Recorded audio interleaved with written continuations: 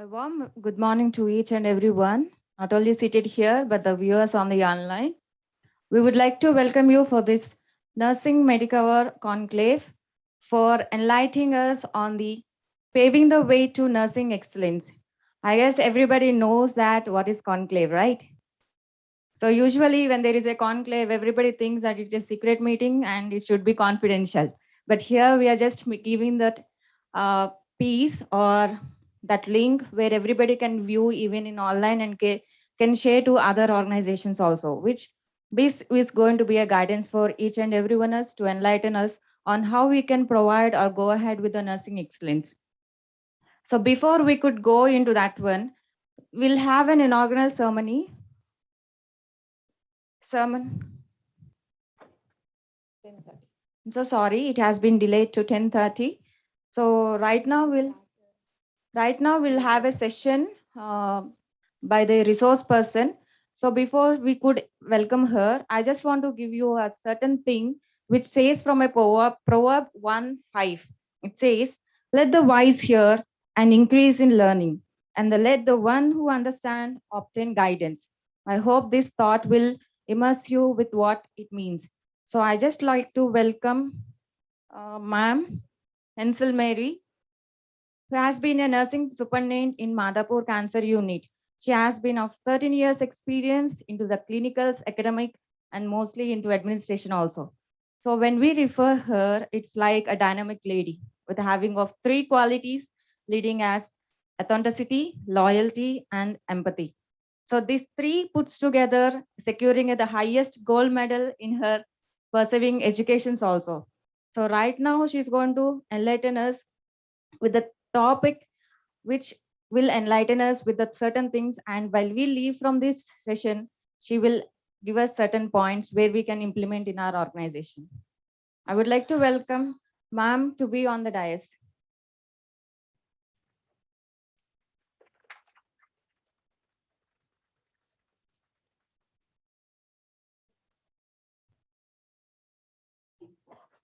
Thank you, Ms. Anushya, for your warm welcome. Namaste to one and all gathered here and all the members who are watching this conclave live today. There is a popular saying that states, great leaders are born, not made. The saying might have a grain of truth in it. Learning to be more effective, leadership is within the grasp of everyone. It doesn't matter if you lead multiple teams, an entire company, or just a handful of staff members. You have a plenty of leadership skills which can improve your own and your employees' performance. Now let's move on to the topic. What is leadership?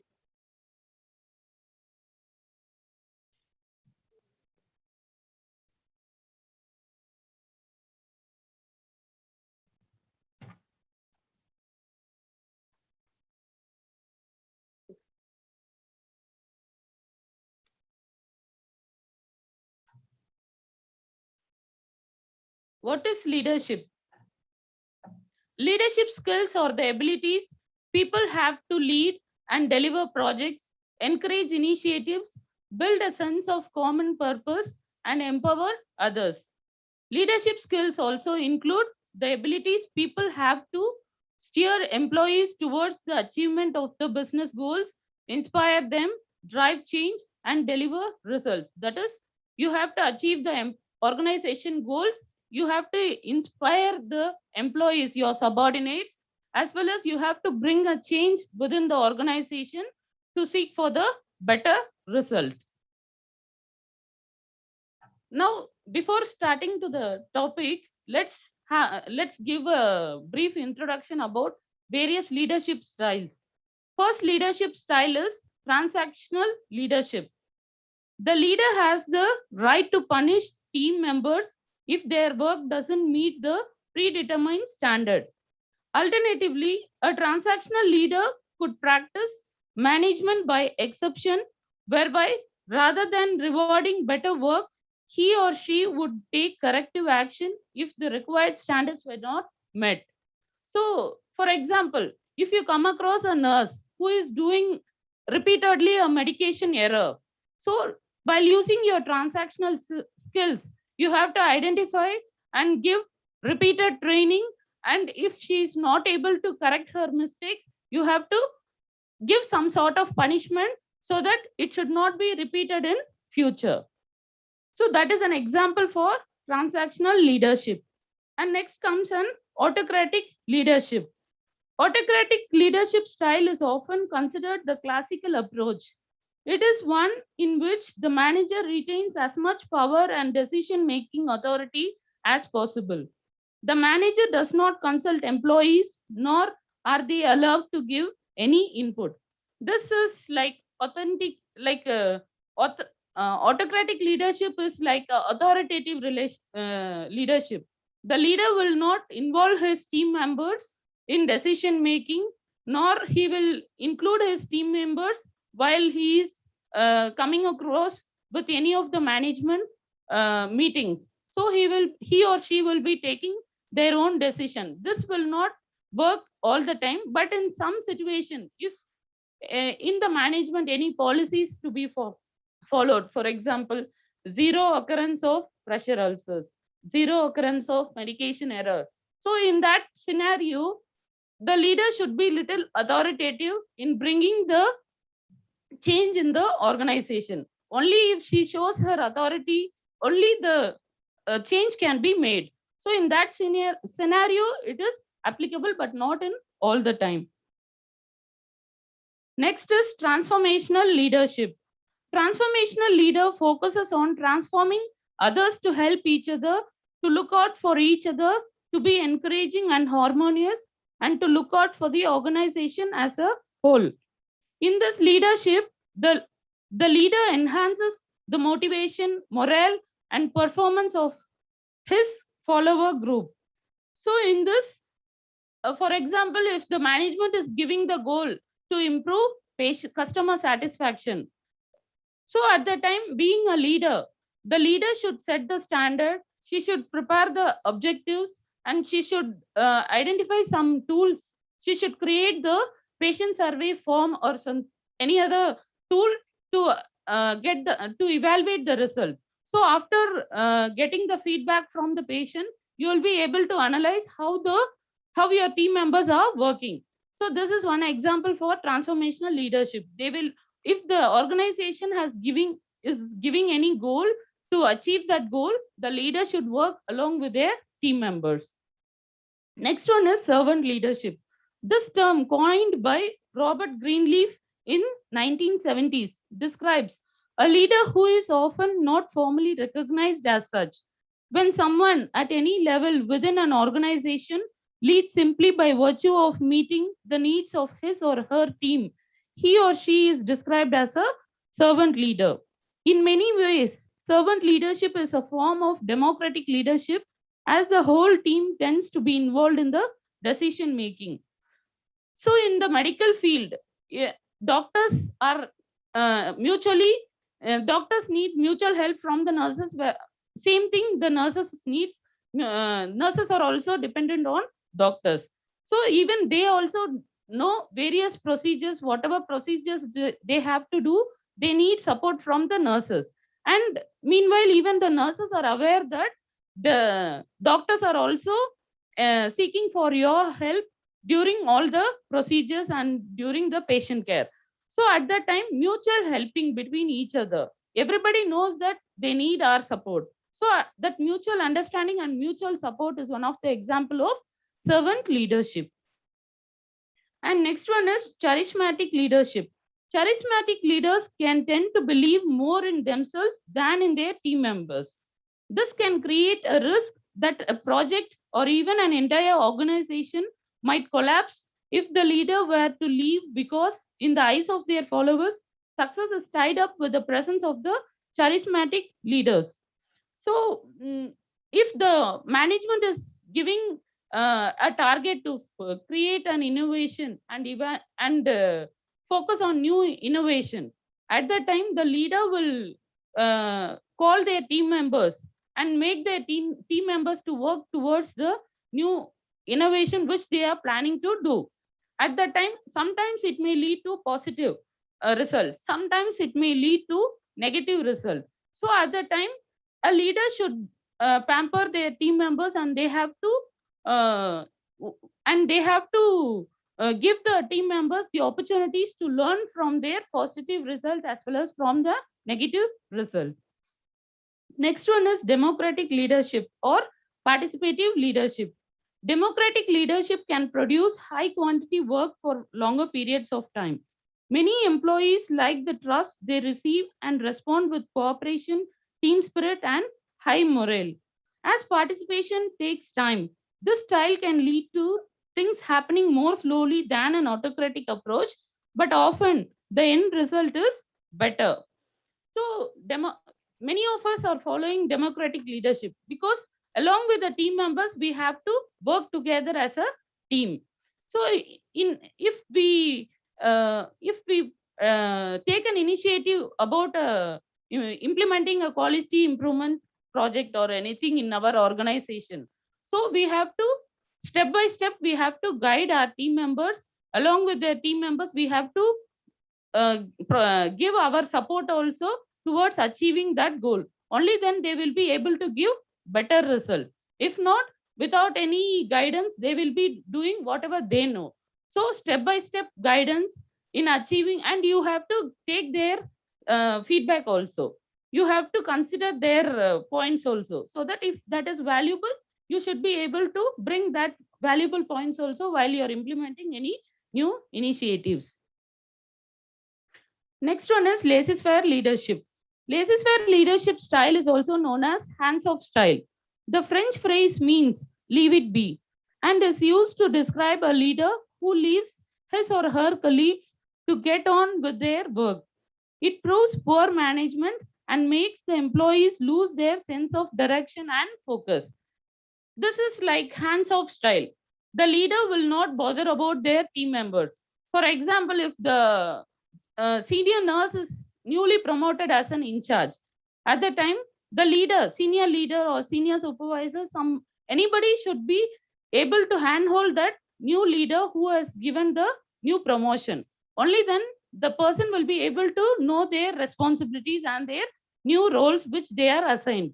If no guidance is given by the team members, definitely whatever previously learned skills only that person will be implementing, and whatever they know with that only they will be proceeding with their work.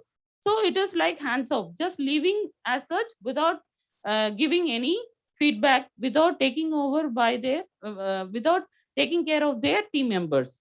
Okay, this is an example for laissez-faire leadership. Next one is bureaucratic leadership. Bureaucratic leaders work by the book, ensuring that their staff follow procedures exactly. This is a very appropriate style for work involving serious safety risks such as working with machinery with toxic substances at heights or where large sums of money are involved such as cash handling. So even in healthcare industry, we nurses, we are handling all high alert medicines, even narcotics. There are so many things we are day by day we are handling many procedures. So at that time, each procedure has already predetermined SOPs formulated by the organization, and it will training is given based on the SOPs which is accepted by the organization. So any procedures that should follow, they have to follow whatever is given in the procedure as per the list. Step by step they have to follow the same thing. If the whatever is predetermined things, if they are following, then it is called bureaucratic leadership. So these are various styles we have seen on leadership. Now let's move on to top 6 leadership skills which as a leader we all should possess. First one is decisiveness. Decisiveness is nothing but decision making. So a leader should be a good decision maker, whether it is giving positive result even in the success as well as in the failure time. A leader should be a good decision maker, so that their team also will be working towards the leader's decision. And integrity. Integrity is truthfulness, being loyal, being honest. So we have to be loyal to our profession, and we have to be honest to our organization. So we need to have strong values. Based on that values, we have to work towards the goals. Next one is relationship building. Relationship building is team building. So we need to, like, as a team, we have to establish our team to work together. So we have to build our team as per our standard established goals, as per our organizational goals. You have to allocate your team members various activities, what they are supposed to do. Based on that, you will be able to distribute the work evenly to all the people, so that even team building can be established. Problem solving. Problem solving in all the situation. Whenever there is any problems arise during the handling of any situation, at the time, the leader should be able to solve the problems proactively. And dependability. Dependability, the team members should, it doesn't mean that they have to depend on the leader, but they have to strongly think that their leader is right. So if the leader says this is, you have to follow this, then they have to go ahead with that. They have to have a trustworthy relationship on their leader. So that is called dependability. Ability to teach and mentor. The leader should always focus on their team members, not on their self. We should not, as a leader, we should not focus on ourselves, and we should not always highlight about ourselves. We have to focus on our team members, and we have to teach our team members to grow equally as a leader along with us. Before going to this, I'll just play one video for you.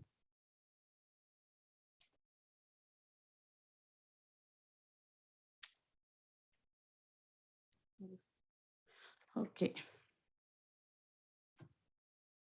Why is organizational culture important? So, higher quality and safety. When the employees are engaged with, engaged always, automatically the higher quality of work and excellence will be there for the organization. So that will be coming in the organizational culture. Better work life and balance. The leader should make their team members to have the balance between their work life and their family life. Only then they will be able to give best to the company. Excellent customer service. Leaders should promote their team members to give best customer service, because for us the patients are the first and foremost customer. When the patient's satisfaction is achieved, then we are a successful leader. So we have to work towards that customer service. And greater retention rates. We have to engage our employees with various activities, not only monotonously making them to work and go and finish their daily routines. We have to engage themselves with various activities. We have to take them outside, and we have to conduct engagement programs, and we have to involve themselves in cultural programs. When we do all these activities, they will be feeling happy, and attrition rate will be going down. And growing profitability. Along with our organization profitability, we have to give best to the organization. Only then we will be able to achieve profit for the company. Before going to the next slide, let me play one video.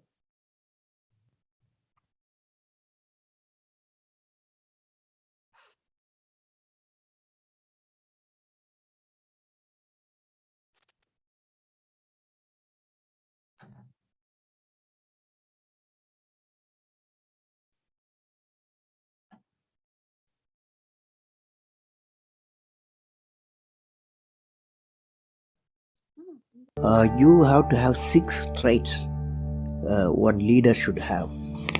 And what are the 6 traits?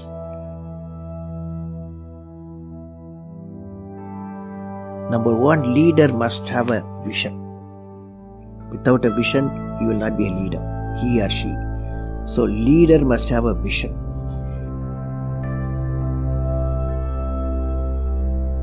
The second one, leader must be able to travel into an unexplored path. Normally tendency to travel the well laid out path, but the leader, he takes a path of untraveled path.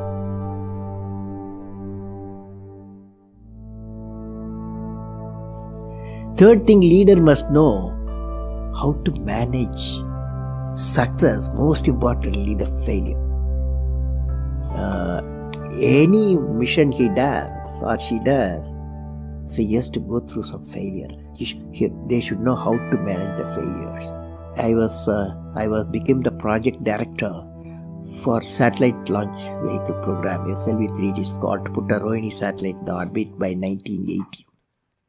So when the time came, 1979, I think it's in August, we handed over to the computer to do the process of checking the launch vehicle T minus 4 minutes and launch it. After 1 minute, in the computer, checkered computer put a hold.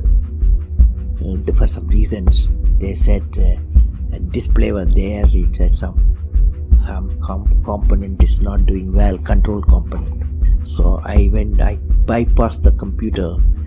I went on manual, launched the rocket system. Okay, it got into trouble. Instead of satellite going the orbit, the whole rocket system went into Bay of Bengal. Okay, so it was a big failure. The chairman of the organization, the leader of the organization, taking the press conference, I was by his side. He said, we have failed. First time we tried to attempted, and this failure really makes us to believe we have to give more technological support my team, and they worked very hard. Definitely in a year they will succeed. So I was a mission director, I was a project director, I am responsible for the failure, and he took the responsibility of failure as the chairman of the organization and the leader of the organization. Next year, 1980 July, we succeeded. The whole nation was jubilant. There was a press conference.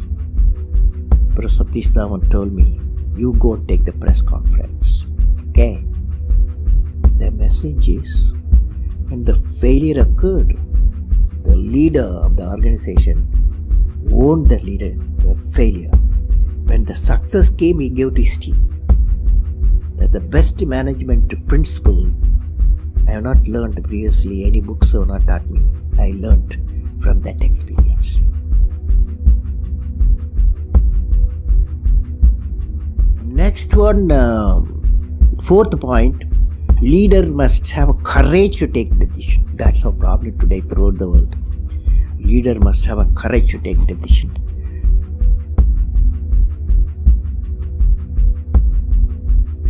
Fifth one, leader should have a nobility in management. I mean, nobility in management, a big question mark. So I believe leader should have a nobility in management.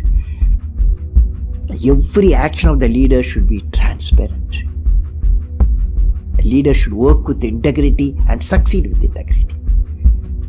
Leader should work with integrity and succeed with the integrity.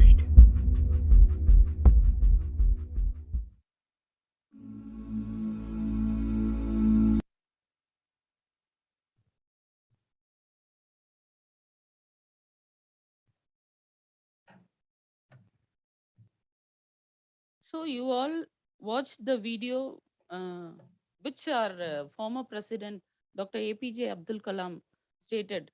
As a leader, we have to possess all these six qualities. Only then we will be able to become a successful leader. He told in the during the press meet, when the chairman of the group asked him to go and attend the press meet. At the time, the chairman have stated that when the failure took place, as a chairman, as a leader, I have to take I have to address that. As a team member, I have to stand there and address the press members. But when the success is achieved, it was given to the team members. There lies the leadership skill, but which nowadays leaders we are failing to do that. So we as a team, we have to give equal importance to our team members towards our when we achieve the success in our goal. How to improve your leadership skills in the workplace? Understand your strengths. First of all, we have to analyze our strengths. in the management, we have a SWOT analysis. S for strength, W for weakness, O for opportunities, and T for threat. So, first of all, you have to do SWOT analysis for yourself. First, you just formulate what are the five major strengths you possess, and what are the five weaknesses you have, and what are the five opportunities that brings hurdles in your leadership skills, and what are the threats. If you do this, these threats you have to face. So first of all, whatever may be, starting from the junior nurse till the senior leaders, designation doesn't matter. You have to analyze first about yourself, understand your strength, then based on the strength you have to focus, focus towards your weakness, in bringing that weakness into strength.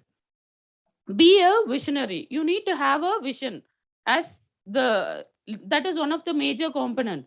So you need to work towards that vision. Practice active listening. So whenever your team members are coming and approaching you as a leader, first of all you should be an active listener. Without listening to the queries, without, do not be judgmental always. First of all, listen what they are telling. Wha- when the leader is an active listener only, the many problems will be solved. Because half nowadays the leaders doesn't have patience to listen to each concerns, each and every, when they come with some concerns, within 1 or 2 minutes we will be start, we will be diverting them, and we will be solving, and we will be sending them. First of all, as a leader we have to be an active listener, then only we will be able to give some solution for the people who are approaching you. Stay focused. Always your wish, you should focus towards your goal. Do not divert. Get feedback. You should get feedback about yourself from, like randomly you can get feedback about your team, about your team's performance, and about yourself, so that based on the feedback you will be able to understand where you're lacking, so that you will be able to work towards that lacking points, and help others. When your team members doesn't know certain things, please, as a leader you should be there to support them, guide them, and make them to work, finish that task. So as a leader you should be able to help each other. Do not always assign the task, you should be able to give solution also sometimes when they are facing problems. So, as a five ways leaders can improve work environment. That is, help set realistic goals. Always you should work towards the goal, achieving the organizational goals. Next one is motivate others. If your action inspires others to dream more, learn more, do more, and become more, you are a leader. So, as a leader, somebody should think about you and they should dream that I should become like you. Dream more, learn from you, and do imitate like you, and they want to become like you. Then you are a leader. So it doesn't meet whatever designation you are. So this saying was told by John Quincy Adams. So a true leader should have positive influence towards the team members and develop other people. So as a leader, you should never stop learning. You should able to learn continuously. You should update your knowledge. Then you should grow and evolve, and you should make your bottom line also to grow and evolve along with you. Enhance employee productivity. So for us, what is the main productivity? Patient. So with the patient satisfaction, if the patient satisfaction is good, our achievement of goal is 100%. So but whereas we are not able to achieve 100% satisfaction from our customers, so we have to work towards that goal to improve the productivity. Only then the staff members will be focused towards their goal, so that they also will know the importance of their work and know their employees. Take time to learn and listen. First of all, you should put a SWOT analysis for yourself as well as for your team members, mainly for your senior leaders. You identify what are the strengths of your senior leader, what are the weaknesses, what are the strengths, you assign the task based on their strength. If you assign the task, if they are weak in certain thing, and if you are going to assign the task for them, definitely it will bring failure. So you should analyze who will do what task. After analyzing, you have to give that task to the assign to the team members. What contributes to a strong organizational culture? Meaningful work, appreciation, well being, connection, and leadership. So, leadership plays a major role. It is one of the contributing factor for a strong organizational culture. 7 ways leaders can focus on work culture. Be a role model. First, as a leader, you should be role model to your team members. Observe for insights. Provide an open communication platform. When you are discussing about any issues, you should not discuss with one or two members. You should gather all the team members and you have to bring the discussion under the open platform. You should not discuss when the particular person is not available. Only then your communication will be open. Take meaningful action on feedback. If any feedbacks are given, if there is any negative feedbacks, then you have to take action to achieve, to correct that point and bring the change within that within that employee. And empower employees. You have to empower your team members as per their responsibilities and their as per their job description. If they are not empowered, they will not be able to achieve success in their workplace. Remain workers that failing isn't fatal. So if they fail also, always do not penalize them, do not scold them, do not punish them. So you have to pamper them. Sometimes you have to teach them in a way. If all the methods failures, you try in some other method, so that if that method works, it will be boosting for that person. So please try in different method. When and just give them boosting that failure doesn't as an employee, sometimes they may have to fail, so they have to accept that failures too. Recognize a job well done. When they are doing some good job, at the time you can appreciate them so that they'll be feeling happy. Why recognition matters for company culture? So, valuing what employees have to offer with their skills and experience, recognizing employees' worth to the success of the organization, appreciating employee effort and loyalty. So, as a leader, you have to value, recognize, and appreciate the employees' work. Only then you will be able to achieve success towards the organizational goal. Otherwise, retention rates are very less. Important qualities for leadership in the workplace, which all, even the designation doesn't matter. Every individual is a leader. Even leadership starts from our home. When we are taking care of our sibling, we show our responsibility. The child shows responsibility towards taking care of their sibling. There lies the leadership. And in the school age, school period, leadership, again the class leaders are assigned. At that time you are able to possess your leadership skills. So again, that whenever the task is assigned, you are assigned a task, you are able to show your leadership skills. So it doesn't matter with the designation. Leadership is important for all of us. So as a leader, we have to possess these qualities. Good communication.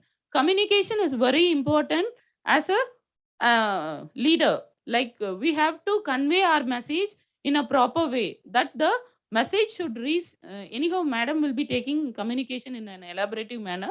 So communication, when the message reaches the receiver, then the communication is effective.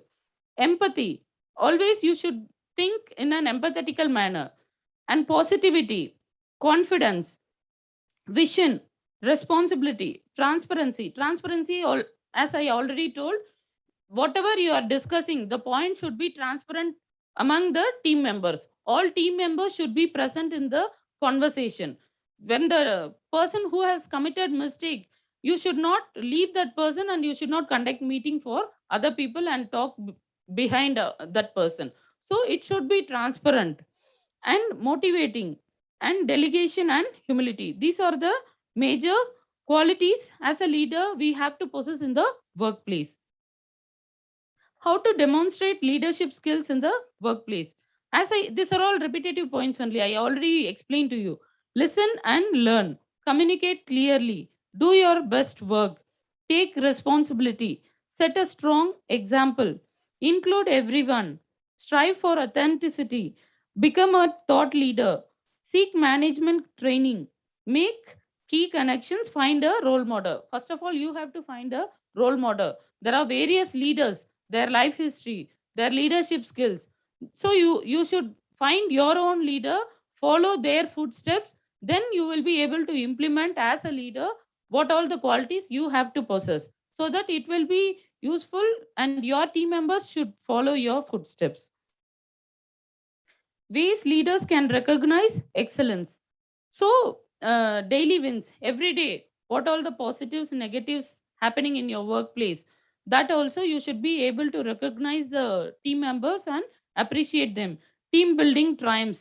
So, frequently you should have some team building connections. So just call them for some tea or coffee, talk to them what all their problems they are facing, identify and try to solve those problems. You will be able to establish how your team works, what all the problems they are facing in the ground level, so that you will be having some idea to give solutions for that problems. Big victories, any victories are there, try to gather all the teams and enjoy that one, celebrate that one. And safety improvements. So regarding safety improvements process, whatever your initiatives you are taking, that also you have to appreciate the person. Like if they are working towards some improvement, quality improvement process, any audits, anything, what, even if it is small task assigned in the staff level, please recognize that and appreciate them. Only then they will be motivated and they will be able to give best for the organization. Service operations, health achievements, workplace anniversaries, even this also, as a leader we have to initiate celebrating these things. Holidays, you can plan for a day out, company wide celebrations.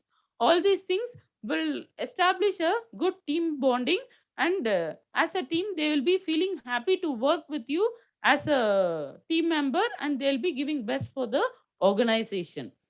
So, before concluding, I would like to say you can't go back and change the beginning, but you can start where you are and change the ending. So, it is in your hand. So, you have to, don't bother about before I came, there was nothing. So, after you came, what changes you're going to do? So that it is in your hand to change the ending. So, please work towards that one. Thank you all.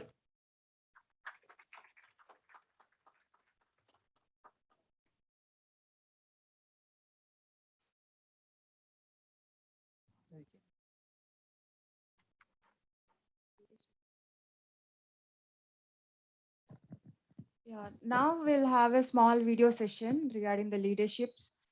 It just to give a refreshment, that's it.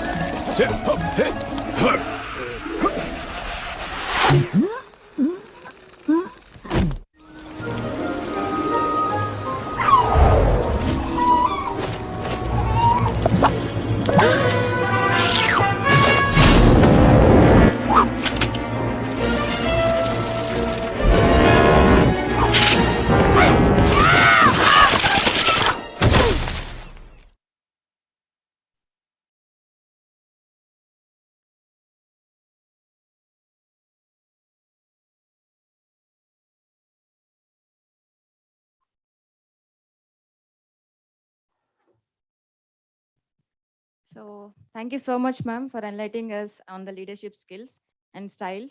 I guess this was enlightening us, all of us. Do you agree with me? Yeah. So shall we have one small session and how far you have understood? So we'll just divide our groups A, B, and C. Okay. I just want to know from A, any volunteer. Okay. You just select one of the leaders from your group. The same goes with other team also. I don't want to call upon certain names. So you just the first row, second, divide yourself. You can just pick one, and that person have to tell us the types of leaderships. Okay, the styles, if you could put together. Then the qualities. The second team goes with the qualities, and the third will the what you want, adapting upon the same thing. Okay, what they have lacked out, the third team will be giving us. And for sure, you will be getting a treat after this one. Okay. I'll just give you a 5 seconds because it's just completed now. 5 to 10 seconds. I'll just count the numbers. Meanwhile, you just discuss. And please don't tell me that you're not going to tell the answers. Okay. It is for, and even the onliners, I just want to request you all to put it in the chat box so that we can view also. So the session starts now. The time counts 10, 9, 8, 7, 6, 5, 4, 3, 2, 1. Thank you so much for raising your hand. Yeah. Could you please tell me the types or skills, the styles of leadership?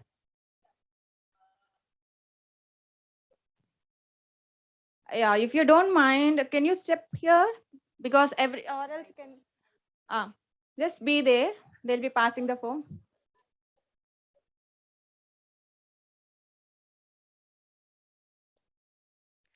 The ultimate team should be ready because whatever these two teams are raising, they should not repeat it. Okay, that's how you're going to gain the marks.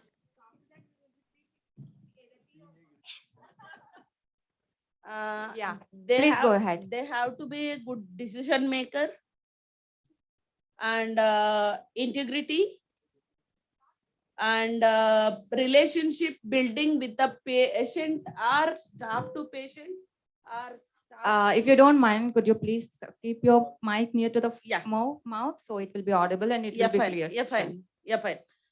It's relationship growth. That means relationship building of relationship. Third point. Okay. And fourth point is problem solving. Yeah, you just go ahead. Okay. No need of getting approval from my end. You can just go ahead.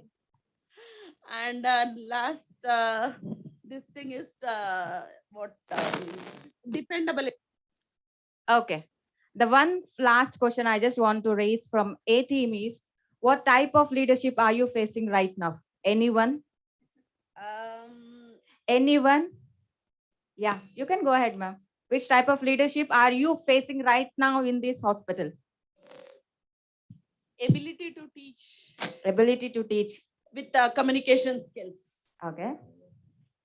Yeah, thank you so much. Can you pass the phone to the B team? Thank you so much for your voluntary took up the sessions.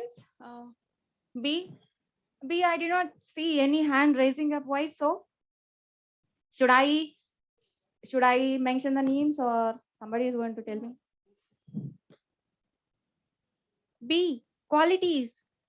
The most important qualities of a leader. Oh, I'm expecting. Yeah.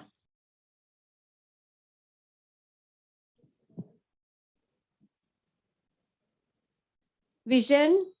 Next one is path. Next quality is success and failure. The next one is courage.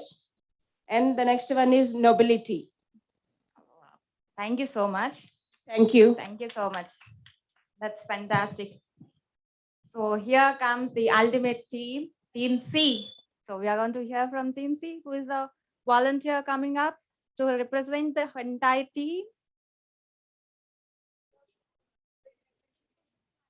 I don't want group answers. I told it should be one single hand raising up and giving me the answers, right? But still, Just take a mic, just give it. See, the basic thing why I'm passing the phone is it might be audible to me and the entire team who is sitting here. But there are millions or trillions of people who are viewing online also, where they cannot even view it. So that's the reason. Just take the mic and just give the answer what they have missed out.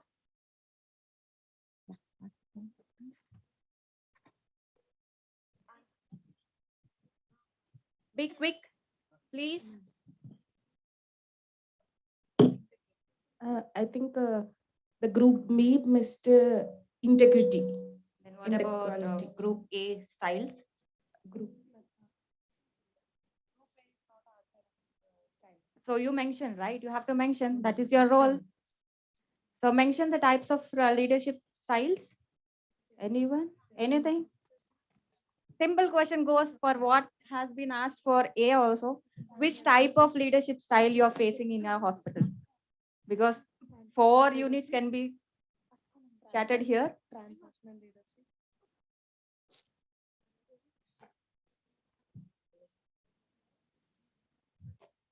Any two. Any two. Transaction leadership, autocratic leadership, transformal, and servant leadership, charismatic, democratic, uh, bureaucratic. Laissez-faire. Okay. Thank you so much.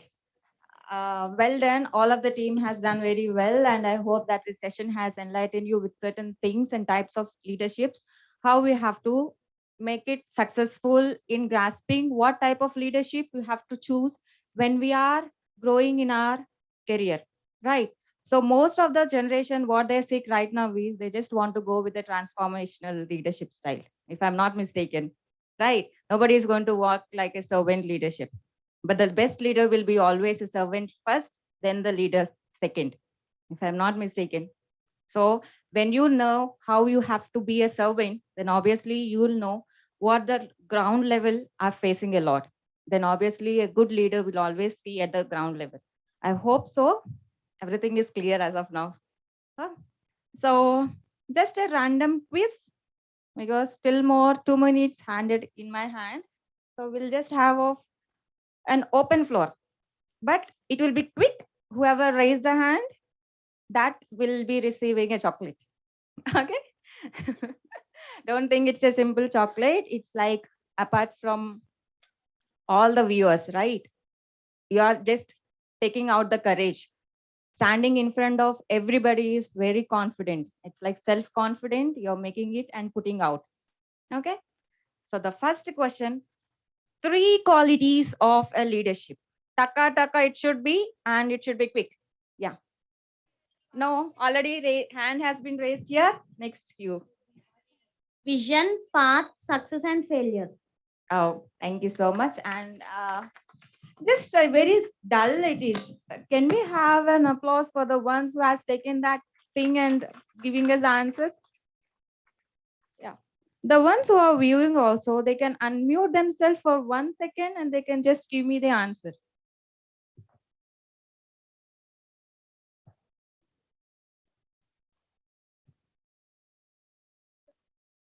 Ah, the same. Give to him.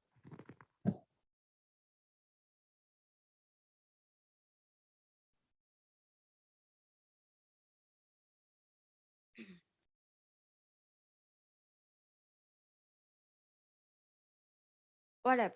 Okay, fine. The next question is, can anyone tell me what is the title of conclave today? Title of the conclave we are conducting today. At this moment, you're no, no, I'm not. You're just excluded. I'm so sorry for that one. Yeah, the one. Paving the way to nursing excellence. Thank you so much, but you're not supposed to look at your papers, okay? That's very nice. So there has been a thought enlightened to you before we could go into the session. Can anybody tell me what are the 3 points, 2 points what we have discussed before I could introduce Mary ma'am? Thought of the day from Proverbs 1:5. Anyone? Anyone? Who actually acquires the knowledge? Proverbs 1 and 5. So fine, I guess everybody is here. I just want to repeat the thought of the day. It just says like, see, remember this one, it's very useful. Wherever you go, that will be very useful for you all. Let the wise hear and increase in learning, and the one who understand obtain guidance. Am I clear on this one, or should I repeat again? Let the wise hear and increase in learning, and the one who understand obtain guidance. Clear? So we'll have a refreshment for 1 to 2 seconds. Nothing else. Just sit in your positions. Don't keep your hands like this or just put it in your papers. Just close your paper once and we'll have deep exercise. 10 seconds, inhale. 10 seconds, exhale. Okay? Very deep breath. Then you exhale very slowly. Okay? With the mask. It's your wish if you want to do with your mask. So shall we start? 1, 2, 3, go. Hello, nobody is. I am not saying anybody exhaling so deeply that echo will be coming, right? When you are taking an inhale. Huh. So take 1, 2, 3, 4, 5, 6, 7, 8, 9, 10. Release. No. Nobody is interested, I guess. What's so much interesting from A team? What is that interests you so much? Any exercise, singing, public speaking? Many beautiful ladies and young bachelors are sitting over there, but still no answers from them. B team? Nah, nothing. Working, eating, and sleeping. That's it. C? Oh my God. But I like speaking, okay? That is the only thing I like speaking. I'll eat also. Even if I eat, I'm just like this. So I hope that everybody will show some enthusiasm because it's not ideally sitting here. It's like an interactive session because when you have certain questions, the speaker here itself won't be discussing with you. You have to put it on chat. So then only they're going to respond to you. But here, when we are standing here and seeking you for certain things, you can openly ask what you actually want to learn. So next coming, we can put together and just enlighten us on that one. Okay.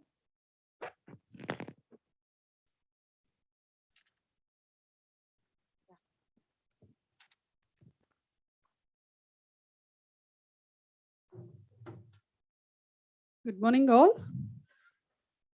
How are you feeling? Feeling fresh? You are energized with your good topics? It was useful?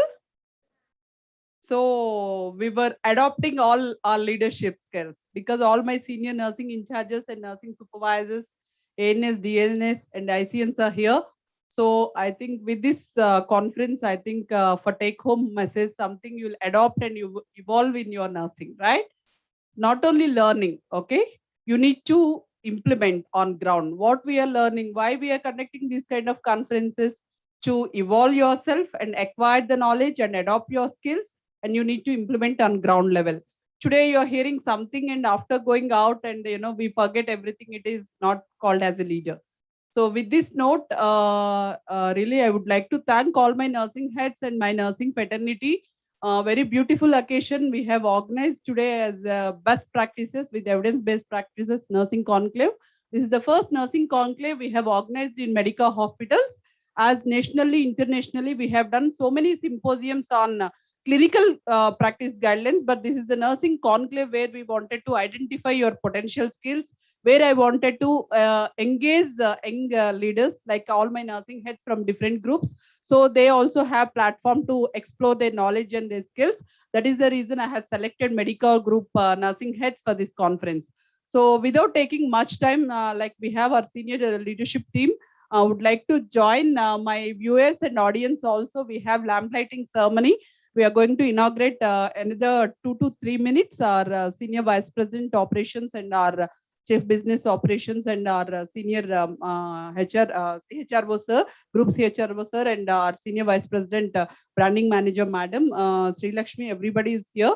Within 2 to 3 minutes, and Dr. Swapnil, our center head, and our cluster head also would like to join within 2 minutes. Give us 2 minutes time. We would like to inaugurate our lamplight ceremony. I think many of you have certain questions. Every podium, every conference, I'll pose this question for the audience. So you have to use this platform, whatever queries you have, whatever your doubts, whatever your questions, please post in chat box. So every speaker, they are putting so much of effort to, make you best with clinical evidence based practices. They have prepared their such a way those PPTs, and it should be a clinical oriented presentations. They have case scenarios. We have lot of skill based activity techniques till in the evening. You'll be engaged and you'll be energized with enthusiastic topic with eminent speakers. So use this platform and make yourself, and you have to use this platform for asking questions. It should be an interactive session. This is not any learning, one way of teaching. So you also should be interact as Miss Anusha is asking for question. I'm so happy to glad morning the crowd is giving answers. It will be, for speaker also will be motivated, and we will also energized and boosted with our energy. So with this note, can Hemant give some music for our people to engage? So within 2 to 3 minutes, we'll start. Yeah, our Senior Vice President sir is here, Mr. Neeraj Lal sir, and our Group CMO, Dr. Rakesh sir is here, and our Group HR, CHRO sir, our Mr. Uma Mahesh sir is here, and Miss Sri Lakshmi madam, our Group Branding and PAO Manager, and we have with Dr. Swapnil, our Madhapur Cancer Institute Center Head. So without taking much time, I know out of busy schedule they have come.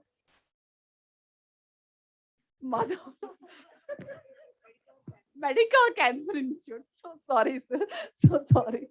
The flow I have told. Yeah. Thank you so much, sir. Thanks for coming and grace the occasion. Now I would like to invite my dignitaries. Please come on to the stadium and do the lamplighting ceremony. Out of your busy schedule, I know you all are busy with morning meetings, with hectic schedule you have come. So without taking your much time, sir, please come and join for inauguration of lamplighting ceremony. So, today our conclave, 1,285 nurses were registered. Out of 1,285, 750 nurses are Medicare group, and rest 550 people were external. State level, we have circulated this brochure. So from Telangana, Andhra, all over the nurses are watching our conclave. It's a Telangana Nursing Association. Yeah, Group Nursing Head Medical. I'm Telangana Nursing Association Vice President, sir, representing. Thank you so much for your support and encouragement. There is a lot of encouragement and motivation from senior leadership team. That is what we are here today. So, sir, kindly can you do the inauguration ceremony with the lamp lighting? Without any lamp lighting ceremony, we can't do any program. So, I would like to request dignitaries, respected dignitaries, to the lamp lighting occasion. Over to you, Miss Anusha.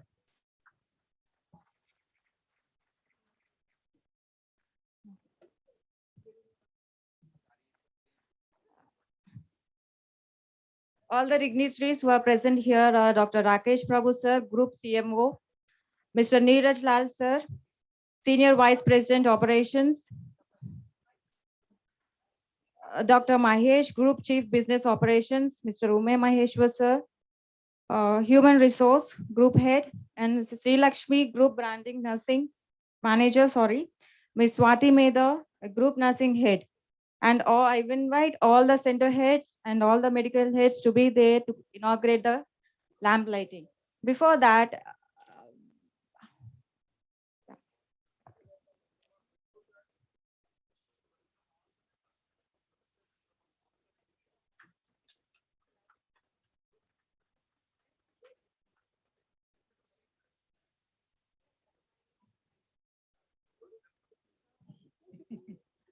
ఎక్కడ ఎవరు కనపడట్లేదు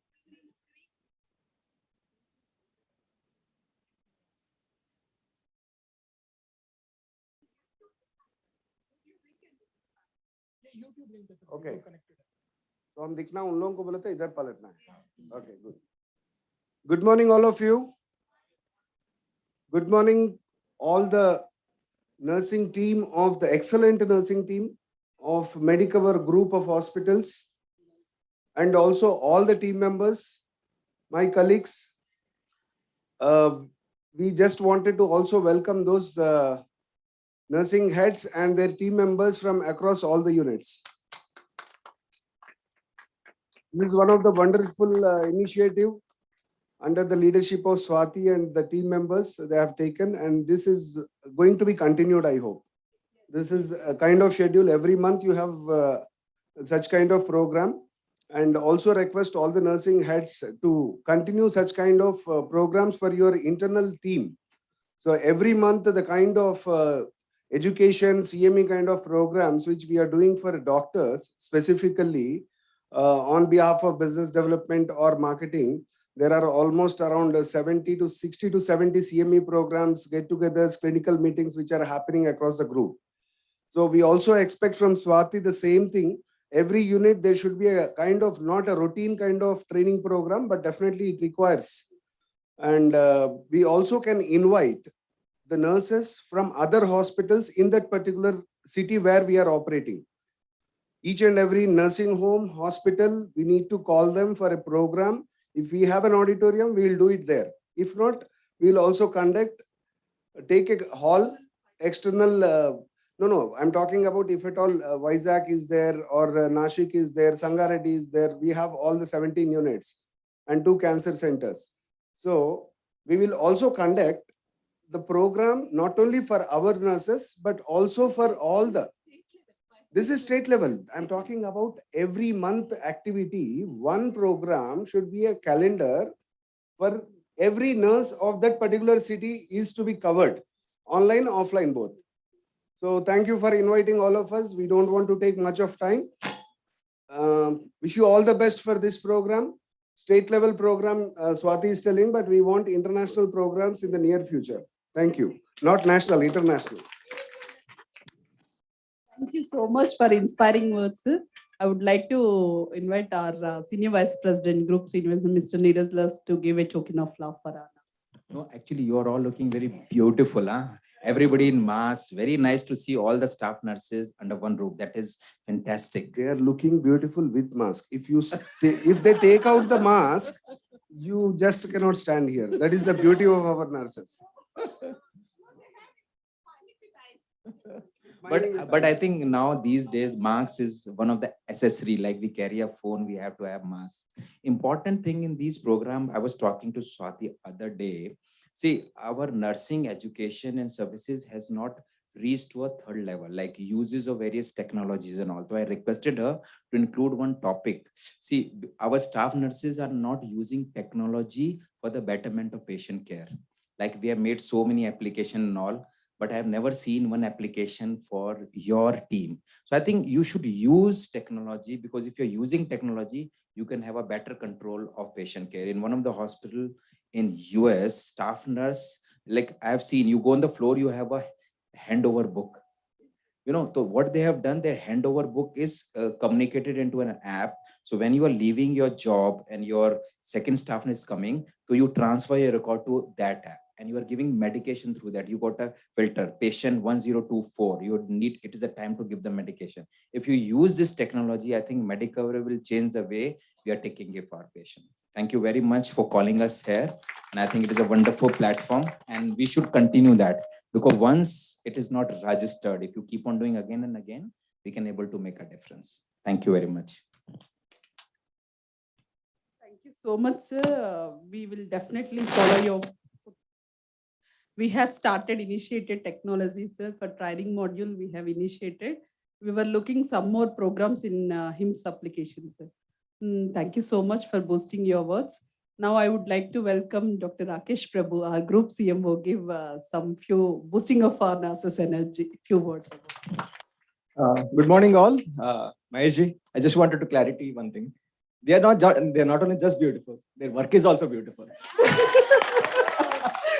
And this is our first stepping stone to towards nursing excellence, and I hope this will continue. And I wish you all the best for the program. You so much for your energized words, sir. Really, our nurse is really smiling with eyes. Now you can see the beauty. Mahesh, yeah. With us. So, sir, last not but least, sir, our, always he is a motivator and supporter, and he always support back in our human resource. Okay, our group CHRO, sir, will give us a token of love, and he boosts us with few words. Good morning, all. Very nice to see all of you here, and it's a good initiative taken by Swati and team, connecting all the nursing heads under one platform, not only internal, external also, showing that we are the best, medical nursing care is the best. So outside also should know that you are proving that with this program. Please continue such programs so that our nursing care will be talked everywhere also, the best nursing care what we have here. And also with this, you should aim for nursing excellence for all the centers. That's a requirement from my side. So only once I had seen in Secretariat, that the only center got nursing excellence certification. Now, under your leadership, all units should have the nursing excellence certification. Wish you all the best. Definitely, our best, sir. We will prove it. Now, I would like to invite Ms. Sri Lakshmi ma'am, give a token of love for our nurses. We should tell who is Sri Lakshmi. You may be knowing. We have other units, lot of new people. Lakshmi, you have to introduce Lakshmi in a way you should. Okay? Can you do it? Can you do it? I have not. I was not there.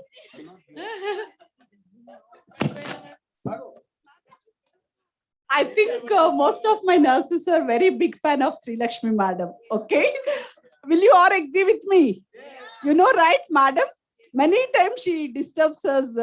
Please, yeah. One patient admitted. My nursing supervisors are very familiar her name. They know very well. It is not disturbed. She was so kind enough, and she is down to the earth. She always support for nursing. Okay? Ma'am, you all know our branding manager, she was before, and now she's heading off group. That's what before I'm telling. Now, before ma'am was ending group PR relations, and you know what is public relation officer, right? So because of madam, we all are here, like your brochures, your conclaves, or your programs, or your clinical evidence-based practices, whatever we do. Okay, it's a small procedure, it's a minor or major, to voice of mouth. How it spreads, you know, the PR is very important, the media channel. So, you know, the communication channel today, telehealth is improved, artificial intelligence improved. Behind the screen, ma'am is working for us, and, you know, enlighten our medical hospitals like anything. So I would like to. No, I think she's undermining her aura. No. I'll just make one statement.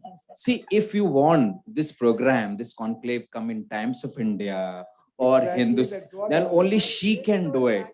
So she can make this conclave on an international level. So please believe me, guys, in just join me in giving a good round of applause for this thing. Thank you so much. So I was just telling Rakesh, we should publicize this today evening. We will be giving a press release for all the this thing. So I would be requiring your group photograph. And right, I always say everyone that we've been here since we started digging the foundation for this thing. So I've seen a lot of nursing coming, going, so much of changes, but this is something which is really excellent, Swati.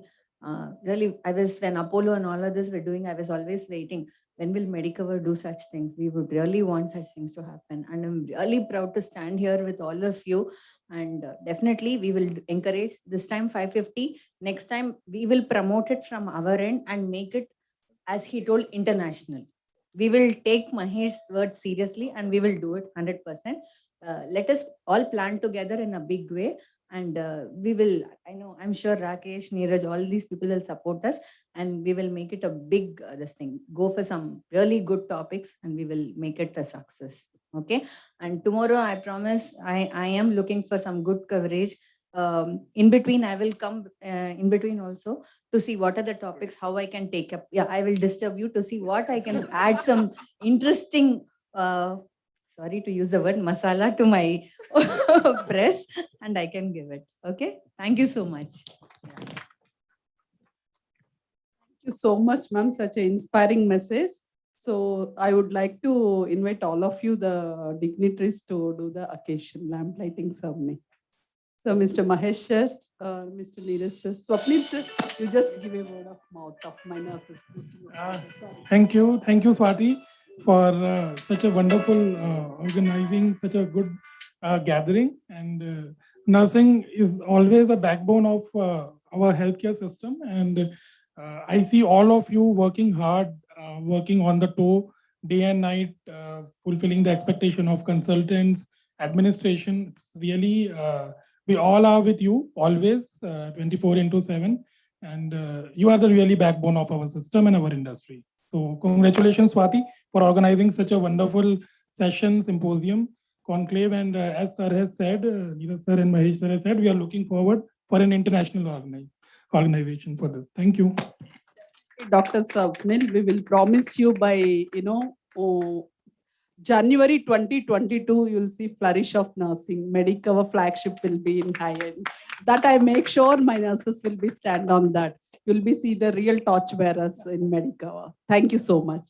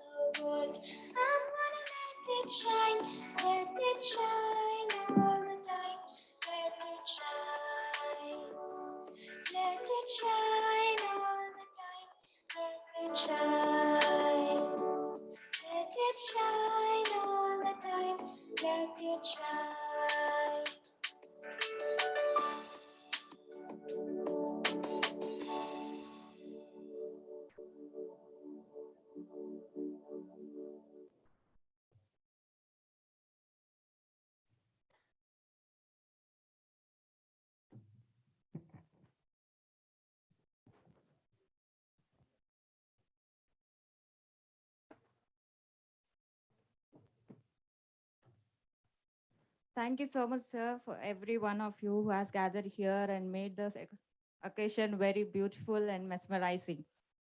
So usually the conclave has been conducted to put the ability to write and read.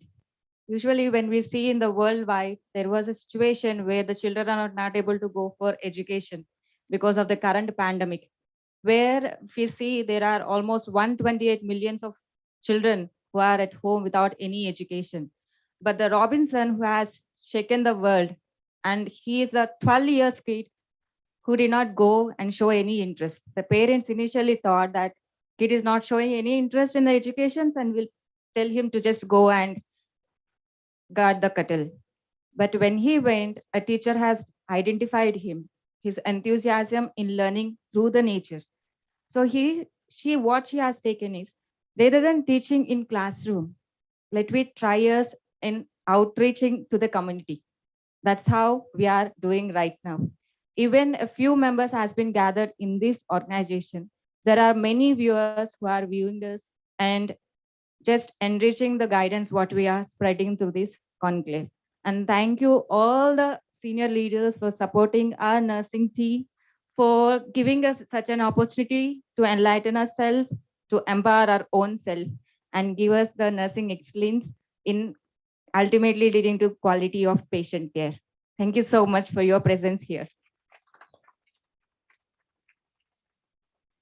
So I would like to welcome all of you to have a little break, just 15 minutes, and it will be sharp. You'll be getting back to these sessions. So shall we have a cup of tea and a biscuit? Yeah, sure. Thank you so much. Take your right. Yeah.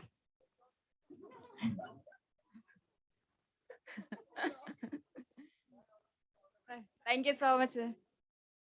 Yeah, just be quick, 15 minutes, or else you'll be losing most important moments.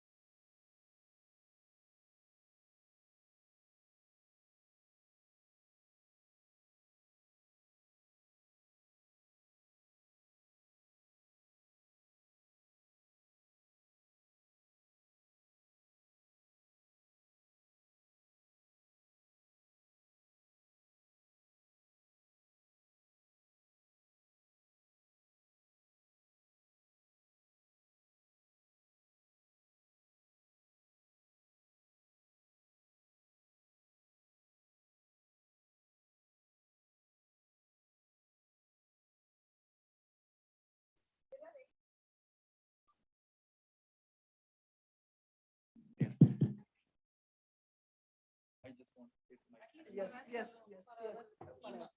That's something I just want to. अरे उसकी requirement नहीं.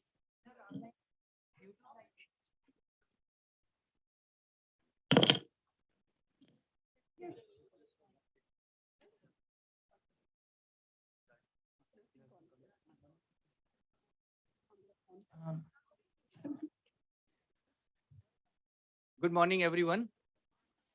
I want to congratulate to the organizer of this event, uh, specifically to Miss Swati, who is our nursing group nursing in charge. And thanks to all of you to give me opportunity to come among all of you. And this is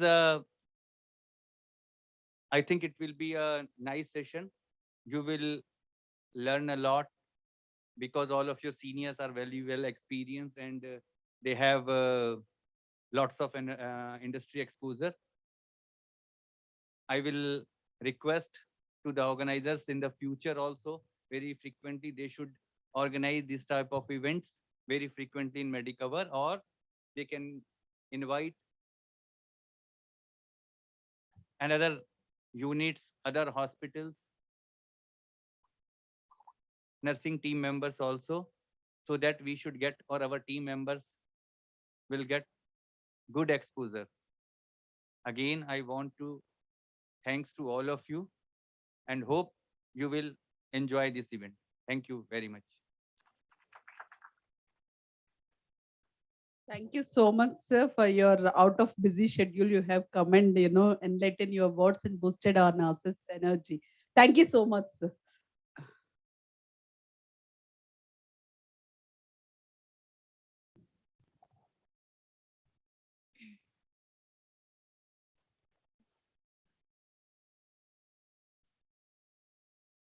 So, how is the taste of chai or tea? How is it? Rating 1 to 5? 0. Oh, that is so pathetic. But somehow, wow, that's so nice. That's so nice of her, right? She has given a treat of that. Tea. Okay. Shall we go into our actual session? So still now we did not complete our first session. The first session is still on continuation. So the next speaker is, before we could introduce her, we all know her very familiar. She has become a cluster NS, then became a group head nursing for entire India. Any guesses? Yeah, that's so sweet of you all. That's everybody is familiar. So I just want to give a quick review of her. What is her qualification, educations, and what were her current designations. So not only here, the whole India should be aware because many are seeing online. So I'll just have a quick review.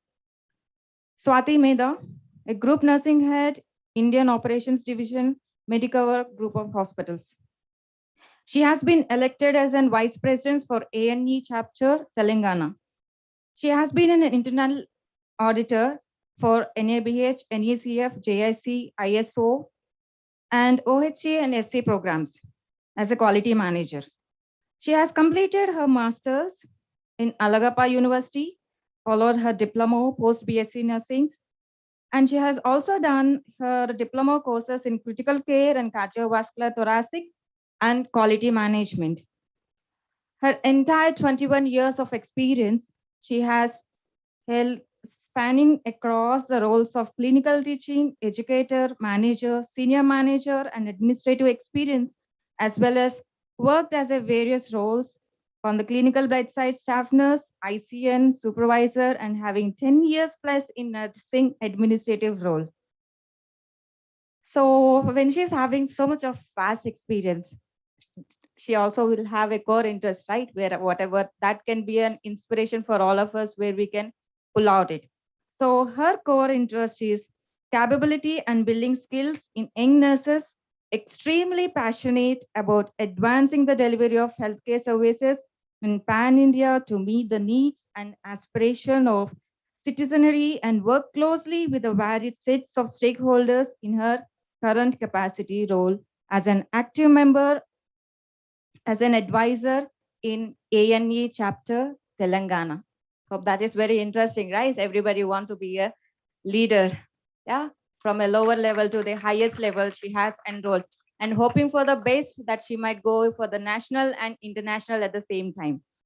Her aim is leveraging technology and understanding of digital health in an area of clean.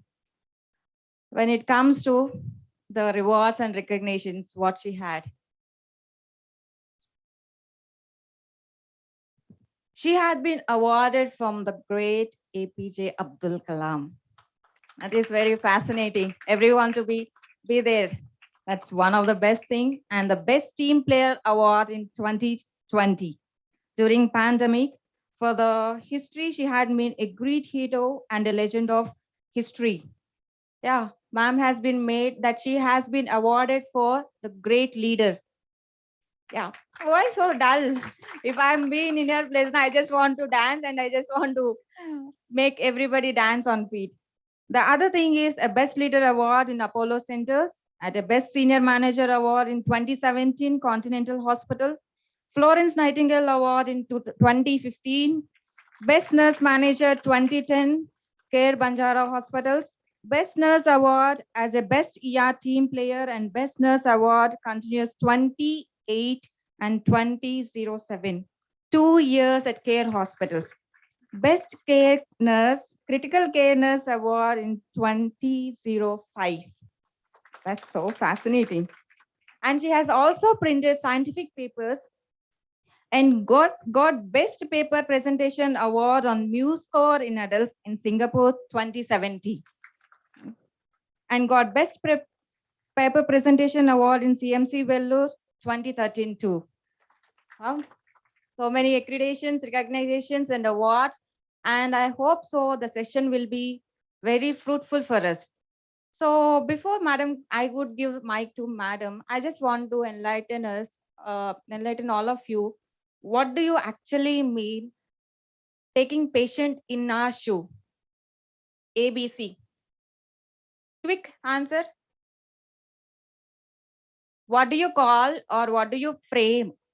Putting yourself in someone else's shoe. That's right. Then who is the main 24 hours candidate who will be with the patient? What is the most effective tool in the entire healthcare? That is very fascinating. That's so wonderful for contributing your answers. That's the topic where ma'am is going to deal nursing advocacy and effective communication in nursing.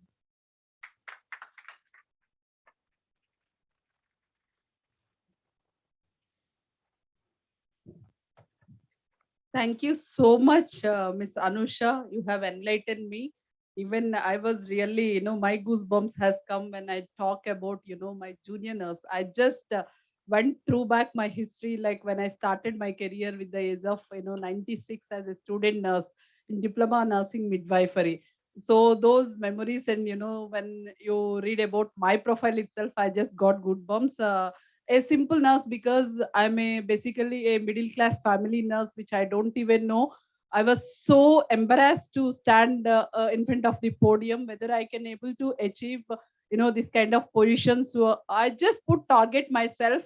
This is what my ambition when I took up nursing. Like my four parents, actually my high community, they doesn't like to send for nursing, and they doesn't want me to go as a nurse. When I take up this decision, why you are going for nursing, because our community girls will not get married. The era in 90s and 80s, olden, ancient parents, they used to tell our grandfather, grandmother, you become a nurse because you will not get married, you will not, nobody will come forefront and get married, and they treat you like anything, so don't go for nursing. But this decision which I took up, when my mother's sister, she got admitted in Medwin Hospital in the year of 1907. I hope I was 8th standard girl. I've seen so much of dedication, so much of commitment. The Kerala nurses, I've really inspired and motivated. Don't think here I'm not getting any gender community or religious community, either any community of Kerala, because I have seen the dedication and commitments towards nursing. The way they were taking care of my mother, even though I was 12 years kid, my dad was so much forced to ask the security to allow me because kids are not allowed. Such a beautiful, infection control policies has been designed in hospital, and they said in the lift itself, no sir, we couldn't, your child is 12 years, our policy is above 15 years, we will not allow your child to come inside. So please don't take your child without your permission of our CSO. Those olden days, very strict rules, very strict infection control policies. Our occupancy is high, our nursing manpower is very less. Nurses 1:8, 1:10 bedside, but infection rates are very low. I think the trend and methodology, the way the commitment towards dedication and loyalty and compassion in our profession, that we are missing. That is what I wanted to enlighten here, my point.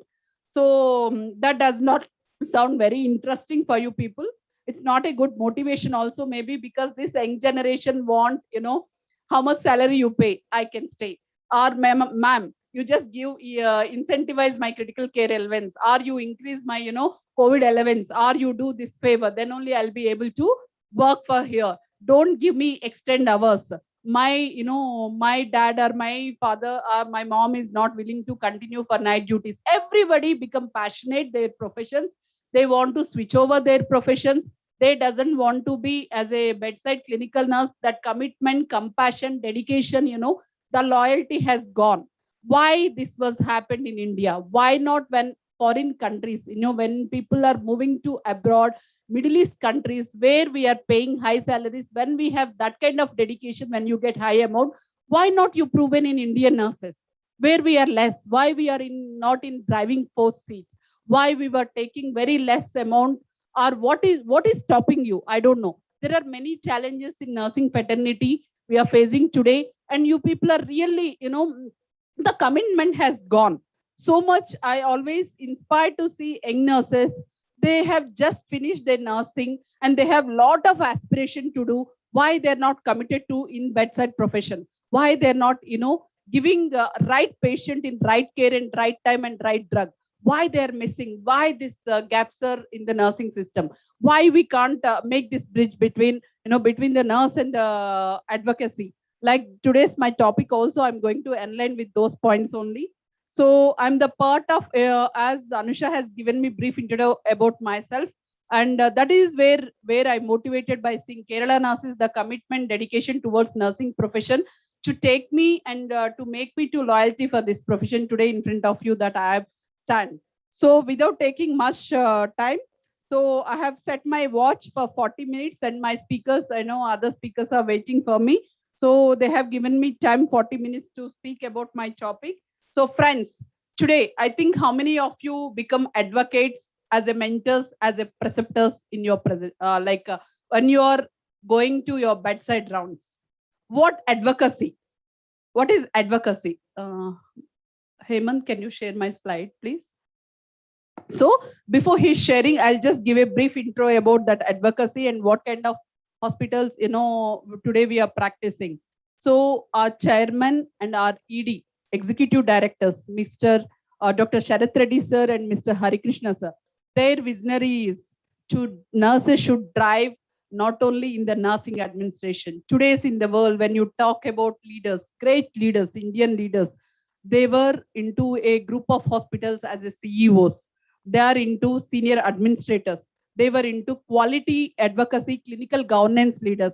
They were into, center heads, operation heads. They have multitasking skills. Why not we? Why we have to be a bedside nurse? Why your thinking is only stopping there? Why you're sitting on behind driven seat? Why you're not coming as a task force for, to drive your seats?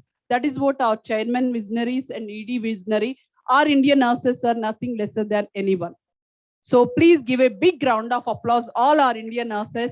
Don't only look for foreign chances. That is your career growth.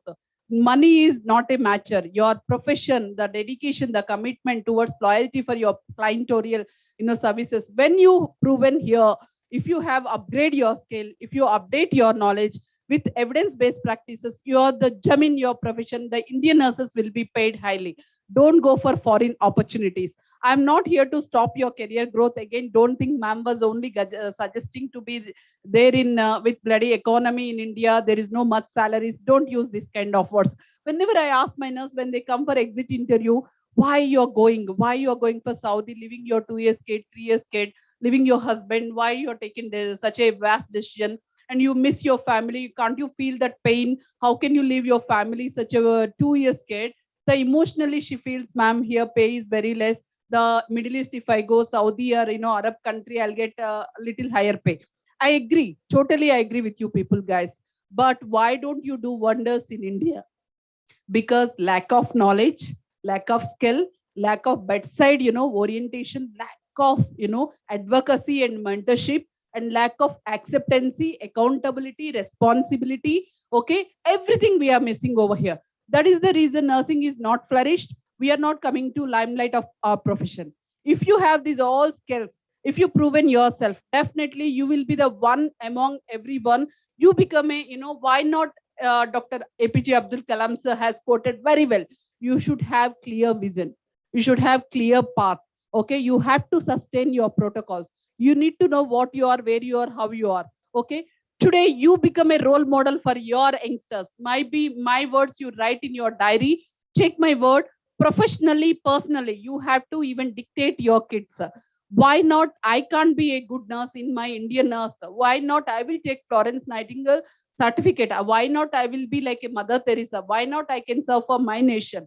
The same if you have, okay, don't look for money and economy. That is very important being a, nurse to sacrifice our life. You have to, I know your parents are so much, they put hard to give you this profession. You wanted to give something back. That is the reason you're trying for OET, going Ireland, UK, Middle East countries. I completely agree. But when you have India such kind of resource, why don't you utilize and why don't you fight for the management? Sir, I'm doing so and so. I'm accountable for my patient care. There is no harm in my duty, and there is no a single medication error was not notified in my duty. Throughout my KREs were designed by nursing head. A single KPIs, you take my key performance indicators. My performance appraisals are so and so. Why not you will raise my salary? Why don't you be? Why you cannot be advocate for those nurses? Why you're not bringing that limelight into our profession? That is always, it's a pain point. So many years I'm searching for that, where I can get this answer from my youngsters. Why they're not proving in India? If they go abroad, they same work, the amount of work, even double duties they do, Sunday duties they do. When I ask my friends, some of my colleagues, 2005, they went someone in UK. There are many friends in UK settled, and why don't you come for UK? You have such a beautiful skills, but you have life, Swati, but we don't have life.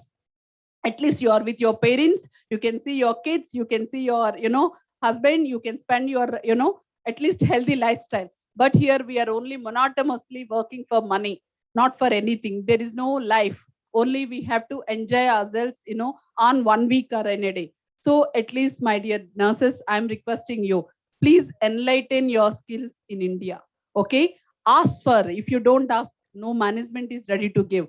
Until unless if you prove your skill with your knowledge, adopt your technologies, okay, evolve your nursing skills in your bedside, then you become a professional, sir, professional nurse. So with that, I think my nurses, maybe 50% topic has been covered by advocacy and effective communication. So I would like to go about it little more slides. So what is your goal? Okay, as a nurses, everybody has, we have aspiration and we have certain goals, right? Everybody has certain goals in our life. What you wanted to become? Someone in childhood, they will ask. My dad asked me, I said, I want to become a nurse. Why you have chosen this profession? So same way, everybody has their own goal, and how you wanted to improve in advocacy and your communication skills, and how you want to become a best professionalist in your life. So maybe my slides will teach you at the end of the session. Group will gain the knowledge. Okay, what is advocacy? What is communication? So what is advocacy? First, we'll know the definition of advocacy. You might be heard about advocates, in the lawyer professions, right? Advocates, lawyers, okay, why they will use that advocates? They are the represented between the client and the between the Lord. The same way the nurse. Who is the nurse? Here, advocate. The nurse. Between the doctor and between the client, the nurse is the advocate. So not only with the doctor, your colleagues, your senior leadership, your subordinates, okay, your nurses, your intra-departmental team members, you will be the advocate for that. Advocacy is the word, an important concept in nursing practice. Why we have to practice? My dear youngsters, don't write, okay? The slides will be shared to you. Every individual will get this PPT. I will share to you. Don't worry. Please try to concentrate. Only you have to have listening skills. Okay. I don't want you people to waste your time. Try to concentrate for listening. Okay. So between what is, it is frequently used to describe the nurse client relationship, right? The nurses should be an advocate and we will be between the nurse and client relationship. Advocacy for nursing stems from a philosophy of nursing in which nursing practices support of an individual to promote his or her own well-being and understood by that individual. I think everyone got this point. You need to promote yourself. You are an advocate. What you are doing, how you are doing, what you are nurturing yourself, like how to handling the stress with the client when you are in night duty, having 10 patients, how you wanted to manage. So how your stress kind of management, time management, your decision making, your critical thinking, everything comes as an advocate on your, okay, during your shift. This become your understood. Every individual should know what you have to have deliberately explain the content to the patient, what you wanted to give, what time I can give medicines, what you have to introduce for yourself, and you need to tell about your patient medications. You need to explain your patient procedure. You need to explain about your OT procedure, doctor rounding times. These all comes under you are an advocate between the client and nurse relationship. Understood? So advocacy is very important because it may reduce the chances of errors and harm to the patients. I think many of my nurses on patient safety related, when you ask for incident reports, how many incidents in a day? Usually my nursing heads every day during 24 into 7, they'll get a call from the supervisors.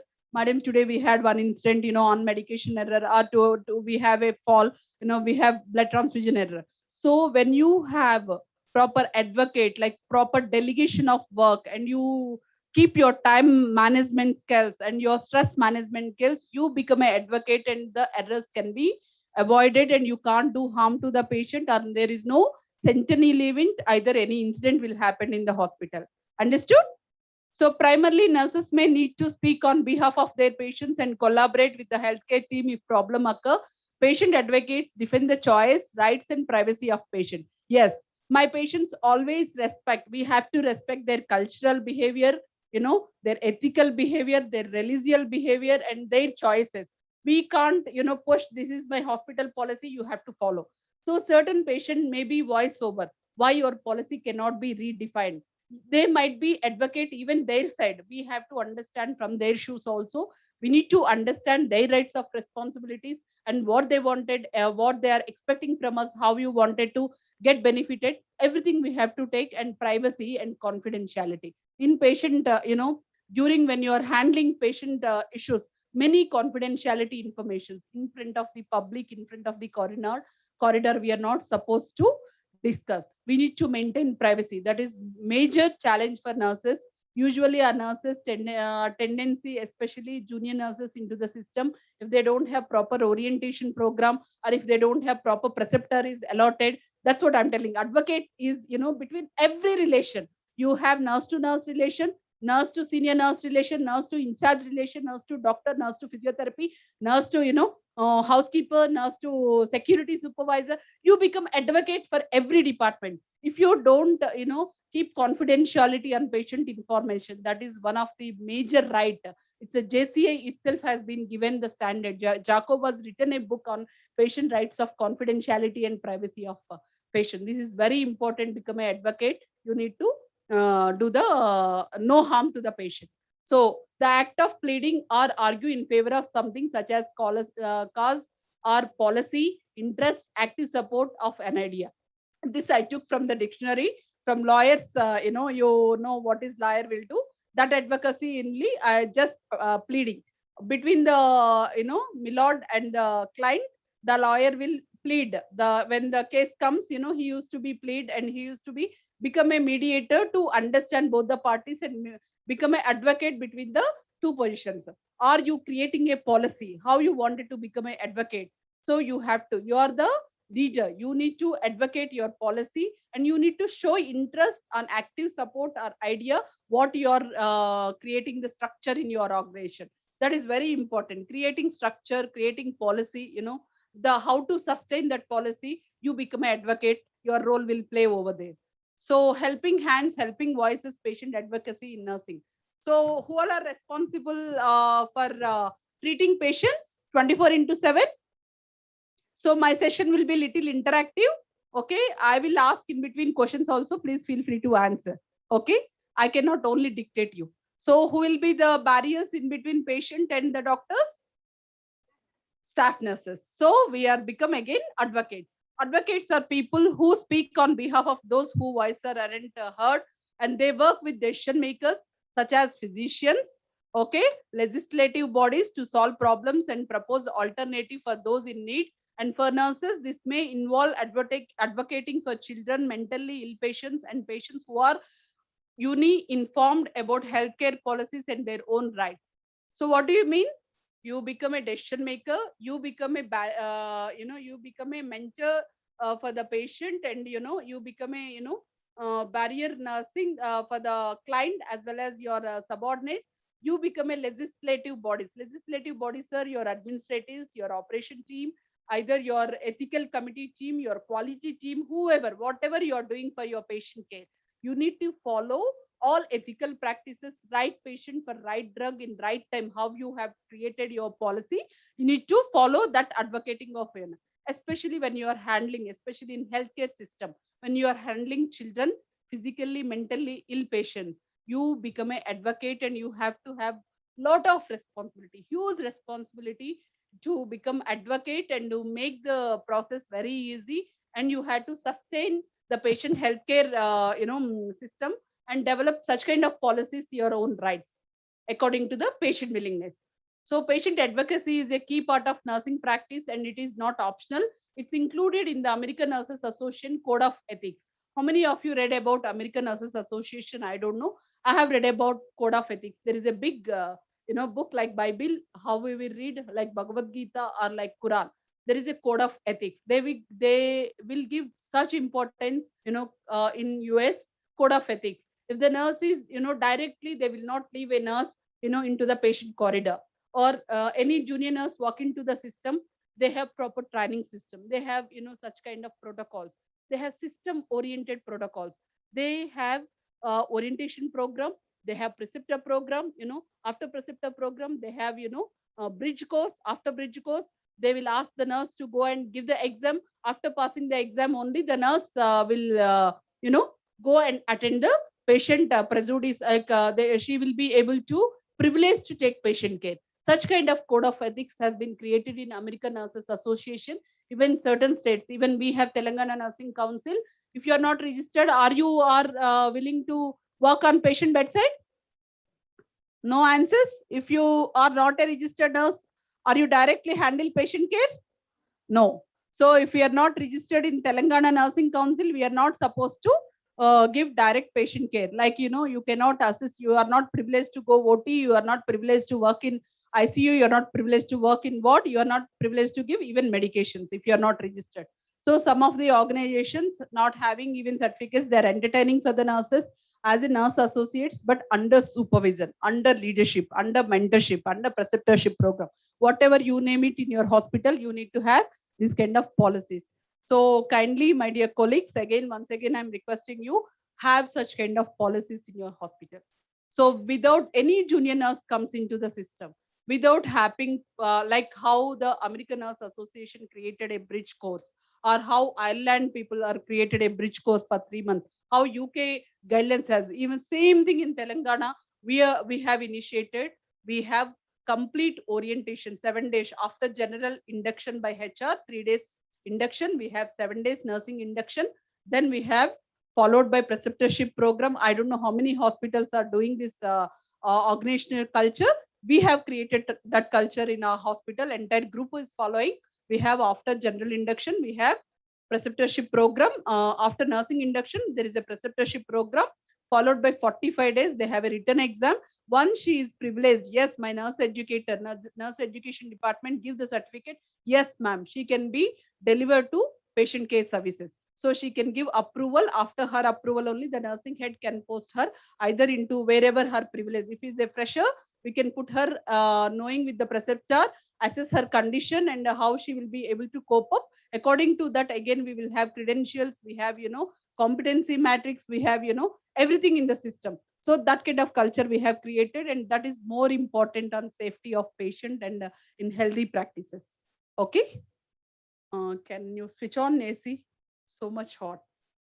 So, sorry. The advocacy process has four stages according to an article in Nursing 2019. I don't know how many of you read articles. All of you aware nursing journals published by Telangana Nursing Council? Are you or any member in any council like Student Nurse Association? We used to enroll before. Trained Nurses Association Life Membership Card. We used to now ANEI. Okay, please, I want everybody to request to become a NEA Telangana member. I will send you the link soon after this presentation. So you have to enroll yourself. Why we want to enroll? Why you want to become a member? Why INC has created such guidelines? Without having nursing registration, you are not eligible to work as a bedside nurse. Why? Any answer? Any answer? Any answer from the podium? Offline and online. Why not we can't practice without having registration? Why we have created such guidelines? Indian Nursing Council. Good, to reduce the errors. We cannot harm to the patient care. Yeah. To provide quality of care. Safety of patient. Good. All of you given valid points. So you have to evaluate patients' needs, taking into account their medical background and personal values and level of awareness. If you don't have process and protocols, in the system, we are here not, Indian Nursing Council very clearly defined the protocols.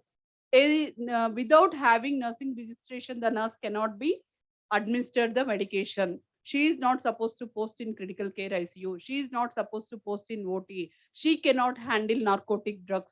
She is not privileged to work in ICU nurse. These kind of guidelines has been created Indian Nursing Council, as well as we are following the Indian Nursing Council is a state board, the national body. Then it will percolate it to state level council. So if a nurse working in Telangana without having Telangana nursing registration, we are not supposed to work in Telangana government. So such kind of rules are created. And whenever you are identifying any patient care, you need to evaluate. What to evaluate? Taking patient needs, what into the accounts, accountability, responsibility, feel, become an advocate. Like I am a barrier between the doctor and a client. So I should take care of my patient.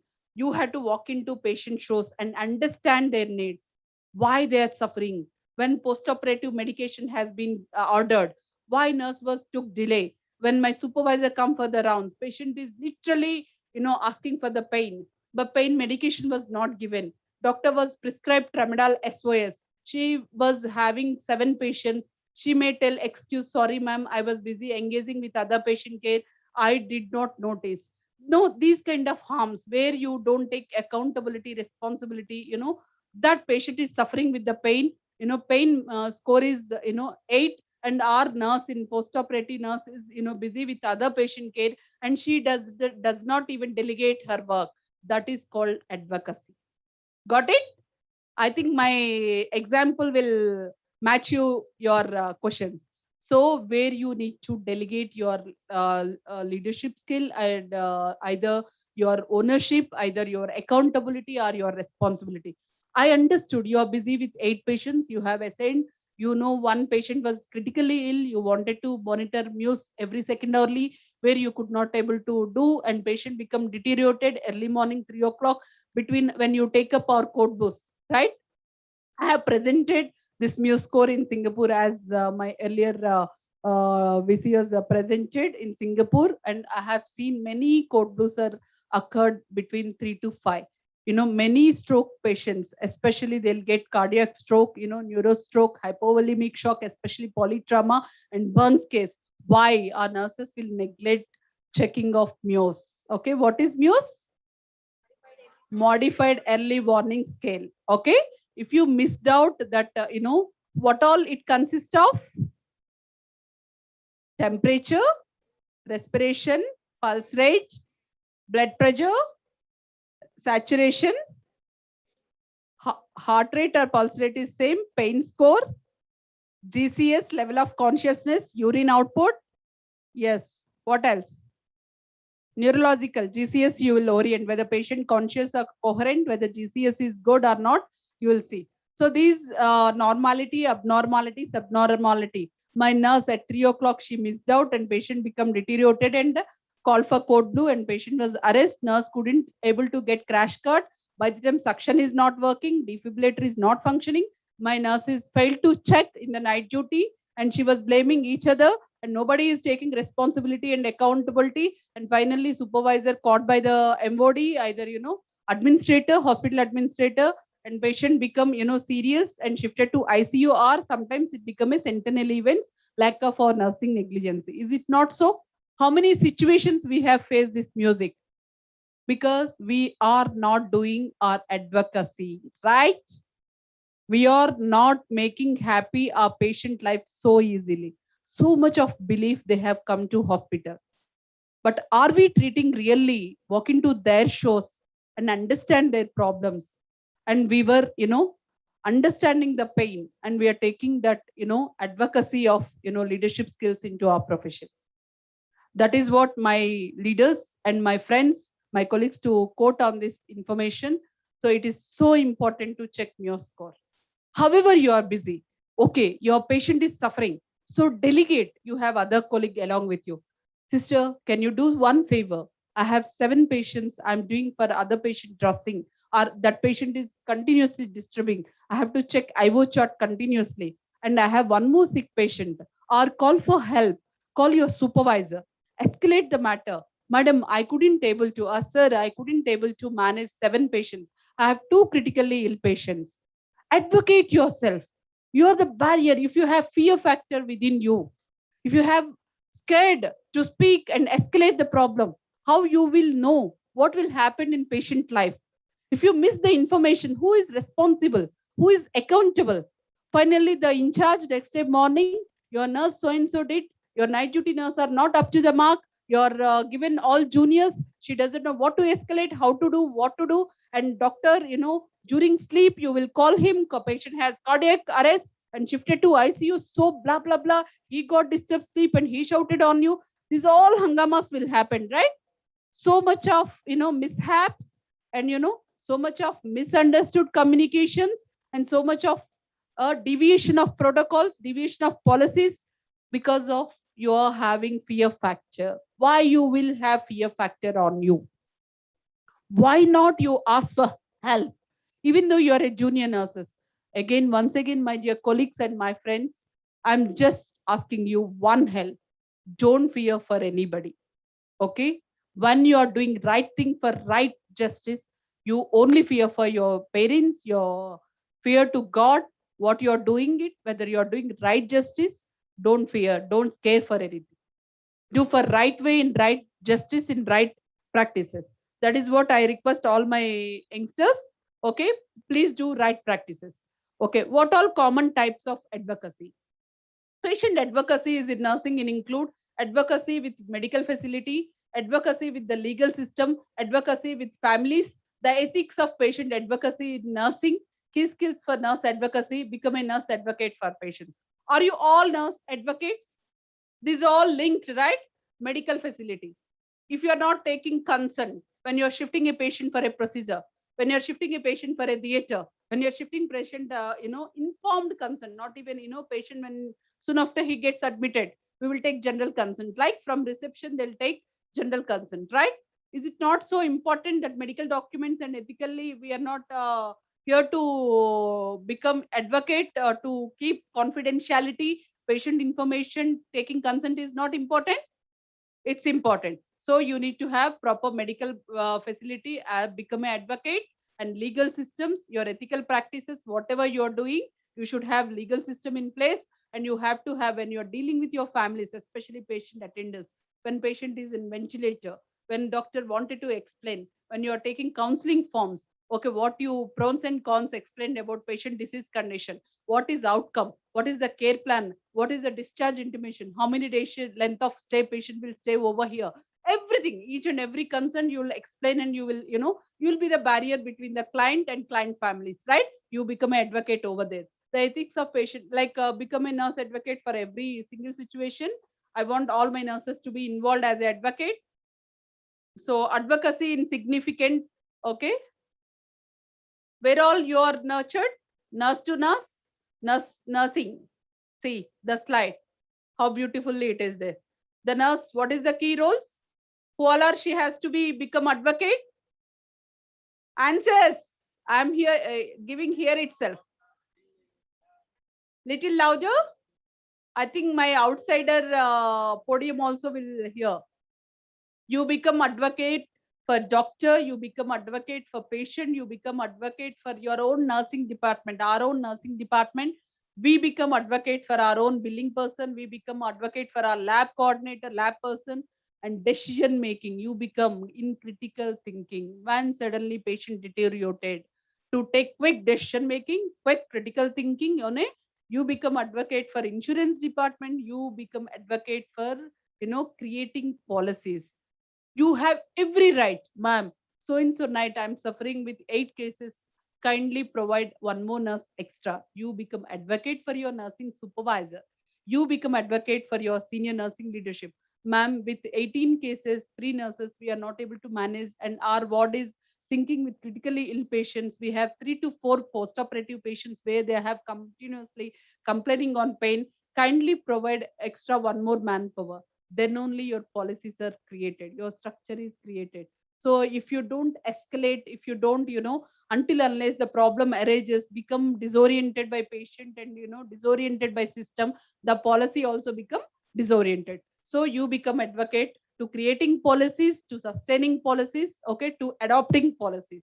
I want my young nurses to evolve with the nursing with evidence based practices to create policies. That's what we have created, clinical cabinet nurses. There are key core nurses. This is my agenda I have given to my nurse educators. Next month we are going to start clinical cabinet there, nationally, internationally, state level, what all, outside of the hospital with best practices, like, what CDC guidelines says, what WHO guidelines says, what NAB is saying, what JCA is upgrading with the 6th edition standards, what 5th edition is telling to us, what nursing excellence where we need to. You become, everyone advocate become to create a policy. So that I wanted to see my future nursing. Anyhow, our topic also is there in the last session, and you become advocate for your family, right? Out of all this stress, if you go to family, you will become an advocate. Mama, I'm so tired today, let me sleep for 4 hours, okay? You have to give that kind of, please give me rest for 5 hours, then you wake me up at 2 o'clock, I'll have lunch. So you become advocate over there also to support your family, or you take support from your family. So concerns and beliefs, everything, safe practices, you become advocate for OT. So each and everything is, here, collaborative approach. Understood? I always, fantasy terms, I always, when other speakers, in my previous experience, like when 5 to 6 years back, when I go my international speakers, always they'll talk about collaboration, collaboration, collaboration. What is this meaning, collaboration? This I was thinking when I become a junior nurse, like when I was talking about 2002. They always tell collaboration, cooperation, collaboration. What is true meaning of collaboration? So you have to have true collaboration. Collaboration, the fantasy word, if you don't practice, means until unless if you don't practice collaborating with your teammates, like with your OT, with your supervisor, with your staff nurse, with your subordinate, with your billing person, these all before slide which I have seen. If you don't have true collaboration leadership, you can't become a true advocate into your profession. So advocacy is significant. Okay, so this is safe practices. He is the client. I think this picture will give you the proper information. Okay, safe practices. You have hand rub, You have to think of patient safety. What all safety measures will you take when patient comes as a vulnerable patient? If not vulnerable, we have all, we will orient about the room. Okay, what safe practices you'll take? Call bell, you explain, orientation about the room, doctor's timings. Okay, I'm so and so nurse. First, use your aided scripts. Sir, I'm so and so nurse. I'm Rudula. I have assigned for you 8 to 2 p.m., sir. So this is your room. You are assigned for single room as per your cash eligibility or insurance eligibility. Talk very, you today's world, everybody likes the hospitality. They doesn't like the nurse come with dull face and telling, sir, room, you just go, this is your room, showing hand, that is 1215 is your room, you go and stay there, I'll come and explain you what you want. That kind of attitude we are not supposed to do. Safe practices, follow professional etiquettes, grooming standards, use aided scripts. I always tells my nurse educators, please teach aided scripts. Having that fantasy, every client today in the world, they are expecting from us hospitality. Okay, delightful services, is it not so? So when you go to normal tea kada, I always take this example. When you go five-star hotel, the tea kada, the tea boy, you throw 10 rupees, like, the token, they get, hello boss, chai lelo baya. Or not even sometimes he doesn't even tell baya, chai lelo. Okay, he doesn't even show his body mechanism, his professionalism or anything. Udhar rakhte, just he will throw the teacup and he'll tell lelo bolke. He doesn't even call bhaiya or didi or nothing. When you go five-star hotel, the when you go any conferences, how the ambience, how the hospitality and how people will look. Namaste ma'am, I'm so and so, I'm here to take care of you, and you are here, you are at my care. Such kind of delightful words. When you give such kind of hospitality, patients feel, okay, this nurse is doing so much of care to me. That kind of safe practices. You need to alert your call bell when patient is vulnerable, patient even having toilet in call bell and grab bar, and whether floor is wet, you have to create a culture for the IMR housekeeper to clean the room every first hourly. The checklist should be properly thoroughly made. Room should not be wet floor. Whenever they're cleaning, it should be wet floor. Caution should be kept. These all instruction, because they are laymen, they doesn't know these safe practices. We have to instigate to the housekeepers, and we have to train them and tell them, because they doesn't know sometimes. So they, even though they know the language is a barrier, they know they have policies and protocols, sometimes they tentatively forget. We need to see the safe practices. So dim lights, if patient room is dim lights, and sometimes suddenly he get up for the washroom with support of attender, if sharing room, so attender is sleeping very deeply without knowing, if there is dim lights are not working properly, he has a fall. Okay, certain times side rails are not up. These all safety practices you have to take. Concerns and beliefs. Okay, what all concerns and beliefs? We have to respect their religious, okay, spiritual, okay, if they have any, especially when we are dealing end of life care patients. I don't know how, that is my favorite topic in rehab therapy and end of life care. When you treat such kind of patients, especially when you see, whenever I go cancer institute, I really, because my mom was expired with cancer disease, that is the reason, I don't know, somehow I love with the, by seeing end of life care patients, so much of pain they are going through, so much of pain, that they couldn't even able to explain what beliefs. Okay, they want only potty assistance, they want pain medications, they want only rehab therapy, they want diversional therapy, music, sound, light sound music, or where their core interest, like reading Bhagavad Gita, reading good books, story reading books. As a become an advocate, you are become an advocate over there.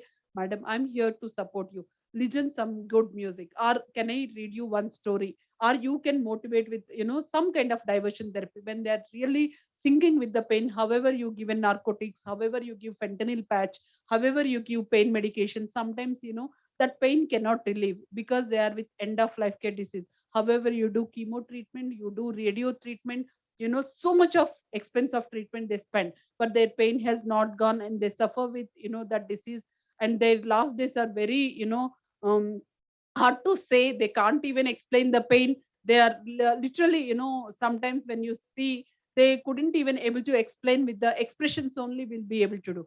You become an advocate over there, respect their cultural values, their concerns, their belief. Whatever support you have to give, you need to support further. And patient information, like anything, right information, right term, in the right time you have to give. The doctor is the barrier. Like again, you are an advocate. I'm going for repeatedly that sentence. Again, lab, you should be a coordinate. What time your lab samples has been taken, you should explain. Sir, this is so and so time I'm taking lab samples, and my lab coordinator will call me. Any critical lab value, like I'm sending you this potassium today because your potassium levels are very high, or your ECG shows some ectopics. That is the reason doctor advised to send potassium. This is all you become an interpreter and become an advocate to explain to the patient. So the collaboration team approach with the lab and getting critical lab value in time and reporting to the doctor, timely you have informed, and what kind of, treatment he has advised, immediately you have start up without the, getting late dispensing. Again, you don't blame from pharmacy that they have not dispensed, whatever, in the right time. Coordinating all these things are very important. Quick decision making, this is what I'm able to tell. Critical thinking is very important when you have a patient with such kind of hypokalemia or hyperkalemia, or patients with hyponatremia, hypernatremia. When you see such kind of situations, our patient has dysarrhythmias, electrolyte imbalance, our urine output is very low. If less than, how much normal urine output? What is normal urine output? Mu score 0.5 ml or 5 ml? My CCU nurses, 0.5 ml per kg per hour. Okay. So you should see 0.5 ml per hour or per minute? Per hour. So per kg, you have to see the output if less than 25 ml. Think if a patient in 40 kgs, okay, if urine output, how much it should be? 20. Less than 20 ml. If patient is not pouring urine output, immediately you had to call for doctor, ask for the help, whether you need to give fluid replacement therapy, or if patient is on CKD, what you have to do, be the quick decision making should be done. Our patient is in dysarrhythmias, like electrolyte imbalance, or when you see in ECG, patient is post CABG case, some ectopics, or some kind of, every fourth wave you have seen ectopics, dysarrhythmias, electrolyte imbalance, and potassium is high. If you see 7.5 potassium, the critical lab value come from the lab. What you have to be alert. Quick decision making is very important. And such a way you have to create your policies. When any patient with comes in hypokalemia, what is the pathway you have created? When patient walks into hyperkalemia, what is pathway you created? What policy you have created for your nurses? Okay, when patient into, critically ill situation, what is pain score in your hospital? When patient comes as a, new admission, what is your orientation policy? Such kind of policies we need to create and bridge between the gap between the family members and the client. You become an advocate over here. So now my topic advocacy is over. Now it comes into effective communication. I'm getting bored, right? With the right examples. I always true leader with speak right examples. So the communication about more, where our communication plays a major role. Is it not so? What is effective communication? So effective communication is about more than just exchanging information. It's about understanding the emotion and intent behind the information, as well as being able to clearly convey a message. You need to also listen in way that gains the full meaning of what's being said and makes the other person feel heard and understood. I think my answer is got with the okay description. So effective communication is nothing but you have to understand what other person is speaking. Okay, especially effective communication, IPSG goal 2. All my nurses will agree with me. Goal 1 is identify the patient, effective communication comes. In JACO chapter, when you go for JCA, I don't know how many of you worked in JCA hospital. I have seen in JACO guidelines. Actually, so much I am referring about this effective communication, all the slides, nationally, internationally, so much importance they have given for effective communication. In India, we'll take very lightly what is effective communication. People will not communicate appropriately. People will not communicate where to speak, how to escalate, where we are missing things and where we are harming to the patient, and it become incidents, it becomes sentinel events. There we are, missing the gaps between the, healthcare system, where we are giving least importance for effective communication. That is what today Indian nurses are, everywhere, wherever you go, they are blaming. Every time the supervisor being called, the nursing administrator being called, or DNS being called, or the shift in charge being called, or the in charge being called. why your nurses are not communicated. Even 3 days back, one critical care consultant, I'm not taking name the hospital or name of the person, she said your nurses are not up to the mark. They are not, communicating each other. However, easily they'll throw the ball into the nurses court. However, you do verbal communication, because when you don't document, effective communication means not only, taking information verbally, whatever you take information, understand emotionally, and what is intention that doctor has been told, what for that, whether drug order, why she has been given that order, and what to be done, what not to be done, whether we have taken patient consent, like advocacy, which I have told you. So one drug was, 1,20,000 drug. One example I'll quote. Okay. So the nurse was got communication that that's a cocktail injection. It has been taken for two patients. One patient was given, and other patient, the consent was taken very clearly. The doctor was explained very clearly. Other patient also, it has to be shared two persons, the same family members. One patient was given. He was climbed into insurance. So he agreed, and other patient is treating by other doctor, so they doesn't want to take that injection. Later they have changed the communication, they doesn't want to take. So that injection was only, the expiry of that cocktail will be preserved for 48 hours as per my nursing leader's information. Even in that brochure it has been given. So my nurse was communicated very clearly to the family members that half dose is kept in the fridge, and only half dose is given to one patient. Other patient dose is kept over there, and she communicated to the doctor. Somehow duty doctor, the information has reached, the information is not reached to consultant. But finally blame has come to the in charge, the nurse, and the injection was thrown out by other nurse without notifying to the sister in charge, or sister in charge itself guided, okay, you throw out, I have already informed to the family members. So think that where we missing this effective communication, we did not call for the critical that consent consultant, either duty doctor taken ownership, either accountability or responsibility to inform the doctor. Finally, everybody throw the ball into the nurses court. They call for supervisor, they call for the nursing administrator, they call for the hospital administrator, they call for the in charge, and that patient is finally he is not ready to pay the cash, and he said this insurance is not covered. Let your nurses to be, all your ICU nurses climb that amount, and management decided to pay the for the patient. So what you feel, where we miss this gap? It is whose mistake finally? The nurse. Whatever the communication happens, nowhere she documented. Where we failed to do things, the communication means things, verbal order. I always tell my nurses, don't go by verbal order policy.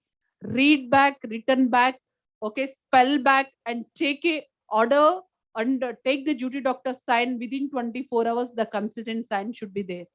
If you don't take verbal order policy very strictly, these kind of mistakes will happen, right? The verbal information. If you missed out the verbal information, who will be the final responsible person? Nursing. Finally, who caught the mistake?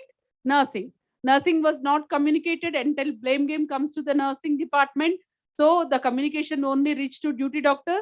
That the nurse in charge is not, responsibility to inform the consultant, either medical administrator, either nursing administrator, or the nurse, non-nursing supervisor.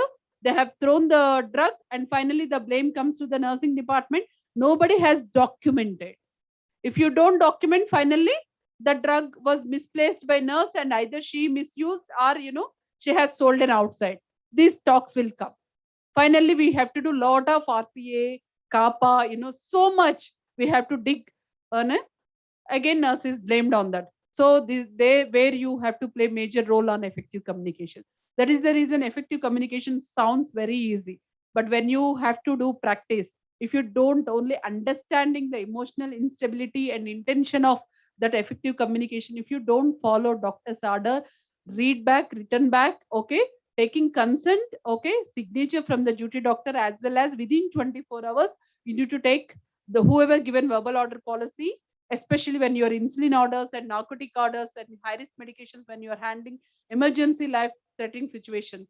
Okay, you have to take consultant signature mandatory on that verbal order policy. There your effective communication comes. Where your effective communication plays major role? Again, your S bar. What is S bar? Hand of communication. Hand of communication is nothing but, okay? What is hand of communication? Situation, background, assessment, recommendations. That's it. Okay, identification, ice bar. Actually, we will call it identification. First, you need to follow goal one, identify the patient correctly with UHID number, identify. Okay, then situation. What situation you are, facing? There you have to understand the communication between morning over to evening over nurse, or night nurse to morning over nurse. Handover process. While you are taking handover process, you need to understand mutually. Okay, throughout the night this patient is suffering, pain score is 8. Then I have called for the doctor, so and so doctor was responded, the surgical team, Dr. Kalyan was advised injection tramadol 100 mg, which I have given for this patient, so and so medication, so and so time. Everything should be beautifully documented and taking duty doctor approval, and next day you will follow the consultant, but you need to explain her, this is what happened during this patient condition during night time, so I have done so and so procedure. That comes your effective communication. There you play a major role while giving handover. What all consequences happen towards that patient care, it comes. So there you have to have effective communication. Where we can use effective communication, third point in IBSD goal 3, why communication is very important, effective communication, critical lab value policy. Okay, first is your, what I said, identification of the patient, S-bar communication, okay, critical lab value reporting, when you are shifting the patient for any procedure, when you are shifting the patient for OT procedure, when you are shifting the patient for anything diagnostically, the effective communication plays a major role. So think, my dear colleagues, once again, I'm requesting you, whatever you communicate, until unless if you don't document and take your supervisor's sign or your in charge sign, especially when you're dealing with high risk medications. If you're not taking your doctor's sign, or if you're not taking your consultant sign, especially when you're dealing with insulin drugs, when you're dealing with narcotics, when you're dealing with high risk medications, day in, day out, like in critical care, we use hypotonic solutions, hypertonic solutions, isotonic solutions. Okay, how much we deal, especially in pediatric hospitals, half salines, okay, half DNS, okay, you will use 3% saline, sometimes extravasation. The nurse does not know which route, and the nurse does not know which cannula to be used. It should be long bore cannula, either it should be central line, it should be IZV line, it should be, PIC line. You have to have expertise to handle the drugs. If you don't do such kind of thing, if you don't have effective communication on SBAR process, only the parenteral nutrition should be given through central line. You're not supposed to give on IV cannula. Certainly, my previous experience, previous hospital where nurse has connected to IV line, and patient, got extravasation, and patient developed severe thrombophlebitis, and it become necrotized, and sometimes it may lead to amputation. So these kind of errors where we will take very easily, and our hand of communication, where you need to put your mind thought process on effective communication. So my dear colleagues, once again, the effective communication, the critical lab value report policy. Whenever you're dealing with critical lab values, don't wait for the doctor order, or 3 hours, 4 hours. Whenever you send a sample, you think the patient is disoriented, take a decision making. Quick decision makes your life easy. Okay, check mu score. Okay, if any score out of the urine output is low, okay, the heart rate is high, patient is disoriented, GCS is less than 9, patient become 10 when you take in handover, or 12 GCS, and when you after 1 hour or 2 hours patient become disoriented, when you see Glasgow coma score, it become a 7, so it become disoriented, urine output is low, so you immediately don't waiting for potassium value, call for the doctor, call for the help. So and so patient, take quick decision making. That comes your effective communication. Immediately call for the help. So and so patient disoriented by night took over at 8:30. Patient was doing well. Suddenly patient become disoriented, especially post neurotrauma cases. Okay, or post craniotomy cases. Sometimes we don't know internal blade may disoriented. If you don't check GCS, especially neuro patients, okay, if patient become disoriented, maybe there is a chances of clot, either bleed or internal leakage. So these three things are very much impact on the neurological status. So you should know. And patients with kidney disorders, there is no urine output, acute renal failure, or patient with, diabetic ketoacidosis, there is no urine output, sugars are high, you have to play major role on effective communications. So this is all important knowledge. Same thing. Make positive impact on client and family. Impart knowledge on health practices. Communication is the essence management. I'm going with the examples with live stories. Okay. So how your communication should be, how you become. I think we all read about this communication, when we are in nursing period, okay, we will be the, what communication barriers, what all the process you do, you will become a sender, you will become a encoder, you will become a messenger, you become a channel, you become a noiser, you become a receiver, where your communication comes from your noise or voice, okay, noise, until unless if you don't raise your voice, the noise, okay, you have to become a sender, you become a encoder, you become a messenger, you become a channeler, you become a receiver. So your effective communication process will place a major role all these channels. Got it? So you become a decoding. Okay, the documentation is very important. The coding, encoding, and decoding, receiving, acceptancy, okay, accountability, and you are entering in the system. Encoding is you are entering in the system, taking verbal order policy, informing channel how you are. No, I'm not going very deep diving into the examples because I have already, my time is my next speakers are waiting. So I'm not going. These slides already we learned from nursing. So you become all these kind of attributes you have to play a major role on effective communication. Then it comes out your feedback. So choice of communication mode: verbal communication, okay, non-verbal communication, written communication, okay, listening skills, visual communication. So this is also, I'm not going very deeply. So verbal communication, which I have already explained, it should be verbal communication, should be one to one understanding, okay, acceptancy, accountability, responsibility, and documentation. Non-verbal communication, when patient is on ventilator, okay, what you will do with facial expressions. When patient is having pain, how you know when patient is having 9 or 10 or 8? How you know? Facial grievances. What scale we are using? Behavioral scale. Okay, you should know by understanding his pain scale. Okay, facial expressions, facial grievances. That is called as non-verbal communication. Written communication, whatever you are doing it. S bar, hand of communication is your written communication. Your critical lab reporting is written communication. Your consent is your written communication. Okay, everything should be comes under effective communication. Choice of communications. Listening. Listening means the sender will give you the information, understanding as a messenger.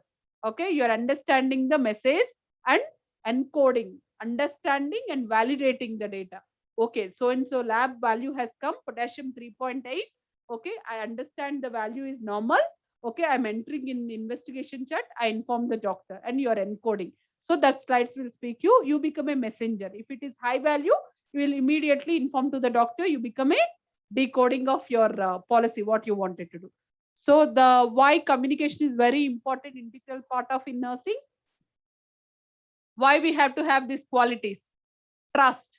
Do we in our profession trustworthy profession or non-trustworthy profession? Any patient, any client walks into the hospital, do you have trustworthy, like so and so Mridula is there? Okay, next time when I come chemo, she has to put cannula. I want Mridula only. Sister, please call Mridula only for my cannulation. Please, brother, call brother Savin only. He will prick one single prick. I want brother Savin only to give me my cannula. I don't want any nurse. Don't do any practicals to my body. Many patients, will you hear or not? If they have that, that is called trustworthy confidence. Okay. Any patient walks into, especially in cancer hospitals. Why I'm taking cancer institute is because they are repetitive patients and repetitive therapies, repetitive treatments. That is what I'm quoting. So anytime they walks into the pain, they already in the pain. They have that end life stage disease, and cancer is not a normal disease to accept, and their length of stay, cost of treatment, everything, economically, socially, psychologically, emotionally, spiritually, everything. They may lose impact. So much of emotionally they are weak. And again, if we prick 3 4 times, how they feel, the where you have trustworthy. I want Anita. Anita nurse only to put my cannula, or Anita sister only to connect my, CPAP mission, or you call Ramya to do my, catheter procedure. Certain patients, certainly they have that kind of belief, trustworthy way they wanted to prove this. Or you call Rijwan brother, he know how to, take care of my, post CABC dressing. He know how to deal with surgical site infection. Such kind of, trustworthy they may have. This is all, I'm just knowing their names, I'm quoting. Don't think they are favor to me. I'm just acceptancy and trustworthy. That confidence we will give to the patient. So then only you have privileged information, great value in making nursing diagnosis and confidentiality of information. I have already dealt with this slide. And health education. Educate client and family, health practices and continuity of care and follow up. This is also, I have dealt with the examples. Again, you want me to take continuity of care and follow up. The same has bar is your continuity of care and follow up, and your best health practices with effective communication, where you have to privilege to take informations and practice on, adopt and imbibe into the nursing culture in healthy environment. That is very important in healthcare industry. So what kind of communications is important for the patients? Okay, staff to staff. Okay, the morning nurse to evening nurse to night nurse, staff to staff, you need to give proper handoff communication, what all happened throughout 24 into 7, that patient history you need to communicate. If anywhere you wanted to escalate, like, depend on patient types of care and patient diagnosis, depends on patient case disoriented or client, however the disease condition, you can case to case based scenario, you have to give the communication. If required, you can escalate to your nursing in charge the same time, like night time, why I want to disturb. Okay, this is minimally I can able to manage. I can take decision making to treat about this patient. I don't want unnecessarily to call her at midnight 3 o'clock, where you have support of supervisor. There you have to have case to case orient based communication should be important. Okay, staff to staff subordinates. Maybe you are especially my senior nursing leaders to supervisors, supervisors to DNS, DNS to supervisors, supervisors to in charges to staff nurses to your subordinates. Whoever you wanted to give what kind of communications, that is very important in life, especially when you're dealing day in, day out. I think now we are using very actively this dabba, right, for WhatsApp communication. Anything, any information, this dabba will spread the message as a messenger, right? Okay, anything you want to communicate as a communication in olden days, ancient days, I used to use my 90s as a communication register. Whatever my matron will tell, my supervisor will listen and come and write in the communication book. And whoever knows, we will come into the shift after checking off our, assignment. Assignment book will follow assignment methodology. After checking of assignment, there is a communication book. We have to read all communication, what all matron and supervisors and, senior leaders has been told to my ward in charge. She used to write in communication book. I need to acknowledge. That is called effective communication. I need to acknowledge. Yes, I need to follow these policies and protocols in my unit. This is what happened yesterday's one incident where I can prevent this harm to the patient related with pertaining to patient safety. So I used to acknowledge that information and I used to sign in my communication book. Now, no communication book. People were, fantasy to use these dabbas, and they become, messengers, and they become code channels on this WhatsApp messages. Every communication going in WhatsApp, immediately they'll acknowledge, either they're not acknowledged. I have given from my side, my duty is over. That kind of responsibility people were taking. So it doesn't mean that your communication ends over there. So you need to explain your subordinates, staff to supervisors, staff to ICN, staff to nursing in charge, staff to nursing superintendent, staff to subordinates. That is very important key factor to play a communication in a major role. Staff to superiors, which is already explained, your managers and your superiors. Staff to client. Okay, client, which I just wanted to take a slide. Okay, it is very important when we are dealing with client, especially nursing services. You have a core responsibility, especially you need to explain, as I said, room orientation, his protocols, like, hospital policy and protocol, admission criteria, how many days he will stay in the hospital. If it is a elective surgery, what's the plan of care, and what doctor said how many days he'll be stay with us, what is the discharge intimation given by, everything you should be planned when he admits only. As a nurse, when you do initial assessment, You check with your doctor initial assessment. So this is the elective surgery, especially when you take LSCS case, when you take TKR case, when you take CABZ case. You know the plan of action, right? Tentatively, patient will be there in CABZ, gone perfectly, everything goes smoothly. Patient will stay 3 days, right, Rizwan? Our CABZ patient stays in CTICU 3 days. The fourth day, patient will be able to do his daily activity livings like going for washroom, everything without assisting support. Fourth day, he'll be discharged to the room. From room 2, he'll be planned for discharge for 8th day of POD. That he knows what he has to do. Same way TKR patient, when walks into post-operative period, one day he'll be in the post-operative period. Once the physio has come and assisted for, he make to walk for the patient and advise for physiotherapy. Length of stay is third day. The fourth day he'll be discharged, and some patients, the case to case scenario, like case to case and case to case scenario, some patients we may get discharged on third POD. That you have to explain to the client. That is very important. Choose appropriate mode of communication. Should be aware that what we can communicate and what should be kept confidential. This is always I'm telling since morning. Confidentiality is very important wherever you are dealing. Don't talk about patient information anywhere in the public corridors, during lifts. Especially our nurses have fantasy to talk about any patient information during lifts, during lunchtime. Sometimes when you have get together, some meetings or public sectors are, in the corridors, in the lifts, cannot, it should be very confidential. Legally, ethically, even they can, put a case against you. If that privacy is very important. We need to keep remember this point. Confidentiality is very important. That is one of the his right. If he find or any nurse, okay, he or she misuse his right, definitely he file a case against on you, and we will be liable into that case. So keep that in mind, and you have to maintain confidentiality and prevent patient privacy is very important. And what all effective communication skills? I'm going little more faster. I think, Rani, my time is another 10 minutes. So components: looking and listening for cues, asking open questions, okay, using pauses and silences, and clarifying, reflecting, acknowledging, summarizing, empathizing, paraphrasing, checking, giving small amount of information at a time, and avoiding jargons.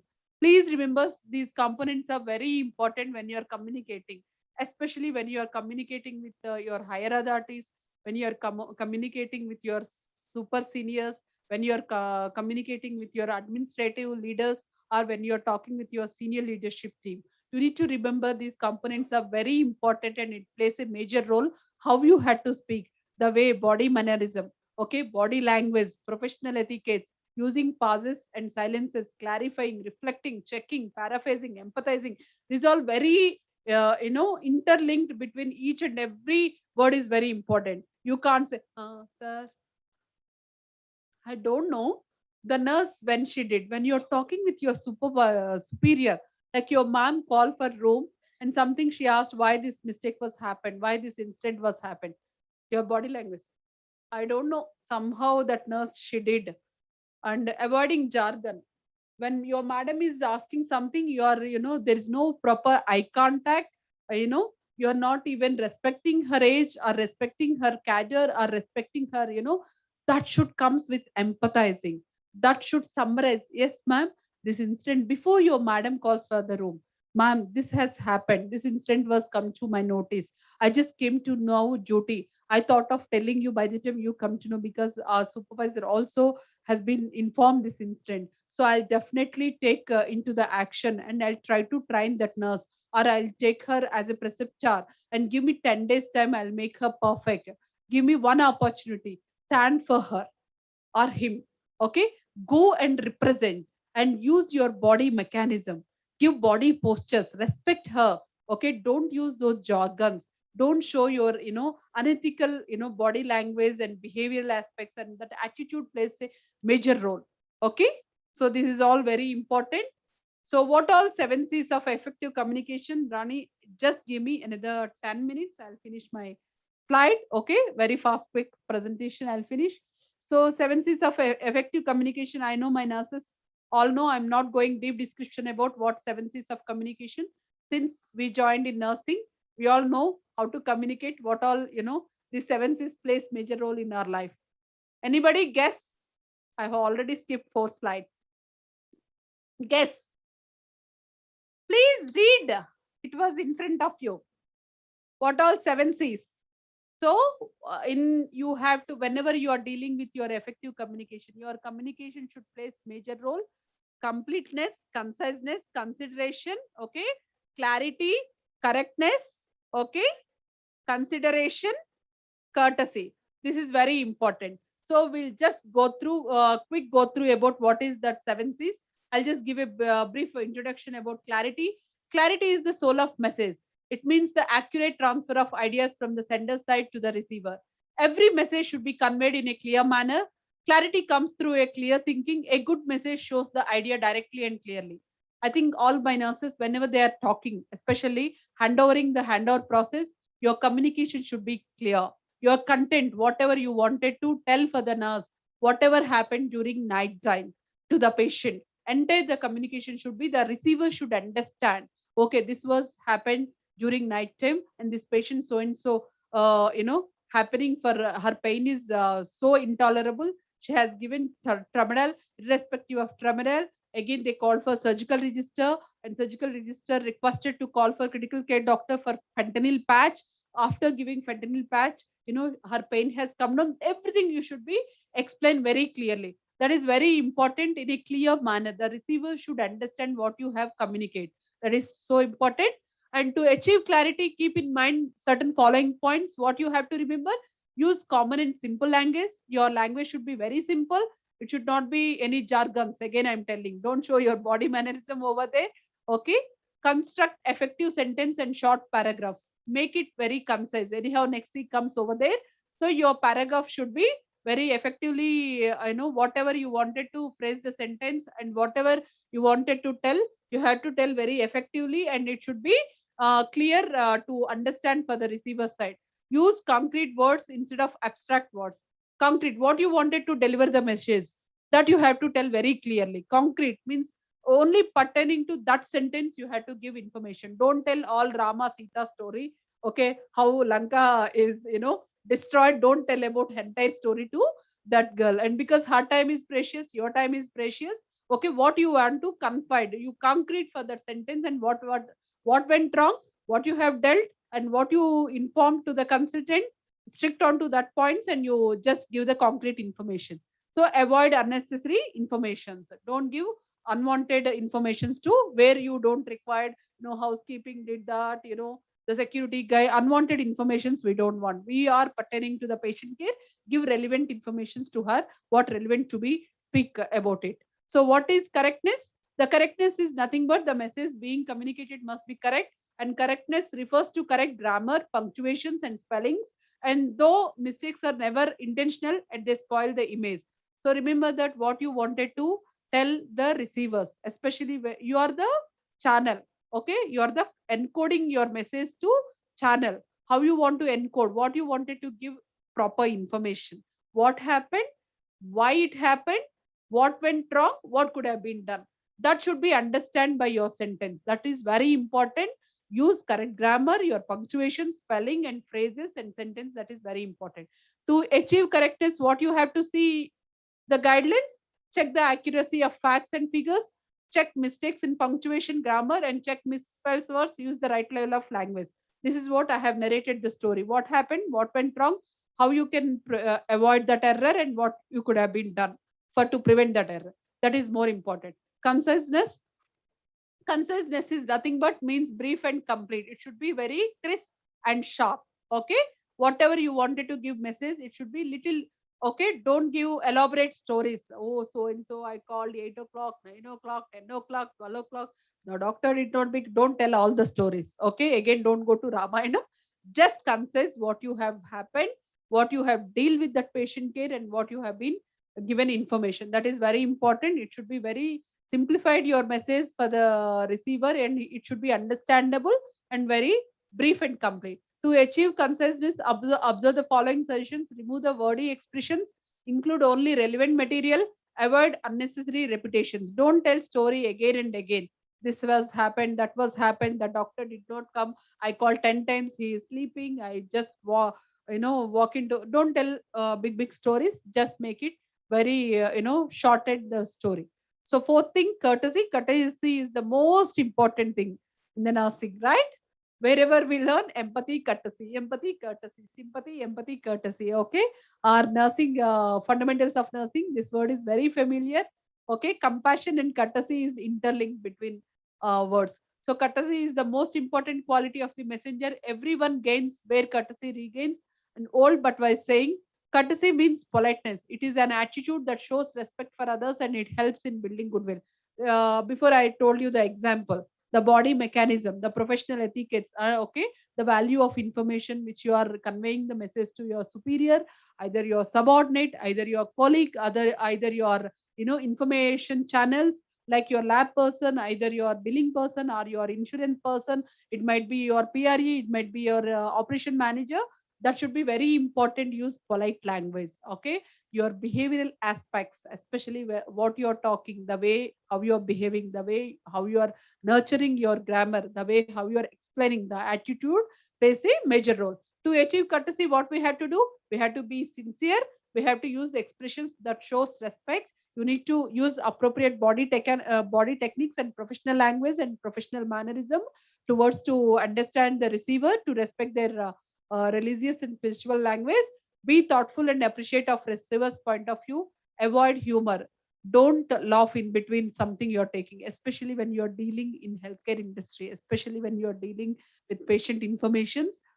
Some patients, because one end of life care patient is dying, or some dead body is going somewhere, we are talking each other and some joke was played by other colleague, you are laughing, but dead body is passing beside you. They think that you are laughing at them. So that you have to give cultural respect, religious respect. Don't avoid humor. See the surroundings, where you are, how you are, what kind of place you are working. So that is very important. Avoid discriminatory language, that is race, color, gender, creed. This is the example which I told. Discriminatory language, especially when you are in profession, on duty, you are not supposed to play the jokes, and you cannot use any akka, chakka, tokka, anna, chechi, chata. Okay, come here. That language barrier is very important.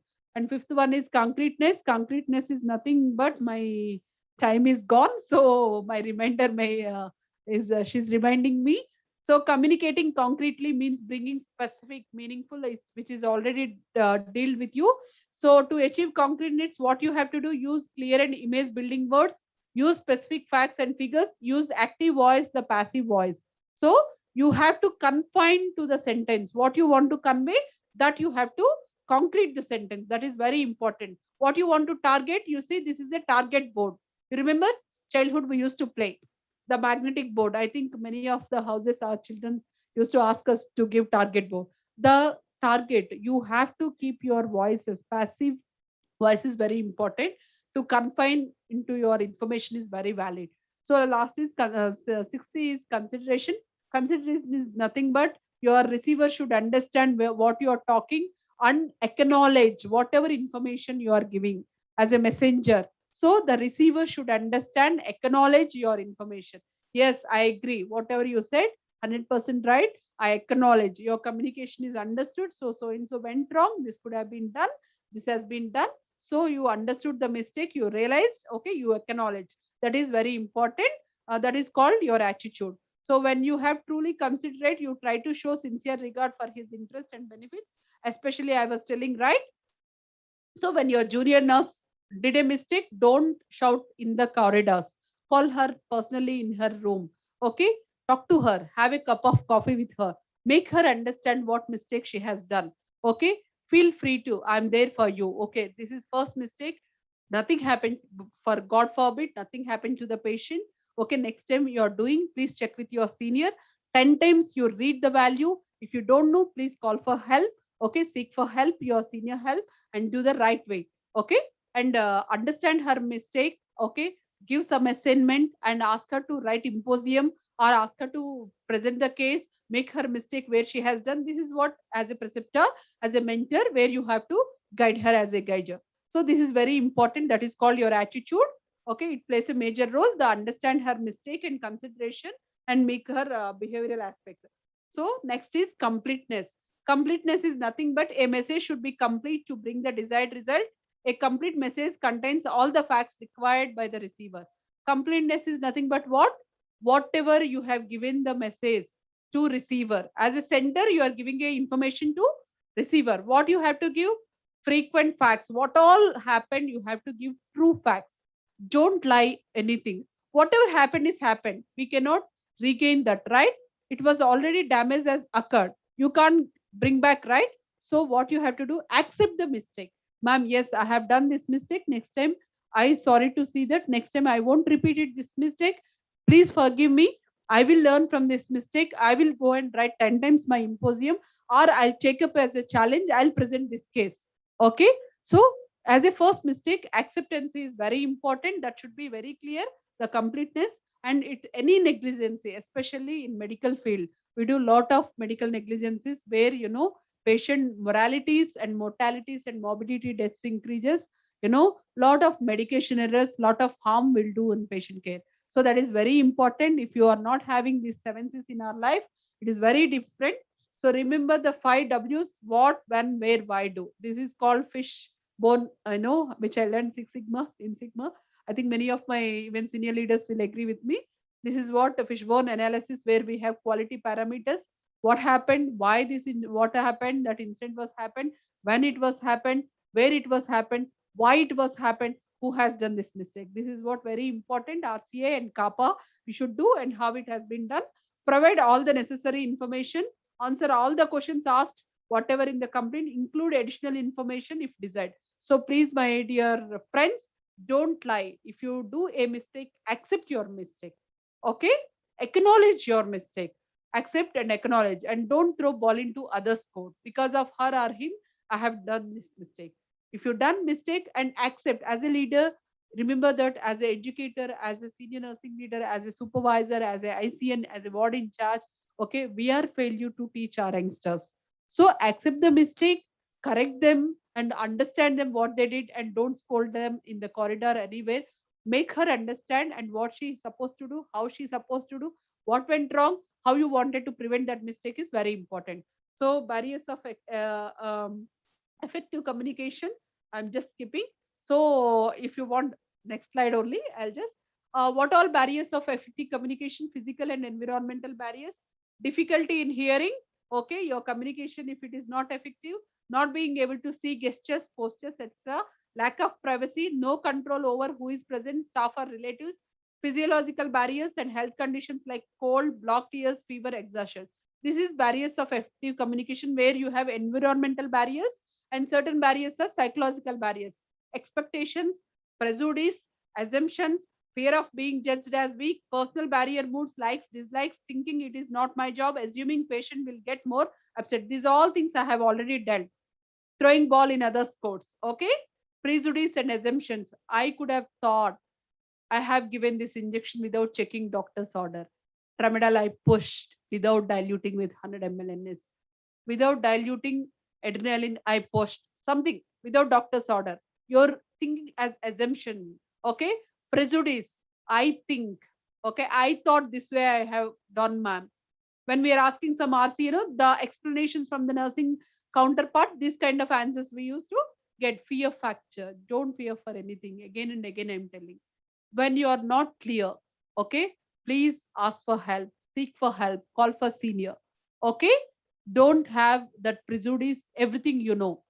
They won't think you are incompetent. Yes, I'm incompetent for certain things. Being a leader, there are a lot of upgradation protocols. Now I'm into 10 years nursing administration. Maybe in clinically certain procedures, there are updated protocols. You see, the cocktail injection has come. I learned from my junior nurse. Other day, I asked my nursing head, give me the brochure. Nothing wrong to learn. Every day we feel like a student. If you feel like a student every day, nothing wrong asking for a junior nurse. Maybe she's right. Okay, I'm wrong.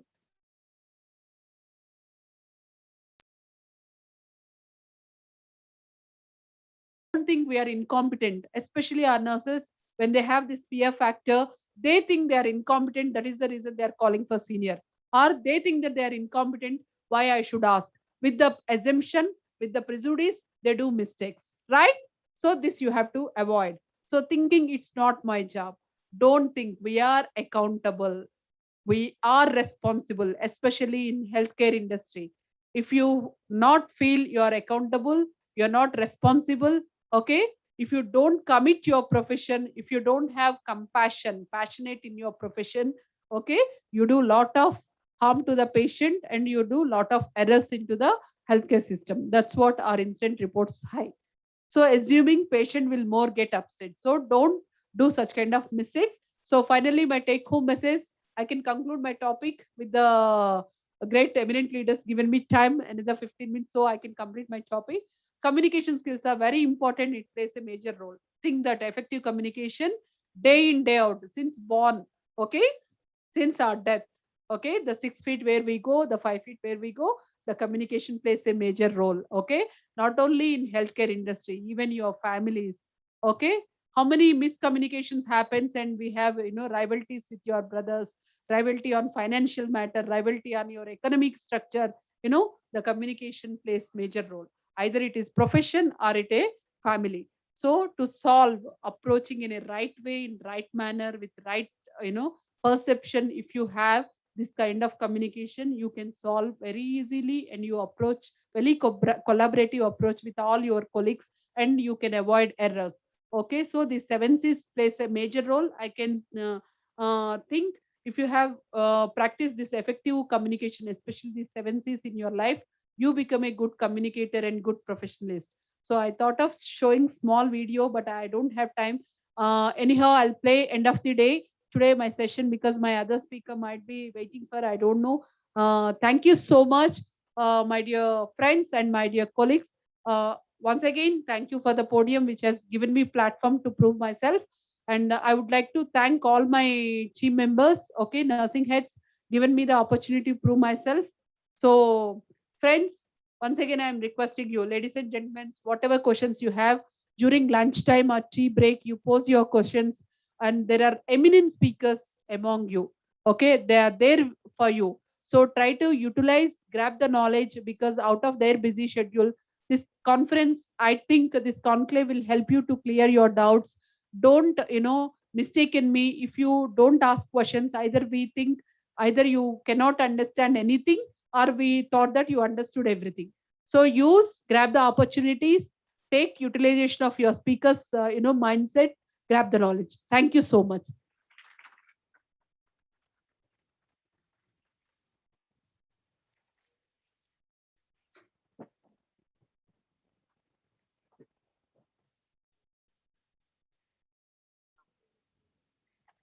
Okay. Thank you so much, ma'am. On behalf of everybody, I would like to thank you for giving us such a wonderful session. Okay. Now we are going to heading for another session. Just another 15 to 20 minutes, then we'll have a lunch. Okay. Just another 15 to 20 minutes. So I just like to introduce the speaker as of now. But before we could hand over to the speaker, I just want to ask you one straight away question. Anyone on the floor? Okay. Just raise your hand. You just tell me. The lady with the lamp. Name, please. Okay. So do you know that she has developed one diagram? She has developed one diagram. She has been known as another name also. Apart from a nurse, she has taken another role.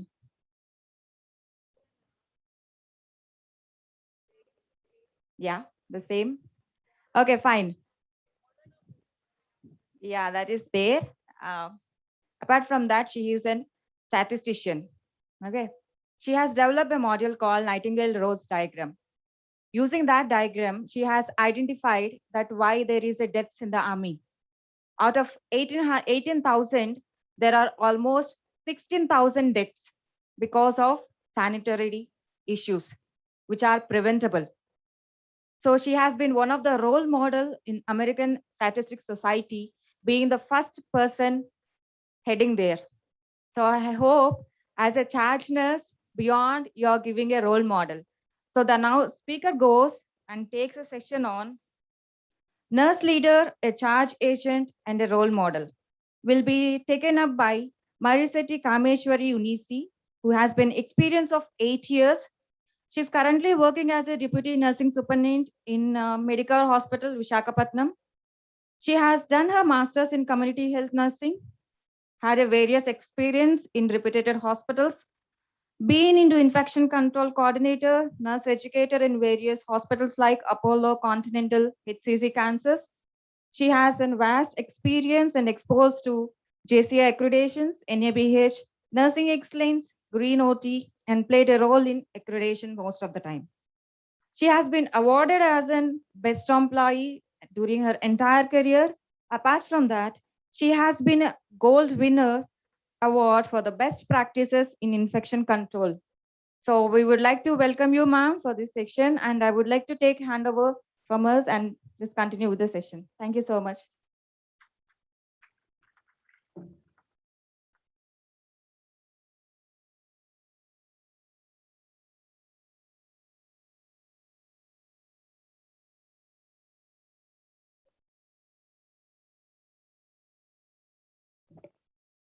Ma'am, could you please on your mic?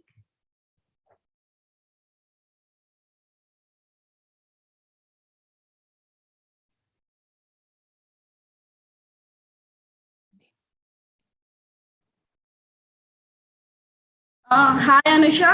Am I audible? Thank you for the wonderful intro. Can someone tell me? It's clear. It's clear, ma'am. You can go ahead. It's very Yeah, clear. thank you. Thank you, Anusha.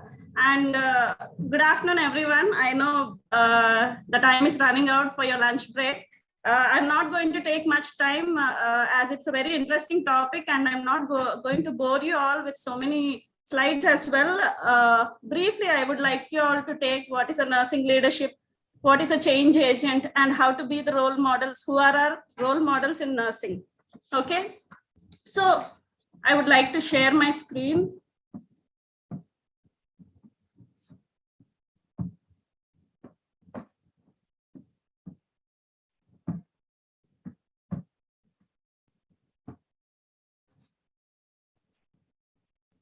Yes. So who is a nurse leader in your opinion?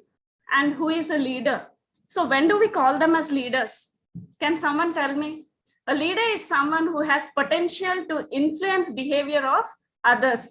A leader is not just someone who got the opportunity to lead a team or something, but a leader is someone who have the capacity or potential to influence the behavior of the team members towards accomplishment of specific goals with confidence and zeal, not just motivating them or encouraging them. We should have a leader should have a specific vision to lead you all through that and to accomplish that goal. And for that, what we need is zeal. That means interest. We should first have that passion and interest to achieve or accomplish the goals. So if you see the diagram over here, all nurses are leaders. Do you agree with me? All nurses are leaders? Yes.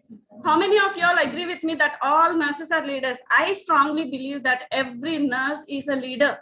Why? Because they place their own leadership style in their working areas. You act as a leader for all the supporting departments in your working sector, right? Do you agree with me? Yes. So here, if you see, you are an expert. Nurses are experts because you all are registered nurses by the Council of India. Okay, you are an educator. You educate your team members, you educate the housekeeping, you educate everyone, you educate the family of the patient, you educate the patient. You are an advocate. I don't want to go much with advocate because just now Swati ma'am has already gave a very brief description about the advocacy. And you are a role model. Many times you don't know that you're a role model to many of them. Many patients, what they do is they take you as a role model when they go to some other hospital for treatment. I have been treated in the past in so-and-so hospital, and that nurse name so-and-so has treated me very well. Did you hear that kind of testimonies when patients come to your areas? Yes, because they make them as a role models for the other nurses. And the other thing is you are a voice. You have a voice. You have that right to speak out when something is not going wrong. And when you know that something is not correct, you can raise your voice and speak up. You have that voice. You are a nurse. You're a beautiful nurse. So I feel all nurses are leaders. Effective clinical leadership always improves patient care. We all are here to provide patient care, right? Do you all agree? We all are here to provide effective patient care. Just giving care to the patient is not enough, but it should be effective so that the patient recovers as early as possible and leaves the hospital and get discharged. So when coming to leadership styles, there are different leadership styles. So some of you, I don't know how many of you all has attended the first session, but there are total 5 different leadership styles. Okay, already Miss Mary Hansel has described about this leadership styles. I want to just go very brief with this leadership styles. First thing is servant leaders. Servant leaders are someone who develop the skills of an individual team members to inspire and motivate them. So develop the skills of the individual team members to inspire and motivate them. So what happens, servant leaders? They be along with the team. They don't they don't stand away, separate from the team. They don't show any kind of bossism, but they always stay with the team, and then they motivate them and they inspire the team members. Next is transformational leadership. Unite the team members by communicating a shared vision and mission. Okay, so transformational leaders always have a vision, they have a mission, and they always they focus only on that vision and mission. When coming to democratic leaders, focus on improving the system and bringing individuals together. Authoritarian leaders make decisions without input. These authoritative leaders, they don't take inputs from any of the team members. They take a decision by their own self. Next is laissez-faire leaders. Use a hands-off, means when something goes wrong, they immediately react, and their leadership is totally different. So as you already had a brief discussion about the styles of leadership, I am going forward. So if you see this image, there are different images. So in this image, in the first image, you can see 4 people holding the bars, right? So what happens when all these bars are not united? So they break it and we don't find a shape to it. So it is the same way in the second image, we see one person standing and all the team members are surrounded and they are listening to the leader. Okay, this is a different type of leadership where the leader stands and instructs what to be done and what are the goals, what are the mission, vision, everything. He will be dictating to the entire team. And in the third picture, we see this is a kind of a servant leadership style. So the leader will always be aligned with the complete team members. And next thing, you see the other picture where all the team members are holding the leader up with all their support. What they're doing is they are uplifting the leader. Okay, and in the fourth picture, you see the leader. In front of him, there are different paths, different decision making, different people, different understandings, and he is confused now. What is this? So these leaders, somehow they become leaders by chance, and now they don't know exactly which way to go or which way to lead. That is a kind of a leadership. In the other picture, we see a leader holding one person, a person holding one person tightly. That means many times in the leadership, people target someone when they don't like. Do you agree with me? So some people will be targeted. So that kind of leadership also some people undergo. And the other one is one person is just guiding them, instructing them. Okay, this is right, this is wrong, this is what you're supposed to do. That is also a kind of leadership. In the last picture, you see there are fishes of different shapes, colors, and different like this is a best example for all of us. We all came from different backgrounds. We all are in different shapes. We all are in different colors. We all have different mindsets, different understandings. But here the leader is leading the entire team towards the same goal, okay, into the same direction. So you think what kind of a leader you are. So now coming to nursing leaders in multidimensional approach. Nursing leaders not only deal with a certain thing, but they always go in a multi-dimensional approach. They have many things in their mind. They have many thoughts. They want their team to be excel in many ways, right? So the same way now how Swati ma'am decided to organize this conclave and encourage all the team members, all the nursing heads from all the centers of Medicover and give them an opportunity to speak on the platform. So just like that, nurse leader will inspire. So a leader should be always inspiring. The people who are under them should be inspired by the leader, by their actions, by their words, by their deeds, what they're doing, and by their achievements. So by all these things, we have to inspire. The leader should inspire the entire team. And next is encourage. The leader should always encourage the team members, because they need a little bit of encouragement can lead to the greater achievement. So always the leader should be very encouraging to the team. A nurse leader should be a model. When a nurse leader is there, the entire team should look up at them and they also should think that someday I should become a leader like her. Okay, so every time a nurse leader should be a model to many people who are working under her in her team. And next, we have to enable, a nurse leader should be enabled to enhance the processes. She have to drive the process and the system. So she should be capable enough to enable to drive the process. And next, the nurse leader should be challenging. So she always plays a very challenging role. Every day is a new challenge for her, because we don't know from which side she is going to be attacked in a day. So every the role what she play itself is a very challenging, and also she have to challenge herself. What are her goals going to be, and what is she going to be achieve? And there should be targets, and we have to make a set point whether we are reaching our targets or not. So a nurse leader plays a very multidimensional approach. So now coming to a nurse multitasking force. If you see this image, you can understand that a nurse holding different kinds, like Dashra is coming, and you all know the goddess has different types of items in the hands with 6 palms and all, right? The same way I feel nurses also, sometimes when I see the instructions and the orders and the expectations of the management, I feel the nurses, 2 hands are not enough for nurses. They should have more hands to handle multiple things at a time, right? So the same way, the nurse, here the nurse is holding the records, the nurse is holding a syringe, the nurse is holding a laboratory sample, everything, the multidimensional, she's playing a multitask, okay? She's doing a multitasking, and here she's managing the whole entire department.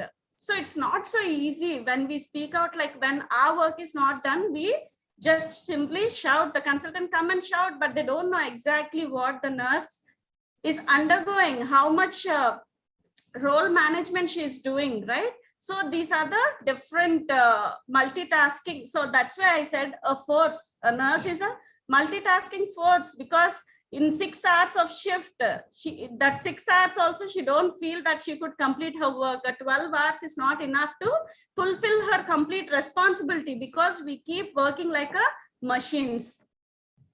Next, coming to a change agent. So if you see this picture, you can very clearly observe the change is something which doesn't happen just like that. A person should bring a change, right?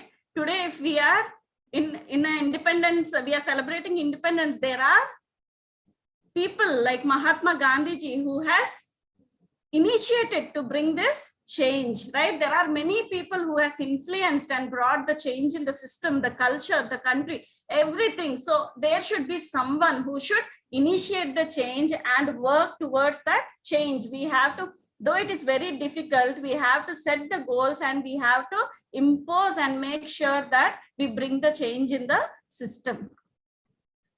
So what are the different agents of change? If you see the different agents of change in this diagram, enthusiastic, passionate, and inspiring. These are the one very good agent where you can bring the change. First thing is you have to be very enthusiastic. Second thing, you should be passionate.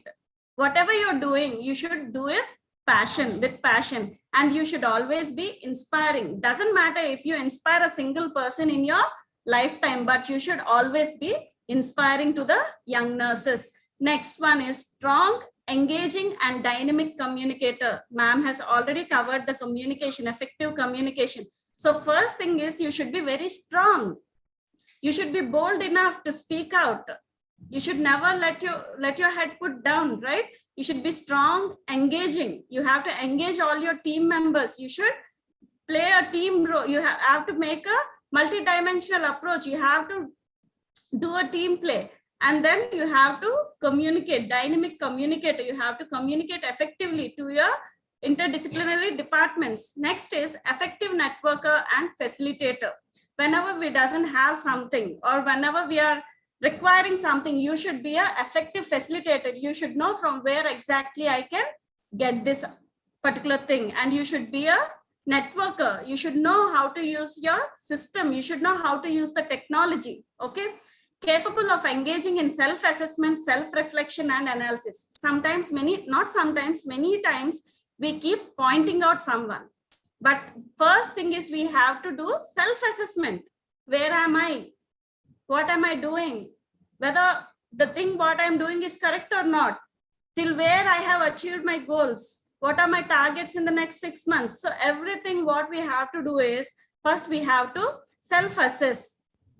Self-reflection and analysis is very important. I have to analyze myself, how far I could be a good leader. Okay. Next is committed to the lifelong learning of themselves and others.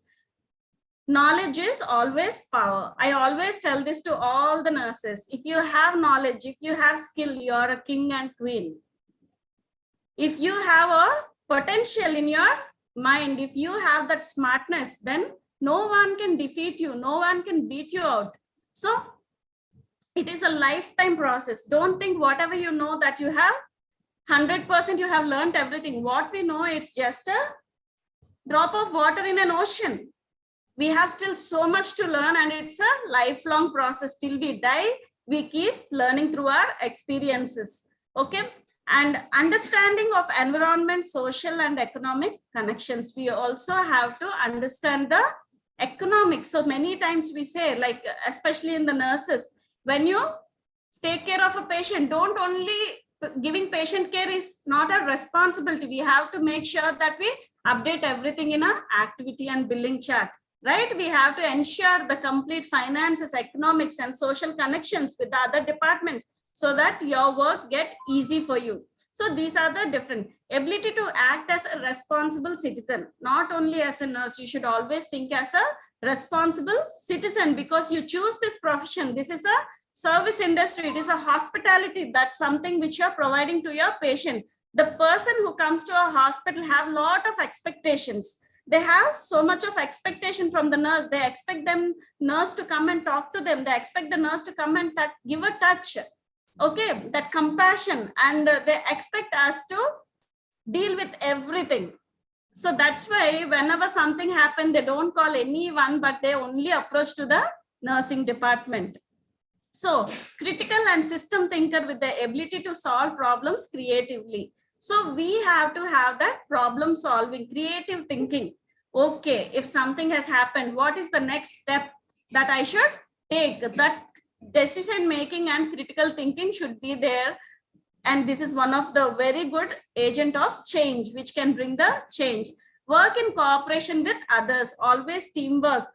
As I already showed you the pictures, when a team works correctly, we can achieve any goal. Okay, proactive and not reactive. So we should never be reactive. We should not react immediately without knowing the reason. We have to be proactive to do something or to achieve something. So these are the different agents of change which can bring the change in the system or the process.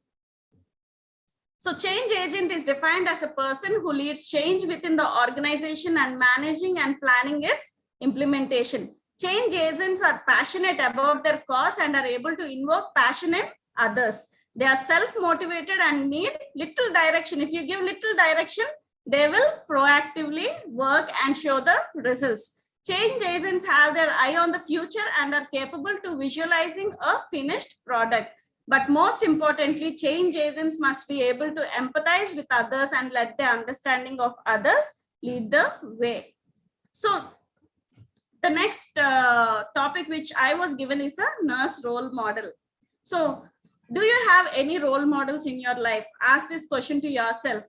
Who is your role model to choose this profession? Why did you come to this profession? Did you come with force or with dedication and passion?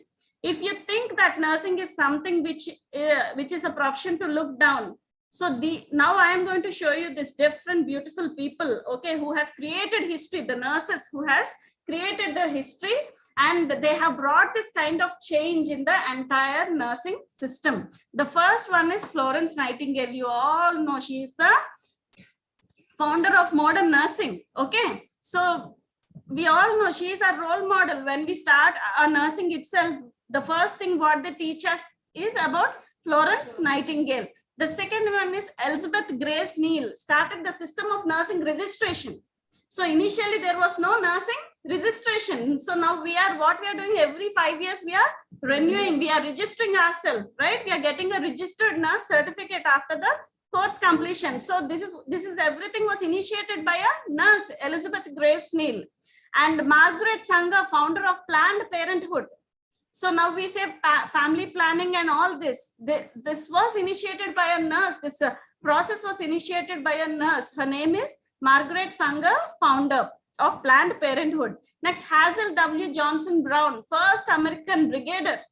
See, just imagine the nurses, the achievements, what they have been achieved in the history. And right now also, there are many nurses, there is no boundary or there is no limit for their to excel in their profession. Okay, so Hazel W. Johnson Brown, first African American brigadier. In those days, blacks are literally, they are degraded. They have never, blacks have never been encouraged.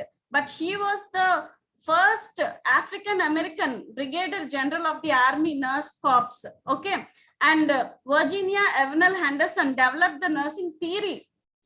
It was developed by a nurse. The entire nursing theory was the Henderson nursing theory was developed by her. And if coming to India in the latest recent achievements, Shobna Patania from Chandigarh, she has been awarded a Nightingale Award, and there are 36 nurses all over India who has been awarded a Nightingale Award. And she says work is truly worship. When you can put yourself completely immersed with passion, when you can do your service to the patients without expecting anything, then you will be able to achieve, and there is no limit for your success. No one can stop your success. So these are the great models who created history in the past, and now also there are many people who are recreating the history. Now the research has been introduced into our subjects, right? So now their nursing research has been improved a lot. Many articles are being released, many books, nurses are writing many books, and many theories are being intervened now. So all these things and achievements are being done by nurses. So nurse is not a person who someone can look them down. You should always feel proud. You should always put your collar up and you should say that I'm a proud nurse. Don't ever think that you have choose this profession by mistake. This is a blessing to be in a nursing profession where you have a complete satisfaction when you provide your care to the patient. And you, everyone, every single person should think that you are a leader. When you have that leadership skills in you, and when you can work along with your team collaboratively, we can achieve anything. We can achieve anything in our professional career, and we will be the backbone of any healthcare organization. When we work as a team, we can do wonders and miracles in any healthcare organizations. So thank you all. Thank you. Over to Anusha.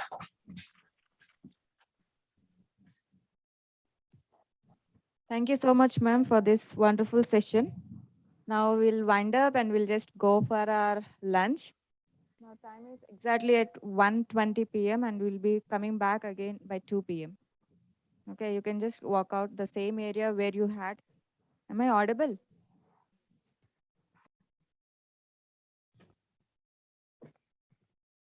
Ma'am, you can. So Ma'am, excuse me, ma'am.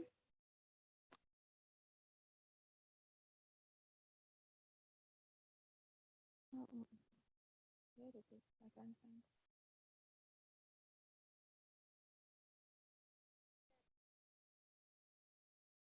I did. It's not.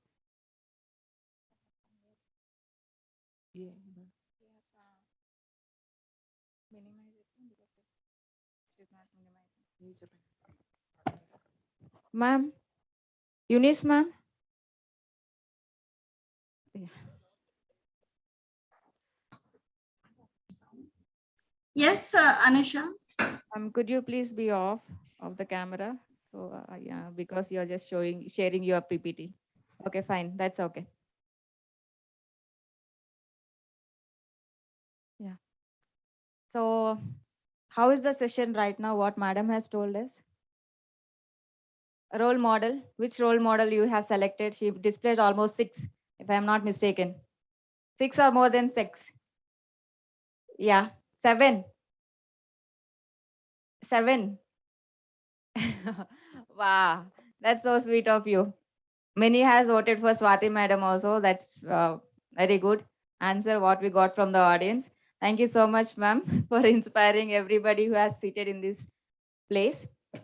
So any questions related to this entire session, you can just drop your message in the chat box and they'll be responding to you. Okay, any questions, any things you want to give suggestions also, that is also allowed and we'll eagerly take and we'll just try to improve it. Okay, thank you so much. Hope so you have a relaxed lunch right now. Take and get back to us by 2 p.m.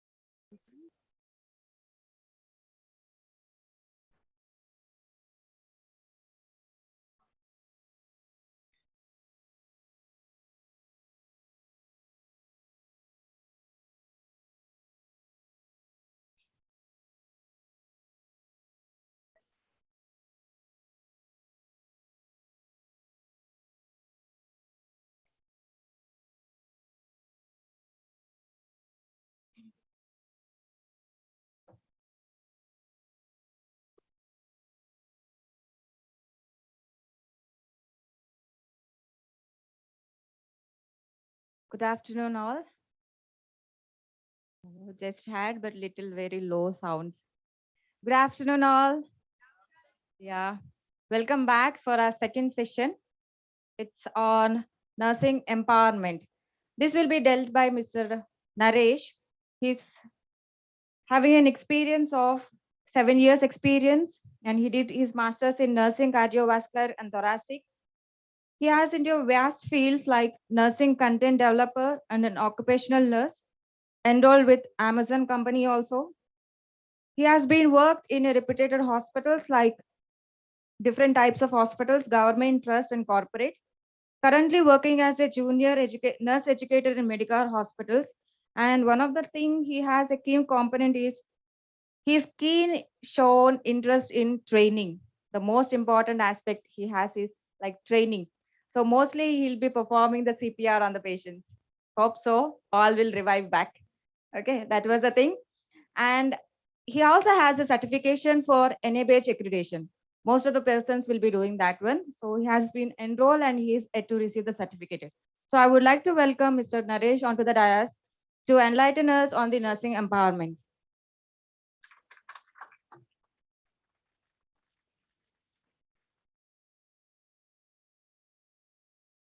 Good afternoon, everybody. So I'll make sure that my session will not make you to sleep. Okay, before I could start my presentation, I have a small video. It's about 1.5, 1 minute. So we'll just go through the.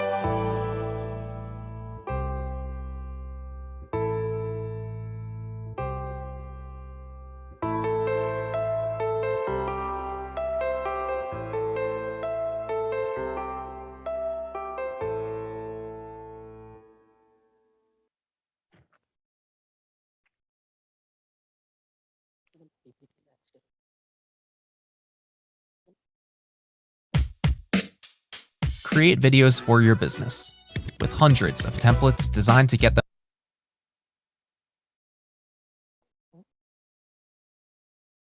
Okay, well, fine. Before I could speak much more about nursing empowerment, I want to share one slide with you all. Okay, you can see in a image, and I think this is the present scenario of our profession in all the hospitals around the world. All the nurses are facing. Okay, here you could see a nurse hanging to a branch. Don't know when the branch will break. Okay, and the doctors are looking very seriously. Okay, doctors are looking very seriously like a snake. And other side, we don't know when the management will cut the root.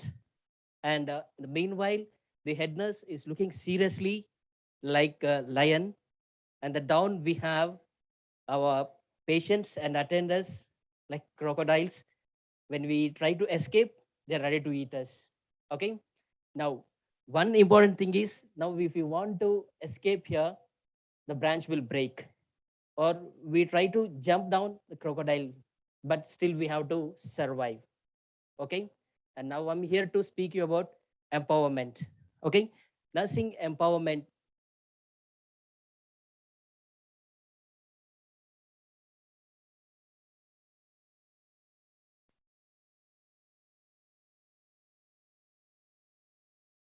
Got locked.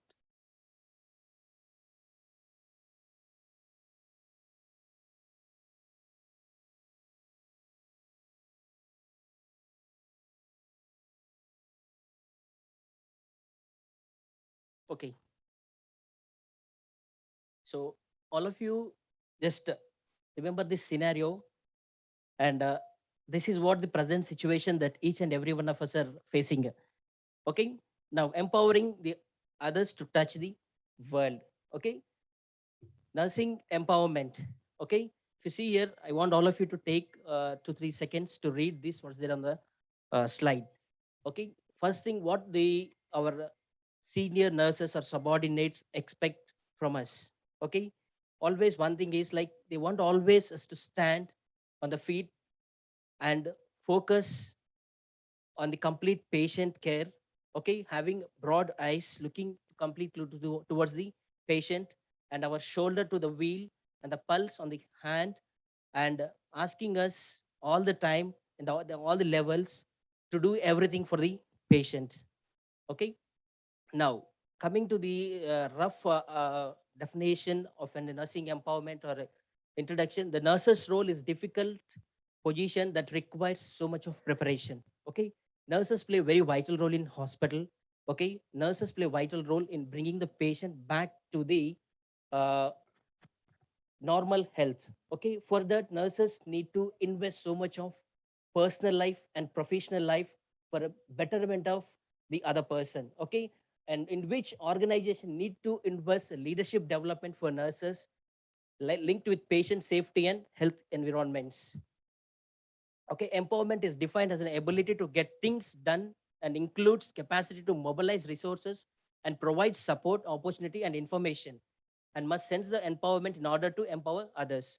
So, most of the situations, what happens is we lack so many things in providing 100% care for the patient. Okay, sometimes we were not supported, sometimes resources are not available, sometimes facilities will be lacking, out of which still the we will be expecting or trying to perform 100% care, in which we will be backdrawing so much. Okay, that plays an important role. Okay, we have two types of empowerments, organizational and psychological empowerment. Okay, organizational empowerment, ability to advance in a current role or opportunity to be involved activities beyond the current scope of practice. Okay, we call it as an advanced way of treatment or advanced care. We call it as beyond the limits. Okay, now we have in principles to do certain things in a certain manner, but what we expect is like go beyond the principles. Okay, go beyond the aim that we have been targeted to perform a skill to achieve a wonderful health for the patient. And then next is facilities. And there for the facilities there are mostly limitations are there. We might not get all the facilities in all the aspects. Okay, then knowledge and the ability of resources, even that plays very important role. Your knowledge always plays very important role. The more time you invest in acquiring knowledge, that always plays in a very best interest. Okay, and motivational state is based on self efficiency. Okay, and coming to the psychological aspect, it has in a so much of empowerment or support that required from the both the subordinates, colleague, superiors, and the top level management too. Okay, and responsibilities, this we have already revised from the class 1 until the last session what we had. Okay, your communication, hiring and firing, judging competencies. Okay, all these things we have covered in the leadership and the communication class. Okay, now why we need to be empowered. why we need to be. I'll tell you a very good example. Let's take a nurse in charge or a charge nurse who is very skilled in doing a procedure, and she doesn't wanted to do it in a desired manner or expected way that has to be get completed. So now what happens here is the junior nurse or the subordinate will also have the same method of learning. Okay, they also will not put an effort. So what happens here is the criteria is not fulfilled. Okay, they have no way of learning, putting interesting thing towards learning. Okay, it's always things like I can say that learning is unlearning method. Okay, learning is unlearning. We have an intensity to learn, but you don't learn it, we don't keep it in a practice, because the leaders, we have learned different kinds of leaderships. The leader who's there need to put a time or the method performing in an appropriate manner, so that what happens, the junior people and the subordinates and the team will get empowered and moving further. Okay, and certain barriers. Okay, first thing is uh, lack of knowledge, and the other point is newly trained new joinees. Okay, lack of experiences, lack of leadership qualities, and lack of personalized approach will also will be a very big disadvantage for the empowerment. Okay, if not empowerment, what happens? If you are not empowered, what happens? We'll see. Okay, nurses may rely too much on the top level administration. It may be, for example, I'm a junior nurse, I've not been taught, I've not been pushed, I've not been supported, I've not been developed in all the whatever the things that I have to move on in the hospital. What happens here? I'll become more dependent. So at the end result is what happens, as my experience increases, I'll be an inefficient nurse. Okay, not efficient, but absolutely I'll be an inefficient nurse, cannot provide 100% care. Okay, so that's the reason we need to get empowered by our leaders, our seniors, subordinates, and we need great push up, and decisions will be delayed. Okay, decision making, something very important. Okay, that is delayed. Okay, and how to empower charge nurses and the working nurses and the junior nurses. Okay, first thing is orientation programs. Okay, opportunities. Okay, and the staff development, in service education, CNEs, all these things will also help us. Then next, and how we can empower furthermore is our academics. Okay, this is something very important that each and every one of us should concentrate upon. There is something very vast way that we need to travel and expand so much in learning and moving further, especially in academics. And to be very frank to you, people speak many things like nurses were treated low, nurses were not given adequate respect. Remember, dear friends, days were gone where nurses were literally looked down. Okay, days are gone where nurses were really looked down. And during this pandemic situation, I can boldly say that nurses are the only angels who are ready to save the lives of the people. And I believe that 100% people are very aware, and people are well known how the nurses and what's the real meaning of a nurse. Okay, if you go to certain interior parts, okay, people don't even have a minimum respect for nurses. I believe this is going to completely eradicate this statement. Number other point I want to tell you is like nurses are called as what? Recently, one statement has been said: angels of healthcare. Yes, nurses are called as the angels of healthcare. Okay, so that's the reason education is something very important. Okay, how do you empower? Okay, provide leadership development. Okay, we have discussed so many things from morning. Leadership development, leadership is not an action, it is an, some people say it's an action, it's not a position. Some people say leadership is servant, everything. Leadership always plays a very important thing. So how you develop all these things? First important thing is providing opportunities that always will encourage you. Next thing is nursing is a profession where it moves with a rapid speed. Okay, which needs what? Accuracy, accountability. Remember this, nursing is a profession which moves with rapid speed, which always needs accuracy, accountability. So when you're accurate with work and you're accountable with everything what you're doing, you are a complete nurse, I can say. And next thing is involve nurses in shared decision making. Okay, here equality. Okay, team management, instead of saying I did, we did. Okay, I and we make much difference here. Okay, making decision making, involve us, give partnerships. Okay, team management, that will empower us further much. Okay, and offer continuous feedback. Okay, recently from past 2 days, our HR team is continuously coming to IP building and saying we need feedback from all the employees. Okay, this always will give more privileged opportunities for the employees and feel stressed out easily. Okay, when we have continuous feedback, the way employer takes from us, that always gives in a positivity that there are some change of expected change will come, and definitely good will happen. That's what we believe. But when you give continuous feedback, this is what happens here. Ultimately, the drastic changes take place stage by stage, and the day comes where we will be standing with the star like this. Okay, and this is teach the lessons that required for empowerment. Okay, uh, teach the trust core of labor. Okay, now just I want all of you to go very roughly with these slides. Okay, new ways to rearrange patients' assignments, evaluate close observation patients, readjust staffing to work more efficiently. Okay, sometimes what happens? Work pressure. Okay, sometimes we get depressed, sometimes we get frustrated. We have seen a video. Okay, out of many problems, but still we move on.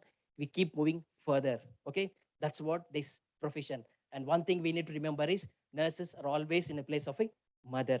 Okay, then next, actively seeking improve the transfer process and decrease the dead bed time. Okay, our target is to save lives and increase the dead bed. Okay, and charge nurses need to collaborate more good and the whole hospital instead just focusing on their unit. Okay, teamwork always plays very important role. Okay, instead of focusing only one point. Okay, this what happens here is in coming to the leadership aspect, we have only specific people, we only select them, we only assign certain responsibilities for them, and slowly what happens here is this will start distracting the team and disturb the team. Okay, collaboration is very important. Okay, help charge nurses or junior nurses to take charge over the junior staff. Okay, nurses need to taught how to handle the difficult conversations and the staff holding them accountably to their performance. When afraid to speak up or bad things happen, and the ultimate who suffers, the patient suffers. Okay, when somewhere something goes wrong, the ultimate person is the patient suffers, and for which we need to have good communication skills, which we already discussed in earlier class. Okay, next, uh, leading the ways. Okay, and here financial things and the corrective against the right things. And one more thing is like mostly you can see here the bold letters, wait till your father gets home. Okay, this is one thing. What happens here is in this profession, let in charge come, I'll handle you. Let madam come, I'll look after you. Okay, this is what shortcut methods that we threaten the juniors to not to grow. Okay, certain things what happens here is these kind of issues will always discourage the people coming up. Okay, now learning to communicate effectively already discussed. And next thing is understand how nurses are graded in patient satisfaction surveys. Okay, we have checklists, we have audit lists, and all other things that where performance appraisals to know the how effectively we are providing care. Okay, making the shift from me to we. Okay, routine work together to solve issues and communication skills. Okay, conflict resolution. Okay, this is one thing which we need to that will always stop us to move further. Okay, strategies resolve conflict. Okay, these things we need to have. Okay, always you should be a good listener for your patient. Okay, listen to the patient. Okay, then the patient builds confidence. Okay, listen to the team. Okay, you'll get the solution. Then delegations already discussed in Swatiman class. Uh, and the leadership charge nurses must process the transformation leadership, which means they commit people to action and convert followers to leaders and leaders into the charge agents. Okay, challenges, inspirations, enable others to act, model the way, and encourage the heart. Okay, servant oriented leadership. Okay, Servant-oriented leadership is a person, we have an aim and a desire to serve. We call it a servant-oriented leadership. Okay, these kind of people are very rare and very less. So these things, what happens here is we need to have a culture of relationship, love, and service at the same time sacrifice. The sacrifice is a very big word that all nurses does this. Next is emotional intelligence. Okay, emotional intelligence is it's nothing but simply I can say how we control ourselves and how far we can put our emotions together in providing better care. We have an image with low and high emotional intelligence. And further lessons to be learned. Managing self and critical reflection, and all newly empowered individuals will also require support from senior managers, and mistakes in meetings are newly acquired responsibilities to occur. Okay, the conclusion says, okay, our nurses or charge nurses, supervisors need to collaborate for good in the whole hospital instead of focusing on their specific units. Okay, and one thing is choose to be positive in any aspect, your personal life and the professional life. Life will automatically choose you, and the day will come where definitely you will cherish. Thank you all. And I want to thank the management for giving me this platform to speak to you all.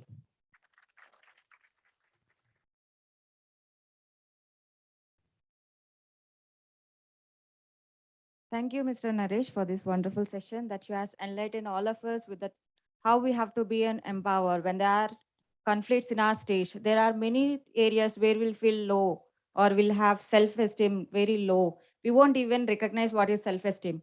We'll directly go down, drop level, and we won't even see how we can overcome. So he has given us such a wonderful thing how we actually can overcome. See, emotional intelligence, how we can come over it. So that is a wonderful session, and thank you so much for those contributions to our ones who has been seated here and who are the listeners also. So thank you so much, and we are going to move on to the next session, which will be a discussion which will taken up by Miss Martina. She is currently working as a nurse educator in Medica Roman and Child Hospital, Madhapur. She has done her master's in pediatric nursing, and nevertheless, she is very keen in taking care of the patient, and she'll almost see for the quality of care. It's not always like she'll be very strict at the work. Whenever somebody says like, no, we are going to go against the thing. Because I'll just tell you an illustration. Patient has to be kept for a canalization. So what are the things you're going to identify from team A? Tray, what does it contains? Anyone? Cannulation tray, please. One. One can answer. Okay. Team C. Team C. Because team A is taking a lot of time when everybody is the basic thing, right? Yes, ma'am. A, B, and C. A, one can be little louder. Yeah, yeah. It doesn't matter. It's not. It doesn't matter. See, it is common for everybody, right? It doesn't matter. The sizes only differs. So just tell me what usually. Okay, that's fine. So when you are supposed to do a procedure, we'll randomly use a straight, right? Wipe up. But she will observe that little trick, what we have to, how we are supposed to clean that. That's what she'll observe. So that is what we got attracted to her, and now she's going to be discussing upon the leadership skills and how a leader can overcome and how a leader have to be a proactive in every situations. Now I'll be handing over to Miss Martina to take on the floor.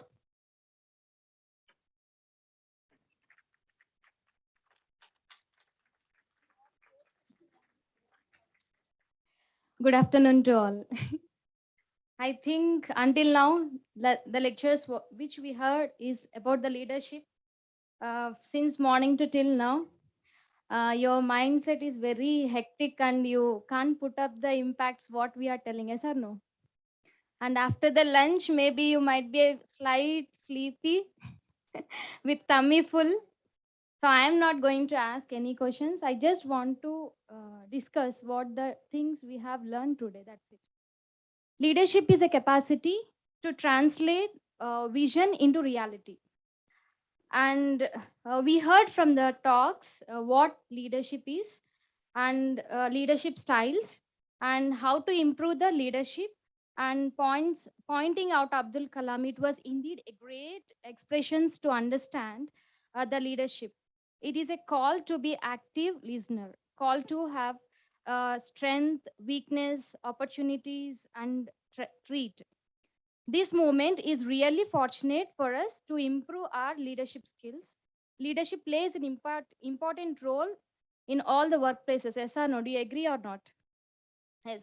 We are called to be a leader one way or other way. Even a staff nurse or even a in charge, anyone, we are called to be a nurse, leadership. Yes or no?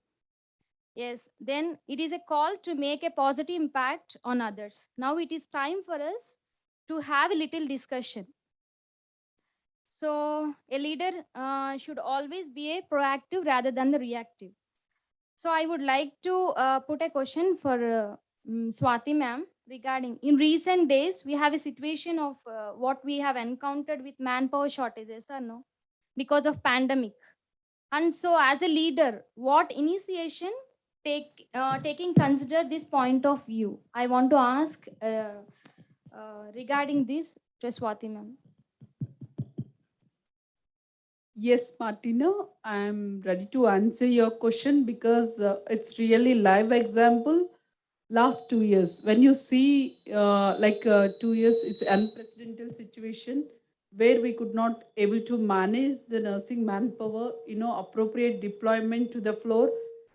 This unprecedented situation teaches many lessons where we could not able to even try to engage nurses either to bring into the nursing being a nursing administrators day to day we fight each other and to provide best nursing care for the COVID patients. So there are a lot of hurdles which we face and keep on boosting every day. There is a lot of pressure from parents. The nurses has been called. Okay, they said no, you come back, no problem. You at least we will do some agriculture work. Don't work because this COVID is it's a contagious disease. You will be fall sick and entire family will lose you. We don't want you to work such kind of constraints. Unprecedented is just kind of a flag, and it is definitely there is a challenge for Indian leaders. And being a nursing administrator, almost we all, even my other colleagues also, will you agree with me?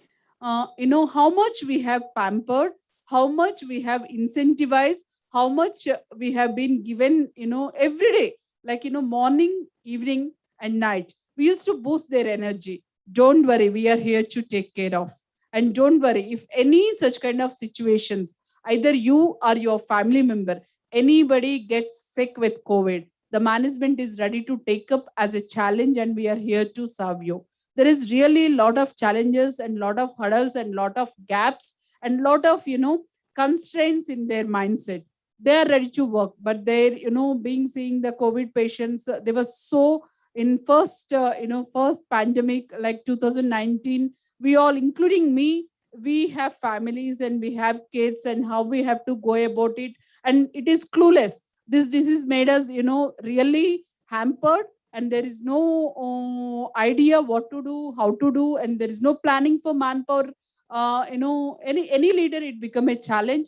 And so much of we boost and we motivate, we counsel, keep on, we walk into their shoes and we work along with them, and we have given guidance and we have supported morally, emotionally, psychologically. And there you have lot of constraints that if we are wearing such kind of ppes is how much we be suffocated, how much working environment it is sophisticated. And wearing that ppe for long hours, especially when you're working 8 to 10 hours, it is not that so easy to carry that ppe. And we ourselves practically wear into that uniform, and we have guided them and what kind of measures to be taken and how we have to give frequent intervals, what kind of flexi duties we have been arranged, and what kind of food, especially when they are working long hours, wearing that double PPE shorts, as well as continuously having a continuous flow of patients, and there is no control and there is no support for manpower. Lot of challenges we faced in first COVID situation. At least first pandemic made us a lot of lessons we learned from that, and second phase we have ready. But the one more thing, in our nurses, really they have contributed, even entire India nurses, I can hats off and I can salute for them and I owe them. They really stood forward. They come up and really we have to give a big round of applause. It should be here to up to management. So they all the fear, they used to call the parents, don't worry, we took up this profession, our senior leadership is taking care of us. We have been provided good food, we have been provided good facilities, we are getting flexi duties, we are getting shift breaks. We were no, they have given that family, they have given assurance to their families, and we have been taken care, and so much we have pampered. Some incentivizes, some rewards and recognition when they're doing good thing, when they're doing 12-hour shift, we are appreciate, and we will recognize. There is a lot of inbuilt activities we have done, lot of psychological, even senior leadership team comes, and every week they used to monitor them, they used to take care of them. Whatever, any nurse becomes sick in COVID situation, whether food is reached in time, whether high protein, high fiber diet, high carbs, whether reached, or treatment has been given or not, everything they used to monitor. HR, everyone has taken part, and it's a team collaborative approach. It is not individual by leader, nursing administrators, not only nursing administrators. There are a lot of huge support from operation team, center head, senior management. Everybody has supported during pandemic. That is the reason today you have seen lot of nursing attrition has come down. And initially that inhibition is there. If COVID comes, what will happen? Then slowly they understood the process. We have given structured oriented process protocols. So that is the reason it becomes so easy for us. Nursing attrition has come down during that pandemic, and we appropriately counseled, motivated, keep on boosted. That is the reason where we have achieved this challenge, Martina. Thank you. Thank you so much, ma'am, for your contribution. As madam said that we should be always proactive when the what we say, when the situation comes. As a leader, we have to be strong and we have to cultivate ourselves even in the difficulties.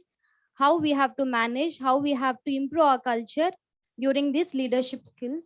That's just that's what we want to discuss.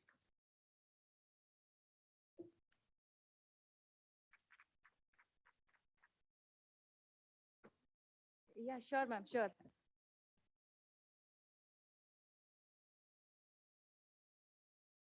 Yeah, again, I would like to add up on one more point on this. Yeah, as she rightly mentioned, proactive nature. When problems occurs, as a leaders, we all should stand forward, and you should not, encounter that. Okay, this problem is there. How can I, go ahead and about it, and how I have to escalate? What kind of supports I need to be, getting down? Certainly, some peer factors. Every mindset we have, and how we need to approach, how we have to bring this collaborative approach, and how we have to become a role model for our youngsters. These challenges, these 2 years of unprecedented situation, really there are many lessons we learned from this COVID. Lot of pressure for the nursing leaders.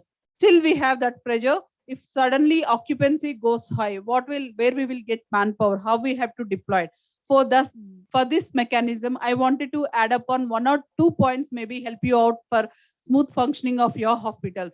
Whenever you have, please have strategic mindset. Nursing leaders should be like morning. Since morning we are talking about leadership. As you said, advocates, you have effective communicators, you have escalation matrix, you have superb operation team, superb center heads, you have everything with you. But when you don't have strategic mindset, either business analytic skills, like when problem comes, don't rush for problem to address. You have to have pre-planning for your budget approvals, your manpower deployments, your cost saving on your drugs, what may be. You should have, as a leader, you need to have pre-planning, as she said, rightly proactive nature. You should always have correct data, justification of your data, why you're asking for manpower. Last 6 months, at least last 3 months data. What is your 80% occupancy, or you have 70% occupancy, or you have 60% occupancy? Which way you're asking for justification of your manpower deployment? Which way you're asking for senior nurses? You have to have, clear answers before you're going to your management, either your HR or before you're going to your centers. This proactive nature, if you don't have as a strategic mindset, it will not be called as a leaders, and you have to have proactive thinking and critical thinking and quick decision making. So then only you are empowered and your footsteps will be spoke by others. Thank you so much, Martina. So now I would like to call Miss Anusha. Over to you, Miss Anusha.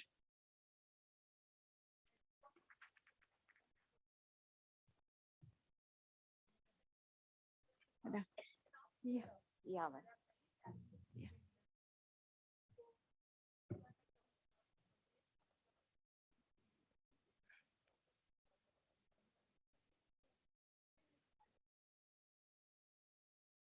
Yeah, sure, sir.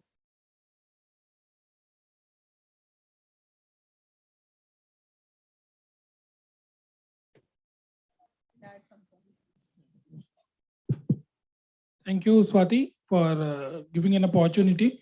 So, first of all, congratulations all for such a good gathering. As Swati is saying about the challenges which all nursing community facing in this pandemic time. Definitely, this particular situation is a very new and unique for all of us, which is happening from last 2 years. And as I said earlier also that nursing is the backbone. So what I have experienced in my past experience that the nursing always play a very vital role hand in hand with all the consultants to give excellent patient care. And when we talk about the nursing leadership, uh, any management which we look towards, any management look towards the nursing leaders or nursing leadership for the optimization of resources in this crucial time. Definitely, empathetic and compassionate care and approach towards the patient, and definitely an angle of risk is also involved in the nursing profession because they are in direct touch with the patients who are highly contagious, who are highly infectious. So somehow they have to keep that enthusiasm, keep that dare also inside them. And I have been with a lot of senior nursing team members in my past experience, and the most important thing which I have learned in their attitude is that their dedication and their commitment towards the patient.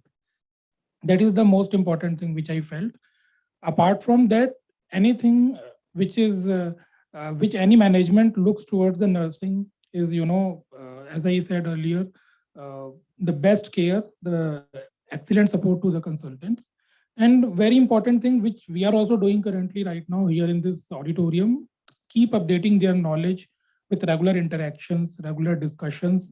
I think I am very happy and I'm very lucky to being a part of nursing excellence programs in past also, and now also Swati has invited all of us.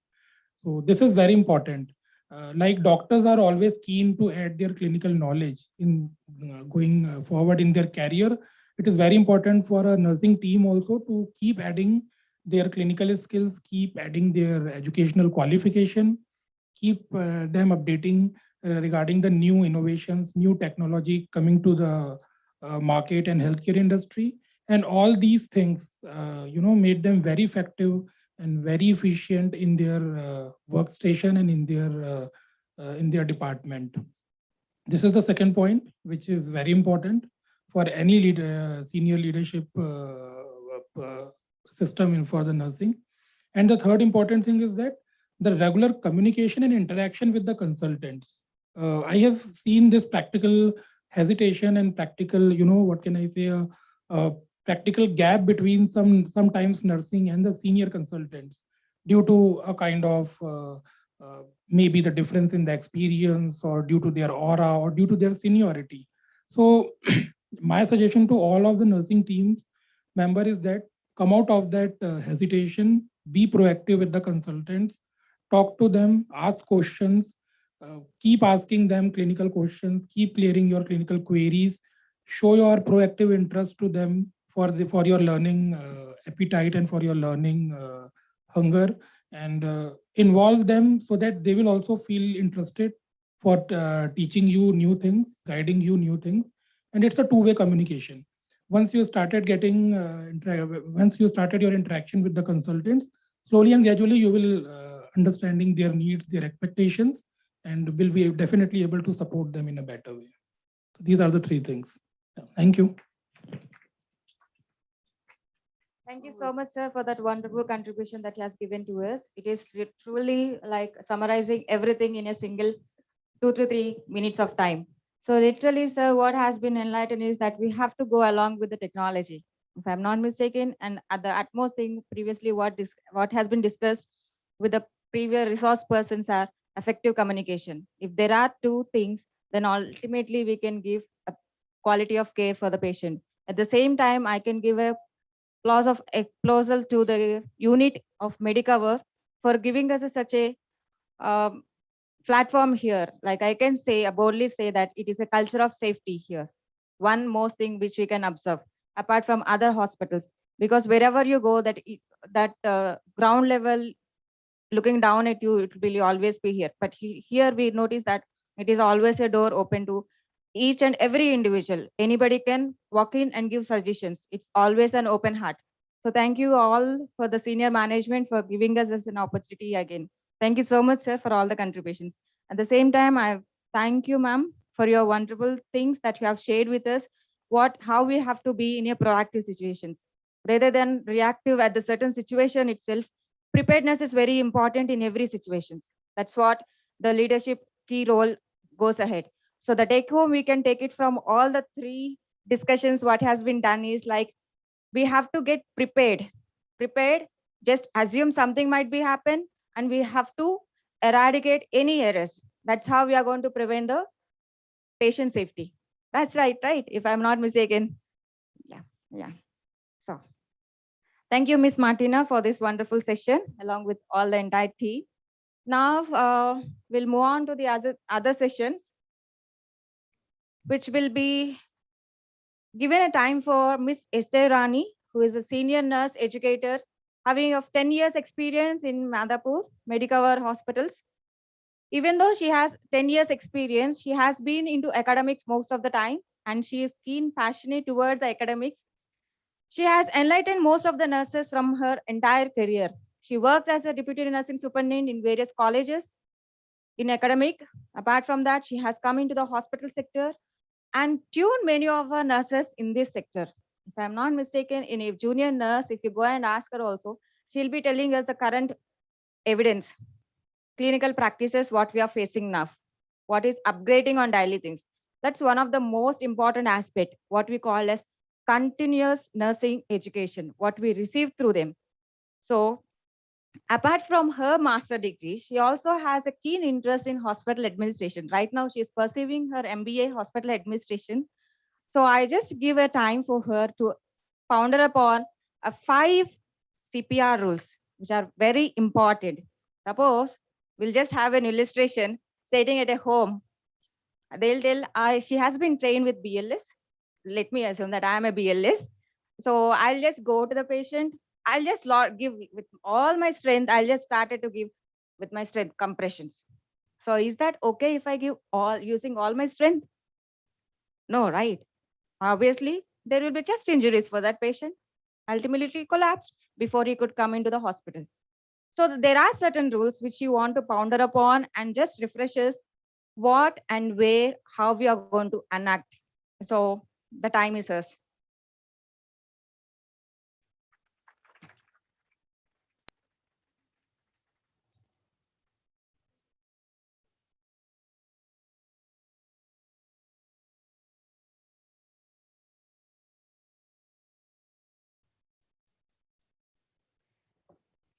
So very good afternoon to everyone, and thank you, Anusha, for your introduction. So generally, if I'll ask any healthcare personnel about what is CPR, so generally people say that cardiopulmonary resuscitation, but it's not cardiopulmonary resuscitation. The main, my topic was, half of the topic was covered by Swati ma'am presentation. So here, the main concept of my topic is, if you want to become good nurse, or if you want to become a good nurse leader at your profession, at your workplace, that particular person should have these 5 CPR rules. So I'll briefly discuss about what are the 5 CPR rules we have to follow, and we have to be inculcate in our profession and inculcate in our everyday life. So we'll see what are the 5 CPR rules. Yeah, the first, courtesy. So it's already taught by madam. The courtesy means nothing but it's your good attitude and good behavior. Whenever you're seeing your senior people, you wish them. Not only senior people, if patients are walking to your department, or if consultants are walking to your department, say that, yes, good morning, sir, or good afternoon, sir, how are you, sir? Like that, as a nurse, you should have good courtesy in your nature. If you're having good manner and good courtesy, you will be rock in your profession. So as even I told you several times to my nursing staff, courtesy is very, very important to enlighten your services and to enlighten your future also. Next, then how you can show your courtesy. For example, if any geriatric people walk into your department, sir, can you sit here? Or anyone, or any, if the consultants are walking to your department, sir, how can I help you? So like that, you should show your courtesy towards your patient, and you should show your courtesy towards your consultant. At the same time, if any senior people are walking to your department, irrespective of any nursing superintendents, or irrespective of supervisors, or irrespective of anyone, you should show courtesy towards them. That is very, very important in nursing profession. Next, morning. Since morning, we are hearing about communication, communication, communication, because communication plays a vital role in nursing profession. Isn't it or not? Are you agree with me or not? So without communication, I can say one example here. If patient walk into your department, so she was there for past 2 days at our department. If she want to go for canalization, she'll call, I want only Mary's sister, because she's taking care of me very well. I don't want Rani's sister. Why? What is the differentiation between both Mary and Rani?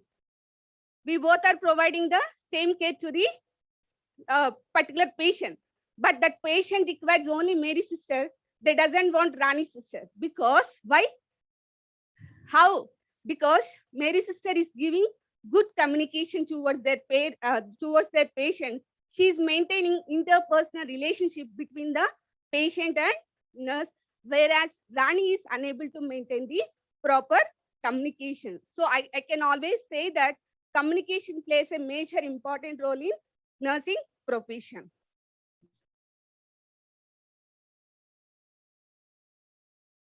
Next, complaint handling.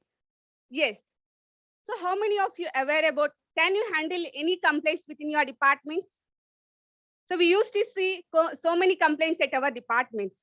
Some people will come and say that my washroom flush is not working. And some patients are coming and say that my cannula is not working. And some patient attendants are coming that could not yet come. Yes or no? We used to see regularly, right? So as a nurse in charge, as a shift in charge, as a junior most in charge, first what you are supposed to do, you first listen the complaint. That is very most important. So generally what we will do, we will neglect the complaint. If we will neglect the complaint, what patient attenders think or what patients may think, this sister is very worse. I don't want her. So you should listen the patient complaint. That is very, very important. Even though if you are taking care of 10 patients or 15 patients, even though if you are taking care of 2-3 cases, even though those cases also ventilator cases also, you should listen the complaint carefully. And what your next step, you have to record it. For example, patient or patient attenders walk into nursing station that consultants not yet come to rounds. So as a in charge, as a shifting charge, first what you are supposed to do, you first listen the complaint carefully, and what your next step, you have to note down in somewhere else in front of the patient attenders. If we will do like this, what they will think? Yes, they are listening my complaint. Definitely, they will solve my complaint. So if you are showing like this, they are going on telling, but you are not bothering them, you are not taking care of them. What they will think? What sisters they are, what medical sisters, even they are not listening our complaints also. They'll think like this.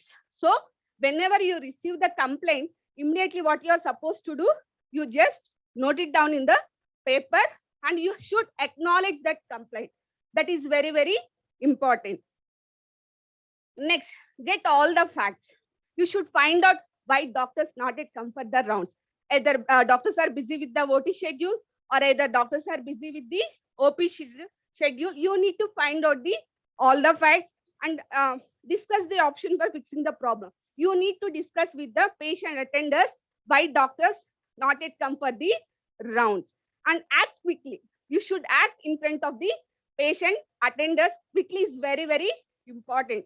If you are showing the negligence towards the patient attenders, what they will think? That sister is showing neglect attitude. So we should never ever show our attitude in front of the patient attenders. That is very, very important. Then keep your promises.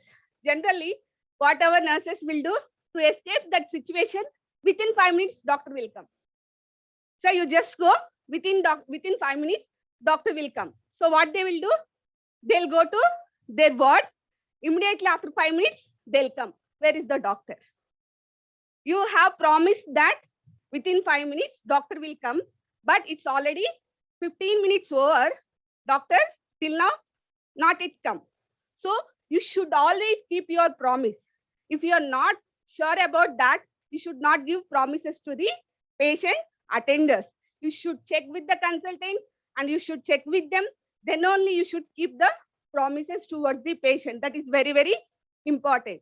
Then follow up. So follow up is also follow up is also very, very important.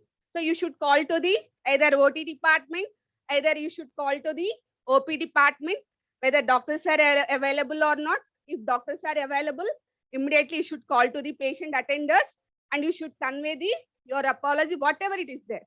But you should follow up your complaint is very, very important. Next, courage. What do you mean by courage? Anybody? Generally, absence of fear is not a courage. Even I'm also having the fear, but I'm overcoming up with fear and I'm taking the session in front of you all. Isn't it or not? So courage means fear should be there, but we need to overcome with that fear and we need to take the action against on that. That is very, very important. So if you are taking the courage, you need to face the risk also. Yes or no? So if you want to face the courage, what kind of risk you need to face? The first one is risk confrontation. So before going to start anything or any conversation, you should be, what is that? You should be confined with your conversation. That is very, very important. And as a human being, we used to do mistakes. But what we have supposed to do to correct our mistakes or to correct ourselves, we need to act vice versa. Next, we need to always feel, if you want to make a courage, sometimes we may feel like uncomfortable also. But in this courage, every nurse should have courage to deal with the patients and to deal with the healthcare persons, irrespective of anyone. Next, costing. So costing is also very, very important for nurses. Here we have two types of costing: direct cost and indirect cost. Direct cost means it's directly related to the patient. So generally, what is our nurses' mentality? If Arogya Bhadata case is there or if any Arogya case is there, I can indent whatever I want. If I want latex examination gloves, I'll indent for the Arogya case. If I want 5cc disposable syringes, I can indent or any insurance case. Yes or no? Isn't it or not? Are you agree with me or not? Yes or no? No, that is Okay, sir. For international patient also, but that is not correct the way. So if you are taking the insurance patient, they have limits. If 5 lakhs insurance is there, within that 5 lakhs, we need to cover the entire the treatment. Okay, so please kindly don't do from here onwards. Okay, next indirect cost. So here indirect cost means white papers or letterheads, whatever indents we are indenting from these stores. So left and right we will use. Yes or no? This is also not correct. The way costing is also very, very important to nurse to manage at your department. Proactive. So till now we have covered with 5 C's. What are the 5 C's? What is the first one? Courtesy, communication, complaint handling, courage, and costing. Next, move on to the P, 5 P's. First one is the proactive. How many of you having proactive in nature? So suddenly, night duty sister is not coming for the duty because she's not feeling well. So who is ready to do the double duty? So are we coming forward? That means you are not having proactive nature. Yes or no? So you should always proactive. Yes, I'll do. Yes, I can do. If situation comes, so generally what we will do, we will escape the situation. Yes or no? Generally we will escape the situation. That is not at all correct the way. So as if you want to become a good nurse, or if you want to become a good nurse leader, you should have proactive nature in your career. That is very, very important. Patience. Patience is very, very important in our nursing profession. We should never talk or we should never argue in front of the patients and in front of the patient attenders. You might be fed up with your patients, or you might be fed up with your family emotions, or you might be fed up with so many things, but you should never ever show all these things in front of the patient as well as the patient attenders. Even though whatever we are having the come across the situation in front of the patients and patient attenders, we should show patience. Patience is a very, very important role in our life. Not only professional life, even personal life is also very, very important. Then positivity. So positivity is also very, very important in nursing profession. If someone is coming and scolding you, it doesn't mean that you did it wrong. You should always take it in positive way. So if you are having the positive vibrations in your life, so wherever you go, you will be in gem in your profession, and you will be gem in your career. And you should always positive of your emotions also. That is very, very important. Yeah, positivity of your thoughts also very, very important. Proud. So how many of you proud of yourself? Yes, we have to be always feel proud of our profession and ourselves. Generally, nurses, what we should never proud of ourselves. Yes or no? So generally, if I ask a BSc nursing student, she'll proud of her first cannulation. Yes, sir. Isn't it or not? So when I was done at first cannulation, I was very proud of myself because that is the first time I have done my cannulation. Yes or no? You should always you should always proud of your success is very, very important. Then price. How many of you having the price? That means we should prize the others. Brave. We should prize the others and we should brave the others. Generally, most of the nurses will not have this kind of nature in their life. If some junior nurse did something good, you should praise her. You should encourage her. You should motivate her. Even the small IM injection also. Yes, you have done excellent job. Because we know that IM is very easy, because for her it's very difficult. We should always praise others. If we will praise others, what will happen? They will definitely motivate themselves and they'll cheer up with their futures. Next, receptive. What do you mean by receptive? Listening from others. So irrespective of juniors or seniors. So generally, if some junior nurse coming and telling something to us, we will not listen. Why? We have 10 years and 15 years of experience. Why should I listen? 1 year pressure girl. No, you should not like that. You might be genuine in theoretical, or you might be genuine in academics. You may be poor in clinicals. She might be genuine clinicals. So you should always receive from the others what they are telling. And you should always take the suggestions, and whatever others are telling, you should take them. That is also very, very important. Respect. So one proverb is there: give respect and take respect. So if you are expecting respect from others, make sure that first you should give respect to the others. That is very, very important. So in nursing profession, respect each other is very, very important, irrespective of any healthcare personnel. Responsible. You should always responsible for what you are doing.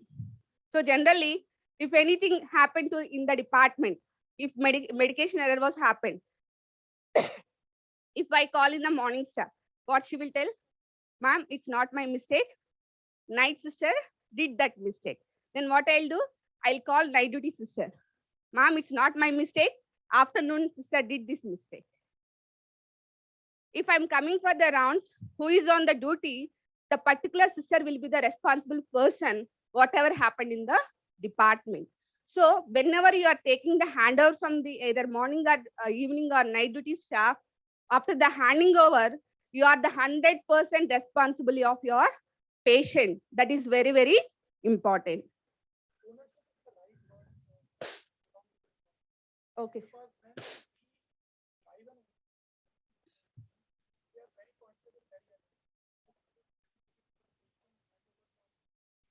Yes.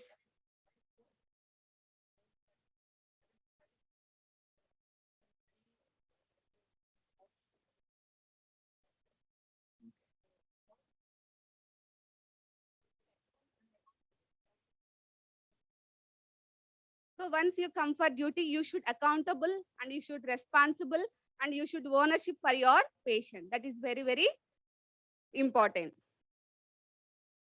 Then recognition. So recognition is also very, very important in nursing profession. If you are not recognize the people, can we show the interest? We cannot. So we should always recognize their good services and recognize their good job and recognize their good work is very, very important. If someone is not recognizing us, will we able to do next time? We will not, right? So recognition is very, very important. So you should recognize your junior most nursing staff. That is very, very important. Then rationalization. So what do you mean by rationalization? If someone did a mistake, you should correct them. You should correct them. That is very, very important. So generally what we are thinking, why should I bother that? So I'm correct. So why should I bother about her? It's not like that. If junior most nurse did a mistake, you should call her and you should rationalize her. That means you should correct her. That is very, very important. I hope I covered all 5 CPR rules. So you tell me how many of you having 5 CPR natures in your life? Enter 5 CPR. That means there is no good nurse at medical hospital. So that means you have all 15, right? So you have 5 CPR roles in your life. So if you are not having 5 CPR roles, means you are not a good nurse and you are not a good person. At least from here onwards, so try to inculcate these 5 CPRs in your life. And this is very, very important in your life to enlighten your future and to enlighten your career is very, very important. So finally, I would like to end up with one video.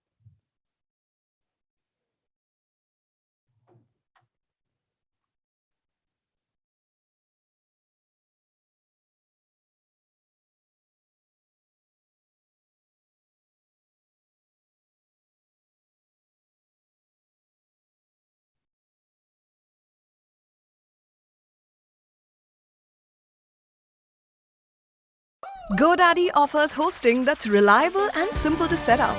Get 99.9% uptime and best-in-class security.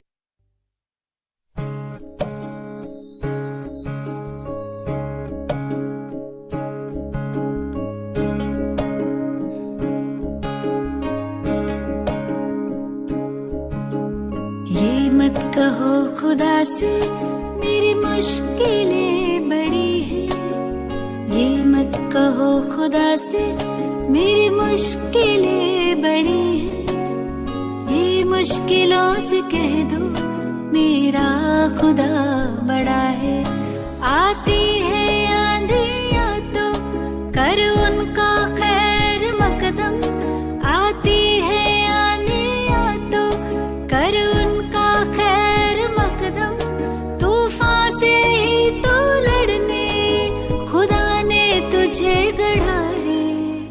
ये मत कहो खुदा से मेरी मुश्किलें बड़ी हैं, ये मुश्किलों से कह दो मेरा खुदा बड़ा है, मेरा खुदा बड़ा है, मेरा खुदा बड़ा है।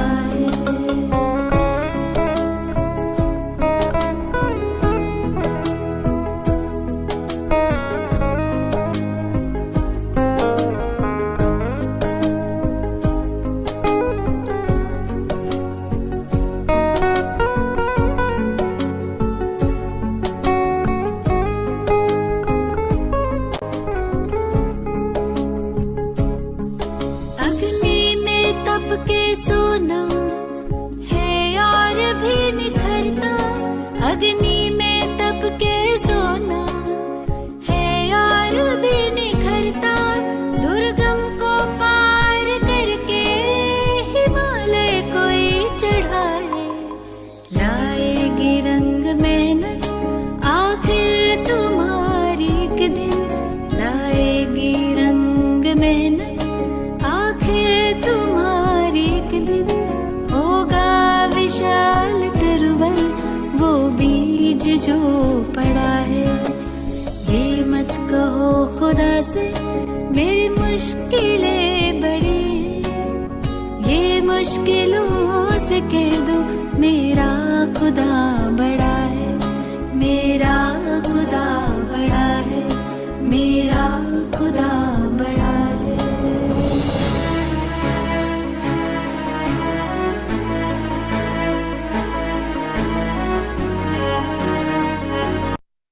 So what did you understood by this video?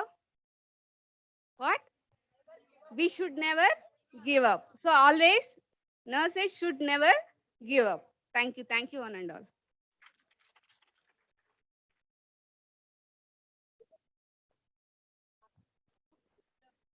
Wow, after a long time, I'm seeing a beautiful smiles on every individual face. That's nice. It's very interesting, right? Yeah, just gave some refreshment by madam. Thank you so much, ma'am, for that wonderful session. We are really hoping for better things, up more, that which will show us through the videos and sessions, which will encourage us much more higher.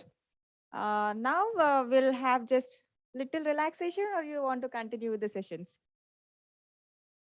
Continue. How many want to continue? Just raise your hands. Most of the ones are telling. Well, for little before we could continue, we'll just have relaxation therapy for our brain. Okay. So when there is happiness all over body, the hormone stimulates, automatically the things will go into our brain. So now I would like to call upon all the three people onto the dais. So before that, yeah, go.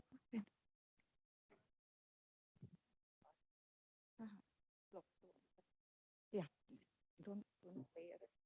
Don't play. See, it's just a funny thing, just to have some relaxation. Then we'll start with our actual session. Okay. So I just want anyone to be a volunteer for explaining the CPR, what Esther Rani ma'am has enlightened us. Any volunteer? CPR? CPR?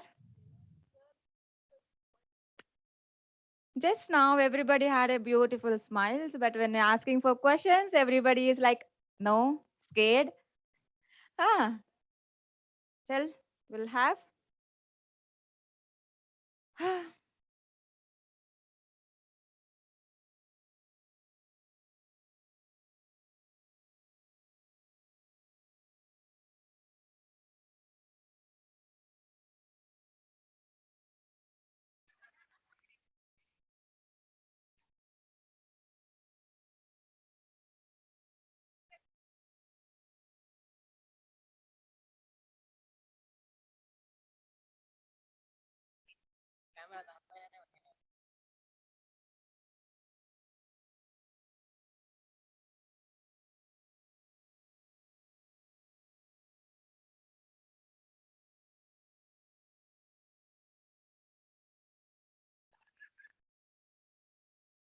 How to control?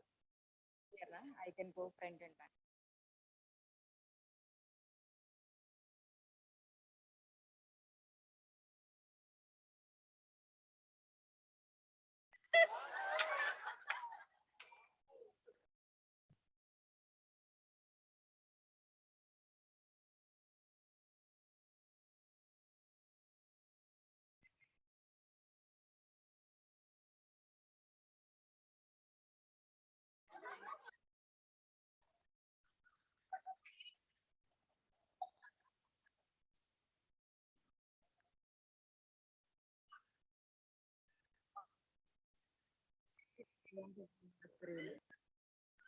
How I should control? How I should.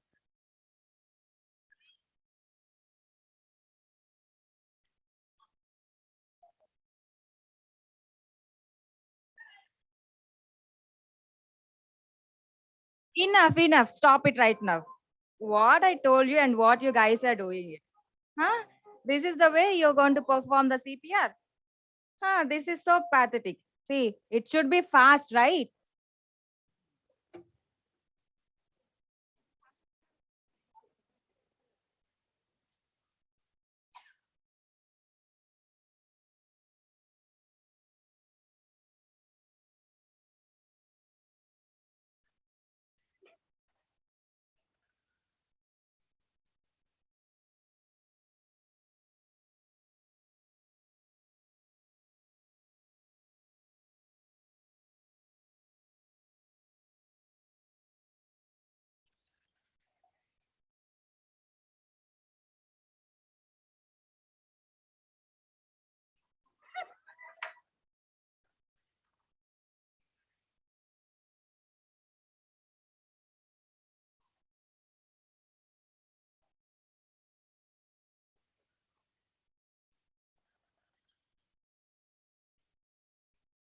Ah, you people, stop it, stop it. It's really.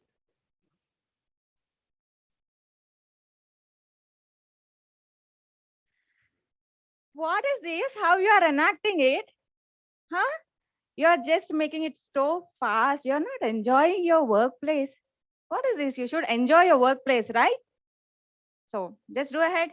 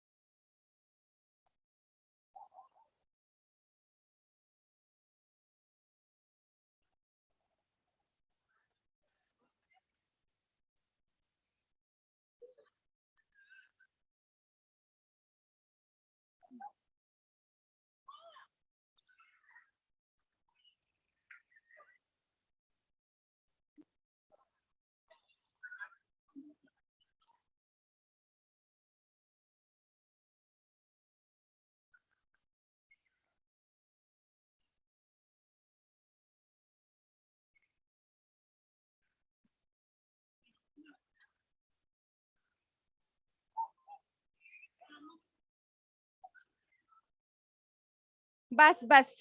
It's so pathetic, literally. If you are going to give that type of CPR, na, for sure collapse there itself. Huh?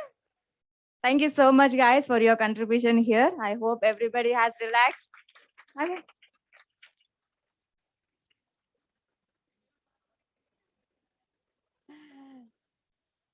So,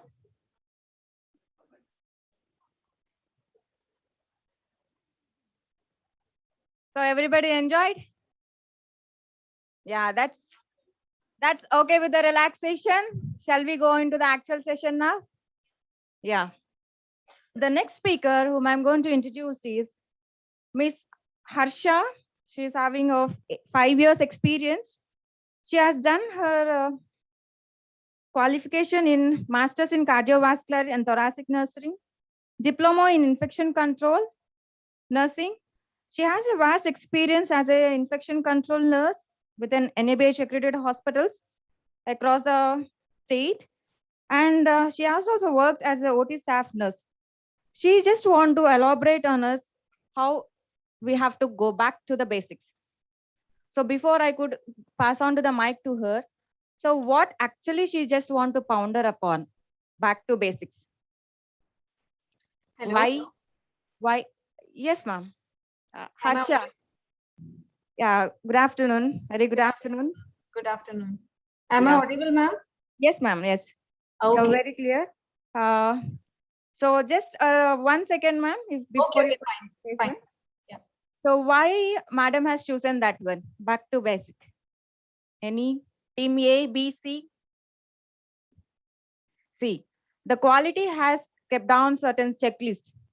Even though we know each and every procedure, it should go according to the flow. So what previously what we had followed, because of the current era, we are just skipping off, even though we know the knowledge, even though what steps we have to take off. So she just want to ponder upon what certain things we have to look in and develop as of now. So over to you, ma'am. Okay.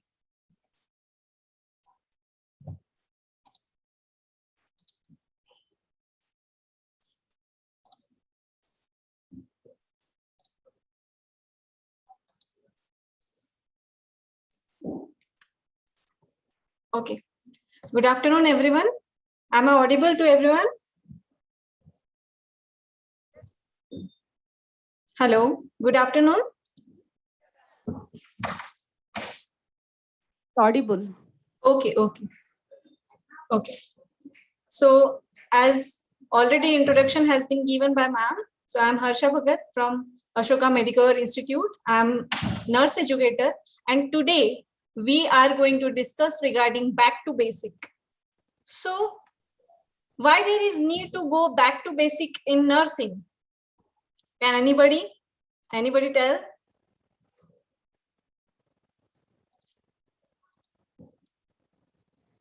So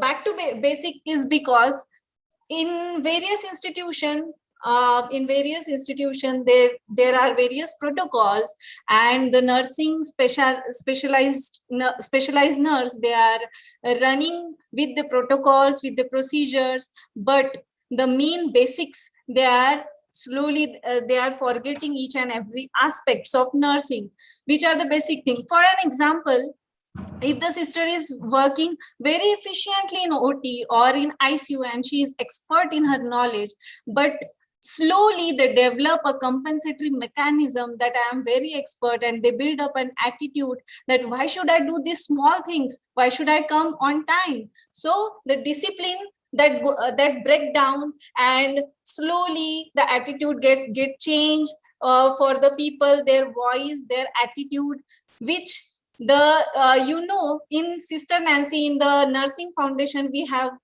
a book, okay, in which Fluorescence Nightingale have enlightened various thoughts, the codes of ethics, okay, the quality of good nurses. If we are stick to that qualities of good nurses, the code of ethics and the rights of 10 rights of medications, everything, the small things, they are fading up, and we are running in the advanced procedures, and the attitude which builds up in ourselves, that so my point is to clear that we have to stick on the basic thing which has been told by the Fluorescence Nightingale, the things which are there in the qualities of good nurses, we have to stick to that. So we will start from the introduction. So nursing has had a significant effect on people's lives. Okay, as rapid change continues to transform the profession of nursing and healthcare system. Today, nurses bring knowledge, leadership, spirit, and vital expertise to expanding role that afford increased participation, responsibility, and rewards.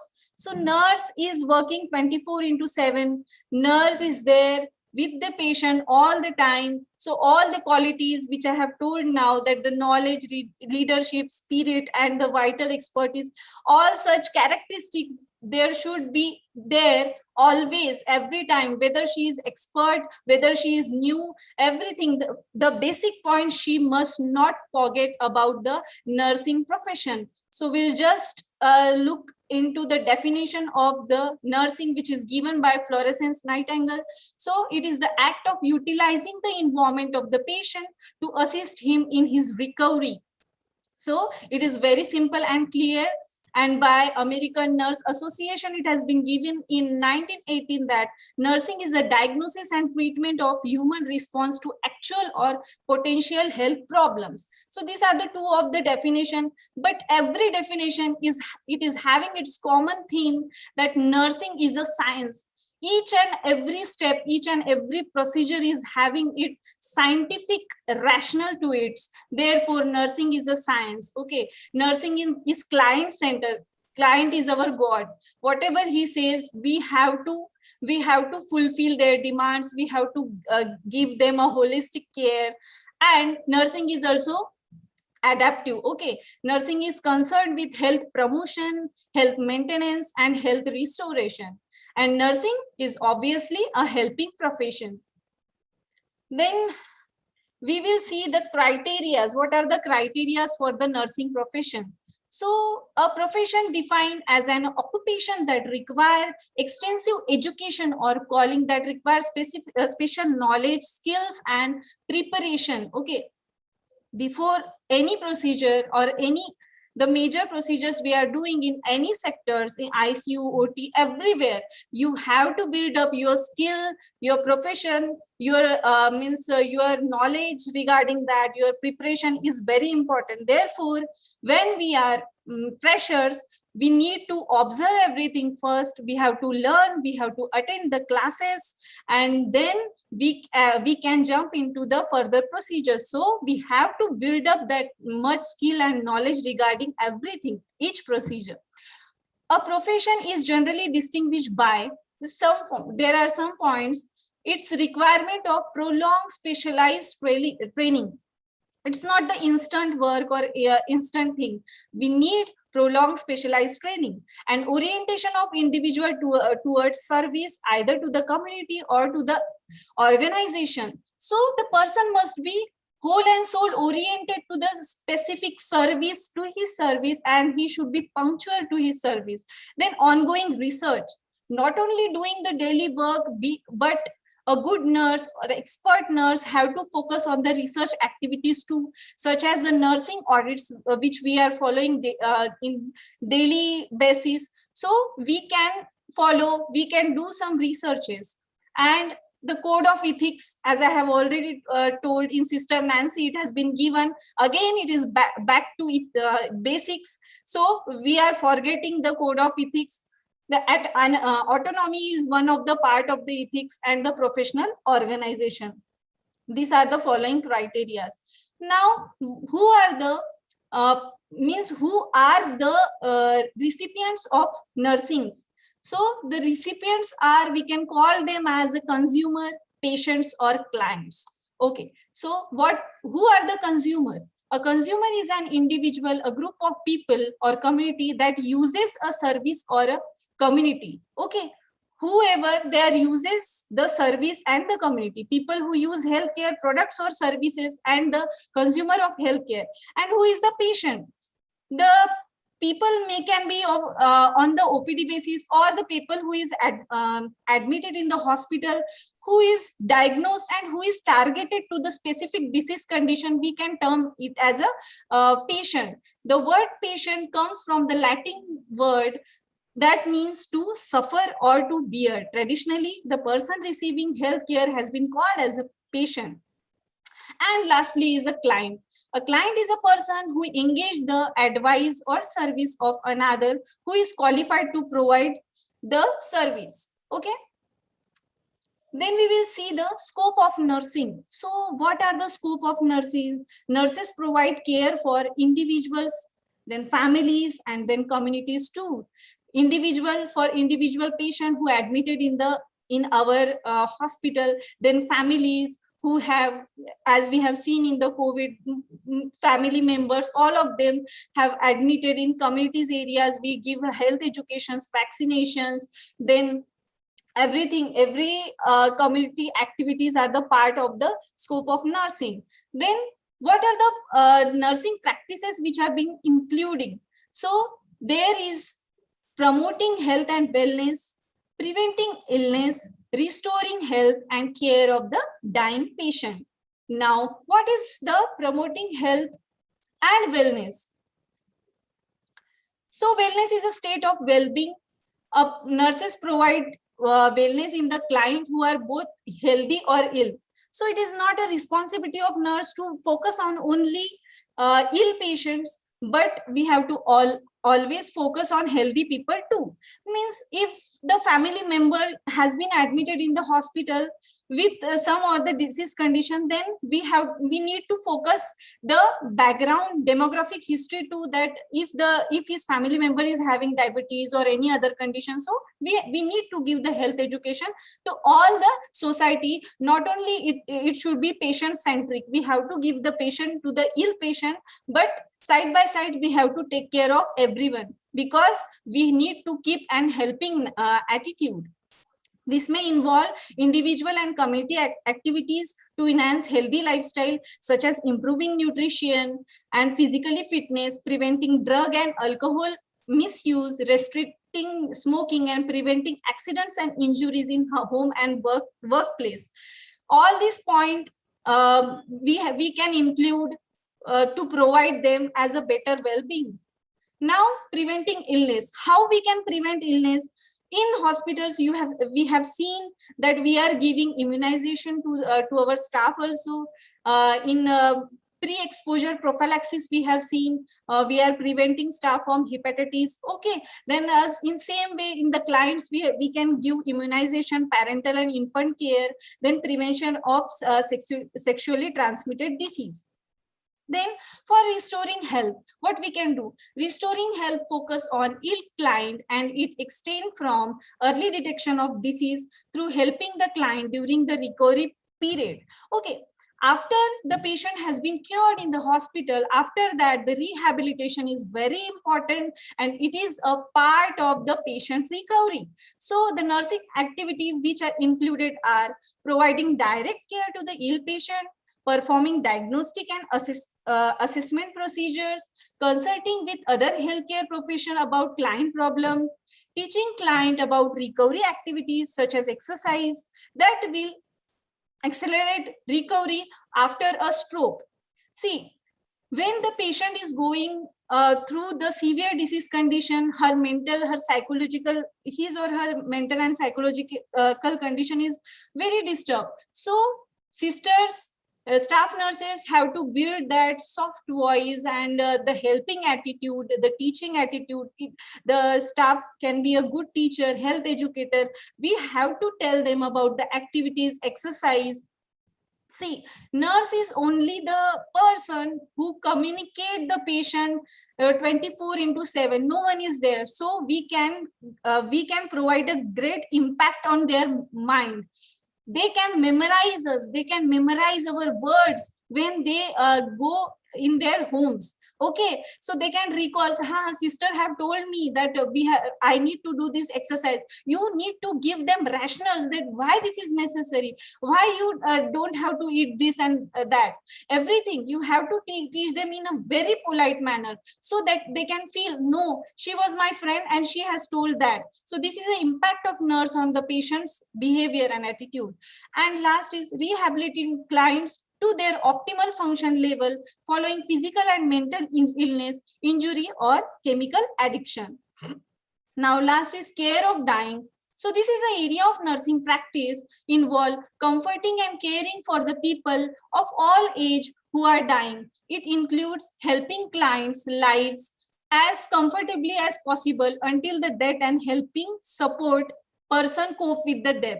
See, when the patient is dying, it is not possible to bring them back from their disease condition.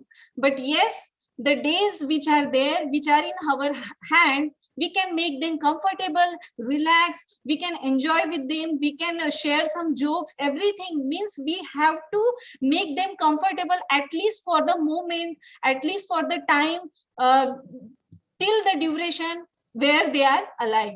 So in this way, we can care the patient of take care the patient of dying. Now, what are the standards? What are the standards? So establishing and implementing standard of practice and major function of professional organization. So in the organization, what are the standard practices? What are the rules, regulations, tools by the various leaders? You have heard all the leaders, their speech before this only. So we have to listen to them. We have to they guide us all the time. We have to listen them. We have to follow the rules and regulation of the organization to be a professional nurse.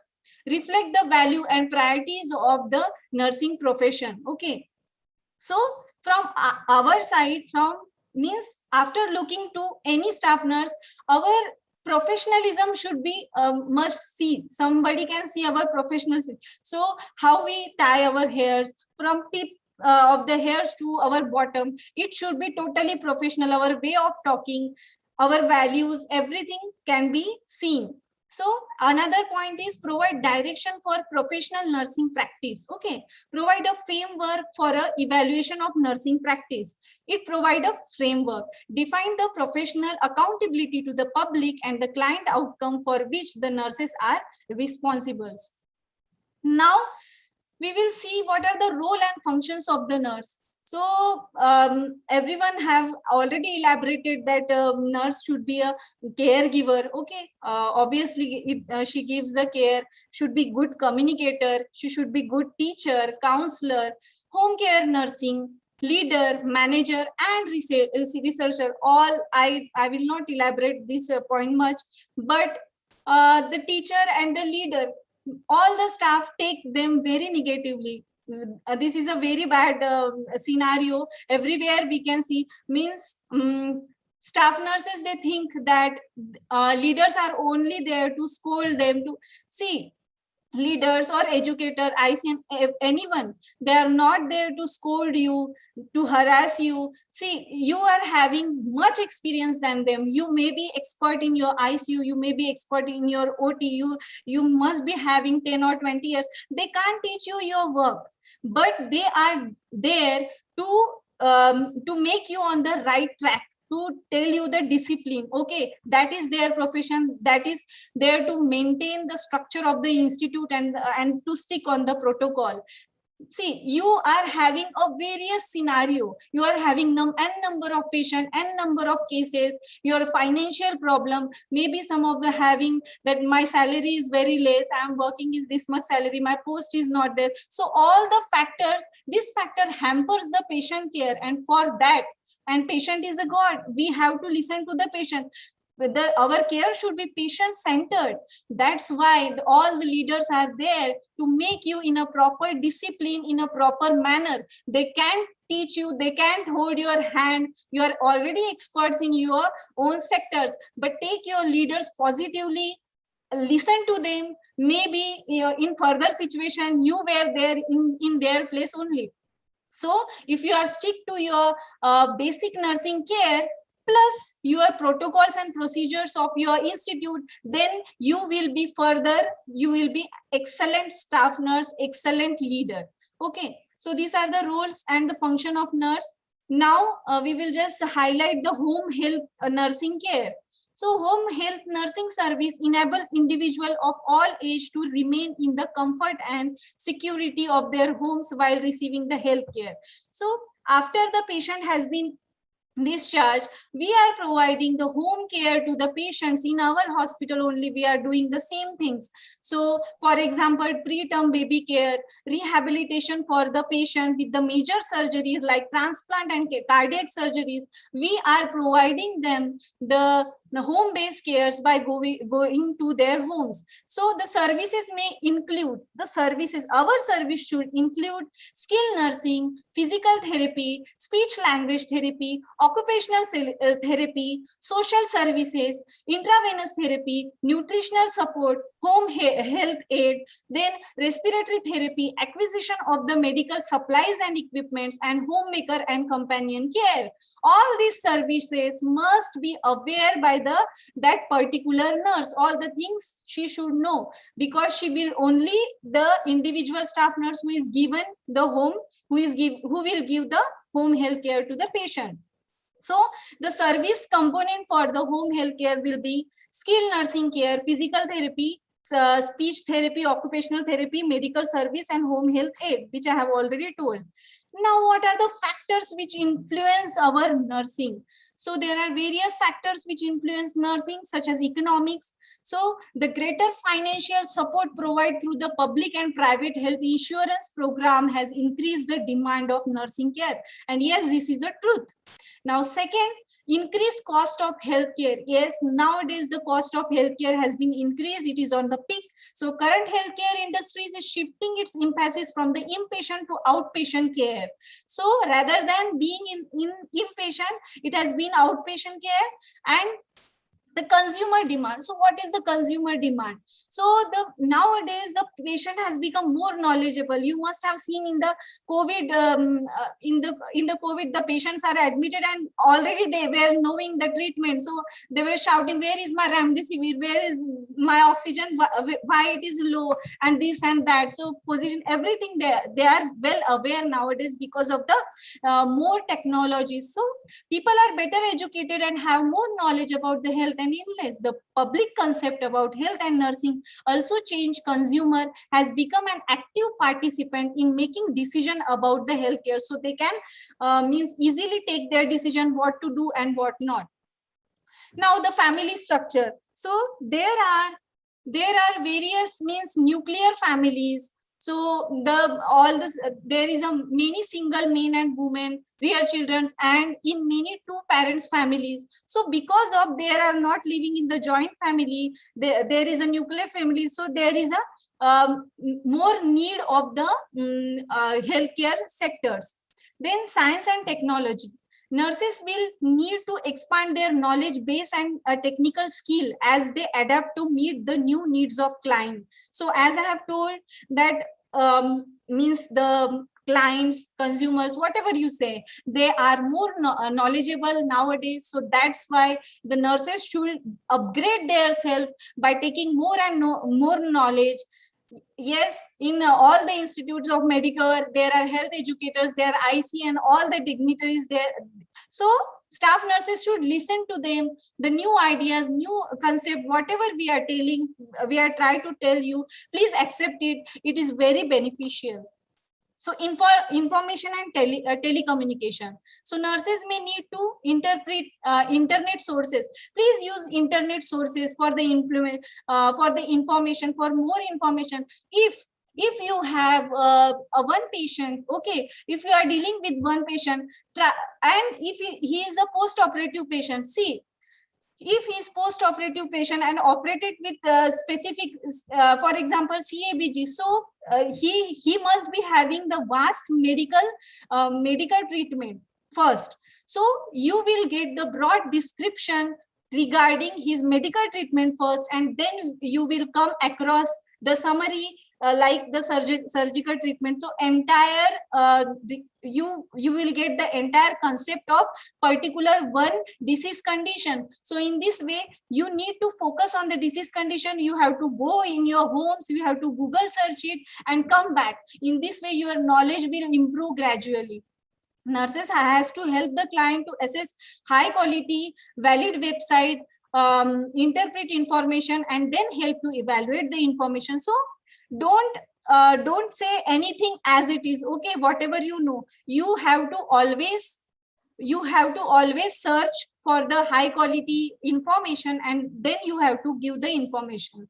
Legislation about nursing practice and health matters affect both the public and nursing. Okay, now nursing storage. Why there is a lack of nursing or nursing storage problem? So number of nurses, first is number of nurses. New graduate entering workforce with the fewer years of experience, and therefore there is some problems, and many of the staff nursing are moving to the abroad, therefore there is a lack of nursing. Then aging of the nursing faculty. As nursing faculty retires, nursing program may have fewer faculty to educate further nurses, and the aging population. Aging, if the nurses are being aged, then there is a increased health needs. Now, next one is increased demand for nurses. So there is a demand for specialized nurse, shorter hospital stay resulting in transfer of client to long-term care and community setting, creating increased demand of nurses in the community. Now, there are so many workplace issues. I have already discussed before, due to inadequate staffing and heavy workload, overwork, lack of sufficient support, staff inadequate wages, difficult recruiting and retiring nurses. So these are all the factors which influencing the nursing quality. Now we will see the last but not least, it is the impact of the qualities. Sorry, what will be the impact on the nursing? So it will increase nurse patient workload. It increase the risk of errors, obviously, thereby compromising patient safety, increase risk of spreading infection to the patient and staff, increase risk of occupational injury, increase in nursing turnover, thereby leading to greater cost for the employer and the healthcare system, and increase in the nurse perception of unsafe working condition contribute to increase shortage and hindering local or national recruitment efforts. So this will be all the factor which will hamper the care of the patient. So this was all about the basics of nursing. These were the basic things, and you need to stick on the basics of nursing. Thank you.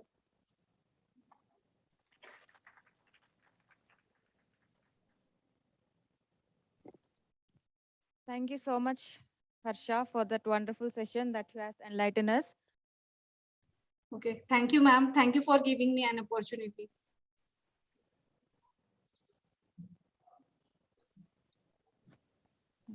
Just 1 second.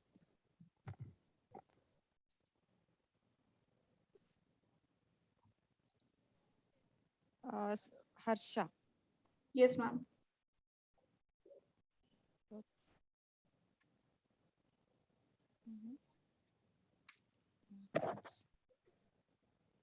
Am I clear now, ma'am? Am I clear?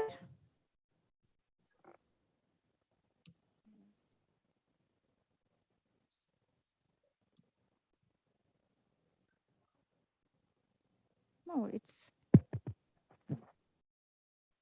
Yeah. Once again, thank you, Miss Harsha, for that wonderful session that you has given to us, how we have to go into each and everything and encourage our own selves, how to overcome the situations as of now. So for the next section, will be taken over by Miss Rohini, heading as a nursing superintendent in Karimnagar, Telangana. She has done her master degrees in obstetrics and gynecology nursing from Apollo Hospitals.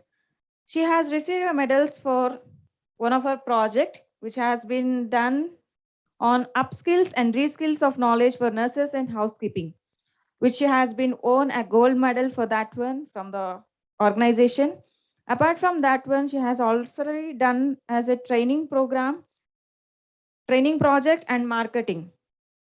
Her entire experience has been into many hospitals, corporate. She has come down from a nursing educator to this higher level as nursing superintendent. Having less than of 8 years, but she is dynamic in dealing of everything. Now she's going to contemplate on the role beyond bedside. So before I could pass the mic to her, I just want to ask Team C. If I call upon the name, I can just call upon Mr. Santosh. What is your passion beyond nursing? There will be certain feel what we have, dreams, wish beyond nursing, or else in nursing itself, what is your passion? I want to build a institution and I want to be as a principal. Wow. And I am working on that. Oh, that's very nice. So he just want to take a role in future development of nursing, right? Yeah. Academics. That's very fantastic. Could you please pass the phone to the next person who is just on your right? Could you please tell me what is your passion?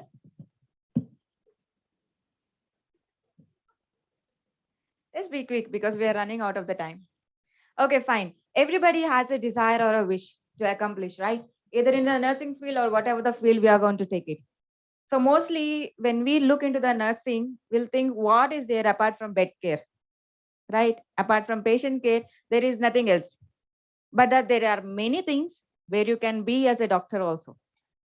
So I think the session will enlighten you about the certain things, what can be a nurse can do beyond a patient care. Hand it over to you, ma'am.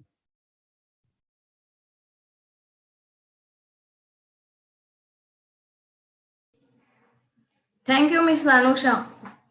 Thank you for the wonderful intro and good evening to one and all those who are on online and offline. This is Rohini from Karimnagar branch. I'm working as a nursing head. I have six plus years experience from education and as a nursing head. And thank you. Today we are discussing about the conclave regarding paving the way to nursing excellence. As we all know that already the path has started for the nursing excellence. With our busy schedules, we are somewhere lacking that to follow that way where we need to improve our nursing services. As we have seen that from past morning, many speakers has taught us regarding leadership, nursing empowerment, nursing advocacy. So we learned many things from them. And my topic is excellence and outstanding and extremely good work.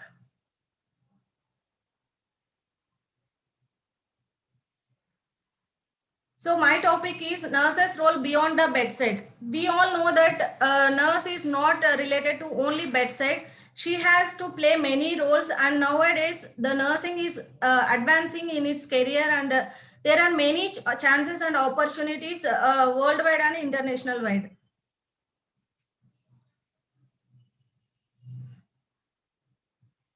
So coming to today's agenda, what is nursing excellence? Nurses' role beyond the bedside, different roles played by nurses beyond, and conclusion. And what is nursing excellence? Nursing excellence involves excellent practice, education, research, career development. Practice comes with education, research comes with education, and these three components, practice, education, and research, helps for career development in each and every individual. And coming to introduction, nursing is heart of healthcare, and the road to achieve excellence require the dynamic of roles from bedside and beyond bedside. So we are playing major roles beyond bedside also from bedside. Bedside mainly we will focus on patient care, and beyond bedside, what are the roles nowadays our nursing leaders and great eminent persons are playing, we will see. And the introduction itself, it is showing that nursing is the heart of healthcare. So without nurses, healthcare will not run. So today's nurses are flourishly evolving as they are widened with their tasks and healthcare responsibilities. Nurses will no longer adhere to one particular task, but current generations of our nurses are even more smarter with complex diversity and upcoming thoughts in healthcare system. As we are seeing from our college days and our work experience, We have many role models, those who are already, they are changing and increasing in their career development. They are starting their career from staff nurse, they are going to ICN, increasing, they are changing their professions to nurse educator, and then they are doing PhDs, and they are even holding doctorates, and even they are working as administrators. And coming to different types of beyond bedside nursing activities. First one is nurse academician. By the word itself, we can understand academician is nothing but where we can learn everything, education, practice, research, everything. And next one is case manager. Case manager choreographs all aspects of patient care. Case manager is well known that when the patient discharged from the hospital, nowadays they are looking for the average length of stay. If the length of stay increases, then it will impact on the hospital services care in terms of quality. So they want to discharge the patient early. So in terms, case managers are coming from nursing field. They are taking healthcare, home care services, and they can able to take decisions independently on the patient services. Coming to quality manager. Nowadays, quality, if a small person, we will ask also, they will speak about quality. So what is quality? In nursing or regarding NABH, we will mostly see for, we should not think for quantity. So quantity does not matter. Only quality matters a lot to prevent infections, to improve our outcomes, to improve our service standards. So nurses can go and work as a quality managers also. And what is nurse researchers? So if anyone will done BSc or MSc, they may well known that we need to do research in our studies. So nurses are working as a nurse researchers in the field of medicine, pharmacy, and they are helping other fields also as a clinical data coordinator, clinical researcher, and research assistant. And next one is legal and patient advocate. So nowadays nurses are they are taking part in legal side and advocate, and they are working as a patient advocate. So why they want to have focus on legal nursing? So patients are, they are well versed with legal laws. If while doing before surgery or while doing any procedure, we are unable to take consent, patient has right to take decision. Patient has right to ask everything before priorly. So if we will fail to follow this, we will be under bars. So nurses are well educated, and they are taking part in the legal and legal activities. And coming to forensic nursing, we know that what is forensic being in a medical field. So forensic nursing is an emerging specialty field of practice of nursing. Healthcare and the law often become eminent during the critical moments when patient care supersedes the concern for social justice. So forensic is simultaneously coincidence with the law and legal implications. So managing hospital operations, a nurse can act as a nurse administrator or hospital administrator, where after our post graduation we can opt for hospital administration or hospital management course.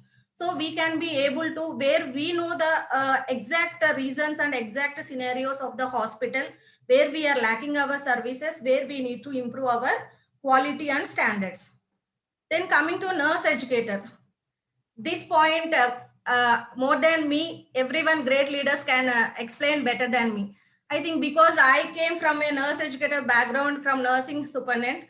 So nurse educator plays a major role in all aspects of the nursing buds, because when soon after they complete their nursing field, they soon after enter into nursing bedside patient care, they feel very scared. So they don't know what they are doing. They will have that fear, if I'll do something, I may get some punishment, or whom to ask, whom to consult.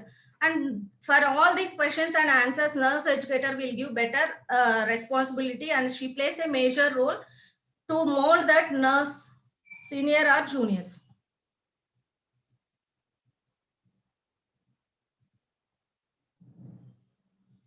And next one is nurse recruiters. Nursing's in a field of nursing, we are starting that nursing recruiter positions also, where nurses will directly recruit staff, and they will do interview, and they will train that staff, and they will be marketing that staff. And nursing informatics. Recently we have started These computerized provide order entry and electronic medical records, where we will use computers and systems data entry through the systems. And coming to conclusion, that before concluding, I would like to add upon some points that nursing excellence or beside bedside nursing, it is vast, and we are in a increasing day to day, and our nursing field and nursing fraternity are increasing and expanding like anything. Previously, before Florence Nightingale, nursing means only they don't know anything, where someone is doing and they will implement or they will imitate those things. But nowadays the scenario was entirely, it got changed, and everyone has their own potentials and everyone has their own talents, where they want to improve in their careers in terms of knowledge, skills, and critical thinking, decision making. And really this conference, it helps a lot from all nursing field nurses. It gave a very good examples and good knowledge to improve ourselves, where we are standing and where we need to improve. Before concluding that, I would like to give a take home message for all who is listening audience. We are what we repeatedly do. Excellence, therefore, is not an act, but it's an habit. Thank you, one and all. Over to Miss Anusha. Thank you so much, ma'am.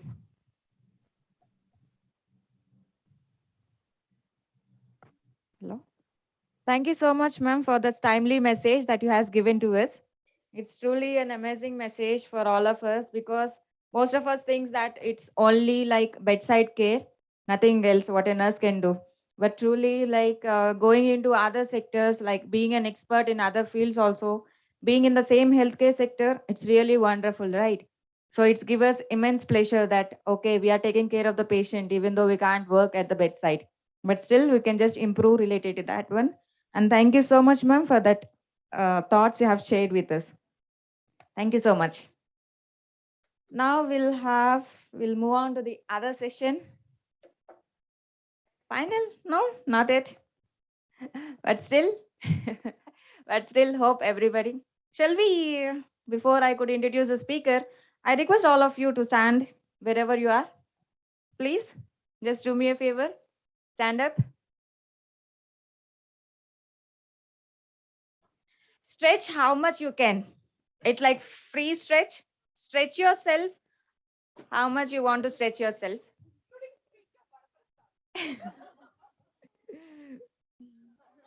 Okay. I just want the online viewers also, because I don't know, I cannot view all, but I guess you are also just keep on looking at the system. So you might be having an eye strain. So I recommend all the viewers to just see a plant. If there is a plant near to you, just look at the plant for only 20 seconds. The rest goes with the flora on here. Already stretched done? I don't think so. Okay. Okay, I just want all of you to do two jumps. 1 and 2. Jumping. 1 and 2. 1 and 2. Because I know everybody is sleeping, and whereas my speakers are showing enthusiasm to teach something, and my babies are sleeping here. So, ready? 1, 2. Why nobody is showing? Jump. Yeah, I'll jump. I'm ready to jump. Yeah, fine.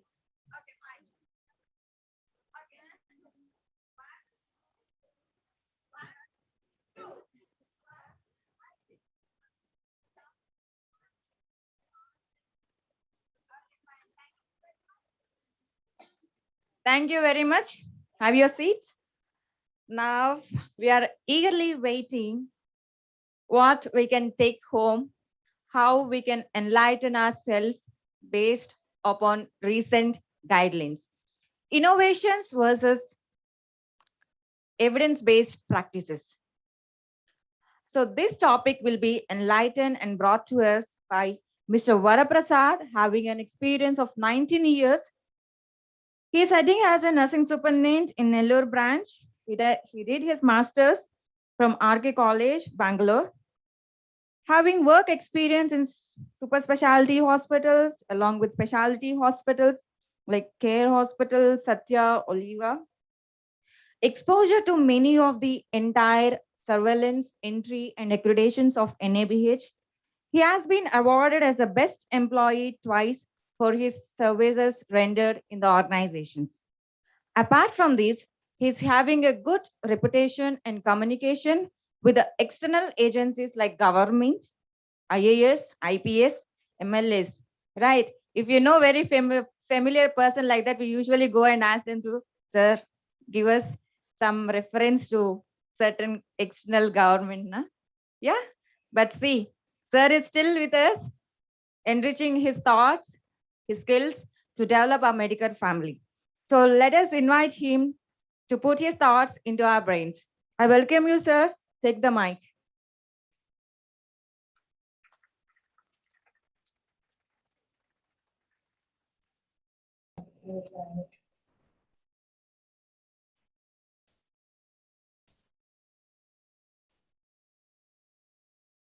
Thank you so much. A very good evening to everyone. I am Varaprasad. Am I audible, please? Yes, sir. Today I am going to present the program Nursing Innovation versus Nursing Evidence-Based Practice. Come to the nursing evidence, nursing innovation. Nursing innovation is an act of constructive thinking to improve patient care. Nursing innovation is nothing but it is just finding a new changes, searching for relevant. Sir, sorry to interrupt you. Could you please share your screen, full screen? Put it on full screen, please. Yeah. Thank you so much. Yeah, thank you so much. Searching for revolution, upgrade our knowledge, and etc. So there are 4 elements. Find a new information, preventing of disease, better ways for providing health, providing patient care. So finding new information, finding the new information from the all aspects, like from the bedside and manager, from the various levels, and gather, capture everything and make a protocol, inform to our senior leadership, our director madam, then only we can make a policy for an innovation. Then better ways for providing health. We should find the better ways to providing health on daily basis. Nursing innovation is not a one-day program or one-time program. It is a process in entire our life, career, life journey. So preventing of diseases. Preventing of disease, it is one type of education to the nursing fraternity, to the patient, and to the patient family. So I say an example about the infection control prevention. So once the patient come to our hospital, educate our policies, then educate about infection control protocols like hand washing, like maintain distance, wearing PPE. So no smoking zone, those things and all will come in preventing of diseases. How we will prevent the diseases from one to another?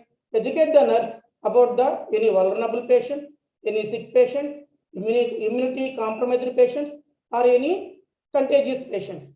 So for contagious patients, use barrier nursing. Any immunity compromised patients, provide positive isolation. Better patient care. With above all elements, we can provide the better patient care. How we can give the better patient care? From the beginning, receive the patient, provide comfortable position, give the education, tell to consult doctor, take the advices, send the lab investigations, send the radiology investigations, inform to nutritionist, get everything done and give better treatment to the patient. In this, especially 4 categories are there. One is nursing practice, nurse education, HSC program, nurse management. Nursing practice, what daily basis we are doing. Once you come to once you enter to hospital, then exit of the hospital, what you have been providing. what are the services you have been providing to the patient, and what kind of services you are giving to patient, attendants, and society. So it comes under nursing practices. So let's say an example, check the vitals, even sponge bath giving, oral care, defibrillation, even CPR, these things and all will come under nurse practice. Next, come to nurse education. Nurse education, it starts from the beginning of the nursing student period. From there, they come for training. Once their career has been finished, when they are certified for a nursing profession, they come to the hospital. Then starts our role. The nurse educator role will start. The nurse educator will receive our students, new students.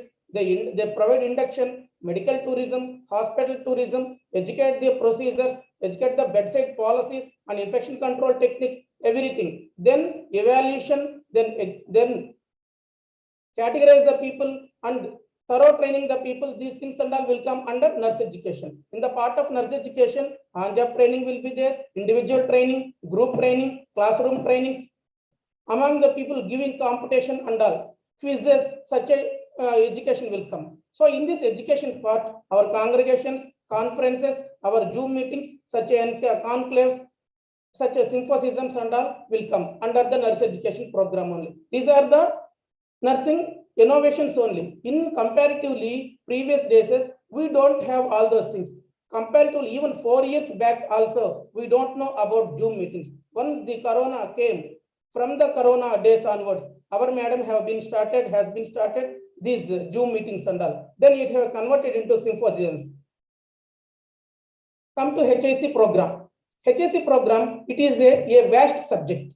In this entire hospital, the people, two powerful people will be there. One is nurse educator. From the budding onwards, the to entire hospital, they must educate. From the hospital side, infection control nurse, she should educate the nurses, doctors, technicians, everyone. She should educate, she should counsel, she should train, she should even penalize the people when they are beyond of their limits in the infection control aspects. She should follow all negative pressures, positive pressures about isolation rooms. Then she will follow about only infection control techniques in the OTs and clinical areas or critical care areas, in red zone, yellow zone, the surveillance tools, the checklists, all those things she will follow. Then water analysis. I am saying an example. She goes for any cultures in all OTs monthly ones. Then she goes for any SSA, UTI, all infections, all bloodstream infections or ventilator associated infections. These things and all in olden days were there, but namesake it were there. But now it has become a mandatory because it is an innovation started from the nursing department and our fellow departments. Nursing management. Nursing management will come. Nursing management will come under some of the few elements will come under nurse management. One is staff recruitment, staff management, case management, training plannings, recruitments, any anti-disciplinary actions, budgeting, these things and all will come under nursing management. So I am running very fastly because I given only few minutes by our director, madam. Next, goals of innovation: to maintain and improve the quality of patient care, to find new ways of promoting health, to find the new ways of prevention of illness, to reduce the energy consumption of nursing staff. Needs of the innovation: innovation for maintain and improving quality of the patient care. Growing demands in healthcare services. Global workforce strategies. See, global workforce storage. It is very important point. Entire in this world, nurses are very empowered. In this India, 250,000 to 3 lakhs people are generating from Indian medical nursing councils per year. But in this year, how many people are getting opportunities in abroad? Few people are getting opportunities in abroad. It is because of the empowerment and innovation of the colleges and as well as multinational companies like our medical hospitals, chain of hospitals. Examples of innovation: Modification of post-operative and clinical pathways according to patient financial status, behavior management techniques and environmental modifications, structure electronic documentation, virtual nursing care at home. So I'll very briefly I'll narrate structured electronic devices. So we have a lot of biomedical equipments and lot of electronic equipments around of the nurse and around surrounded of the hospital. Thing is, in olden days, like 10 years back, only few hospitals are having all modified equipments. Nowadays, most of the hospitals are having advanced technology because the hospitals and medical healthcare are very competitive as well as they are in the race of business.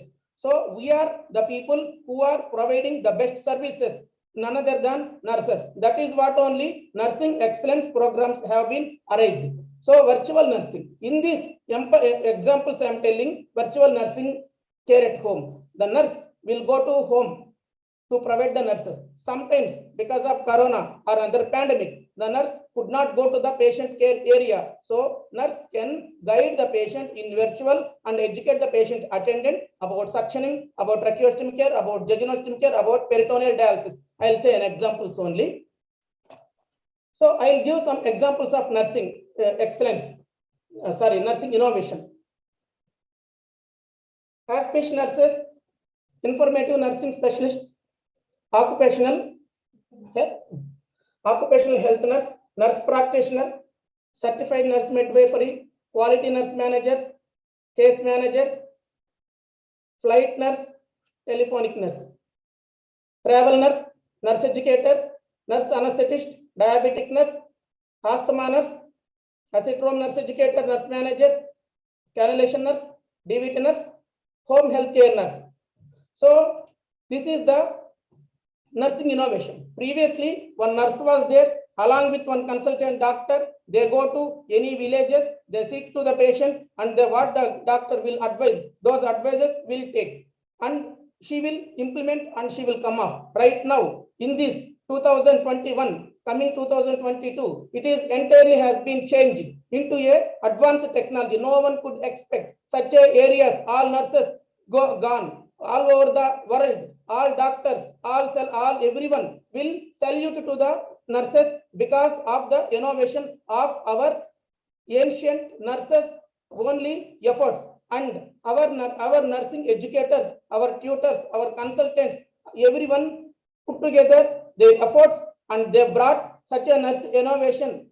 Nursing innovation is not a big deal. It is a small, a small change from what we are doing on daily basis. Then why we are doing, how we can improve, what way we can improve, that much only. So an example, I'll say just one nurse will come for check the vitals and give the medications and write the documentation and go to home. It is only mechanical nurse. Where is the humanitical nursing? Humanitical nursing means apart from only documentation, only giving medications, that is different.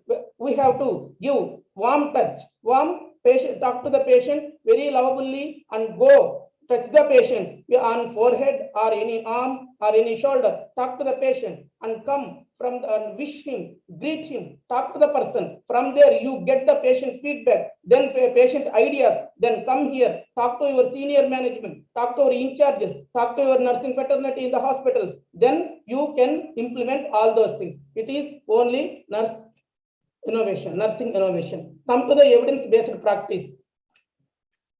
Evidence-based practice, come to the definition, the practice of the nurse in which the nurse makes a clinical decision on the basis of the best available current research evidence with their own clinical expertise and preference of the patient.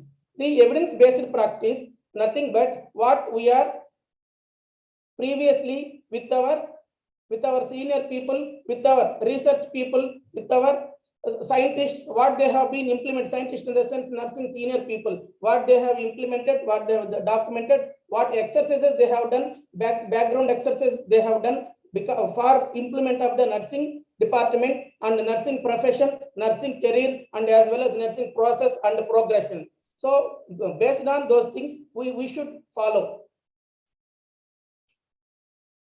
Steps: identify a knowledge need and formulate for a answerable clinical questions. Locate the best available evidence. Critically evaluate the evidence. Integrate the evidence with the patient and evaluate. Needs for the evidence-based practice for making sure that each client get the best possible services. Update knowledge and is essential for lifelong learning. Provide clinical judgment. Improvement in comprehensive care, providing and self and save lives. Goal of evidence-based practice: to provide practicing nurse the evidence-based data of delivery effective care, to resolve problems in clinical settings, to achieve excellence in care delivery, reduce the variations of nursing care and assist with efficient and effective decision making, to conform to the regulation. Examples of the evidence-based practice: emergency medication services, management of leadership, HSC practices, triage nurse, forensic nurse, community health nurse, computer assisted, wireless technology,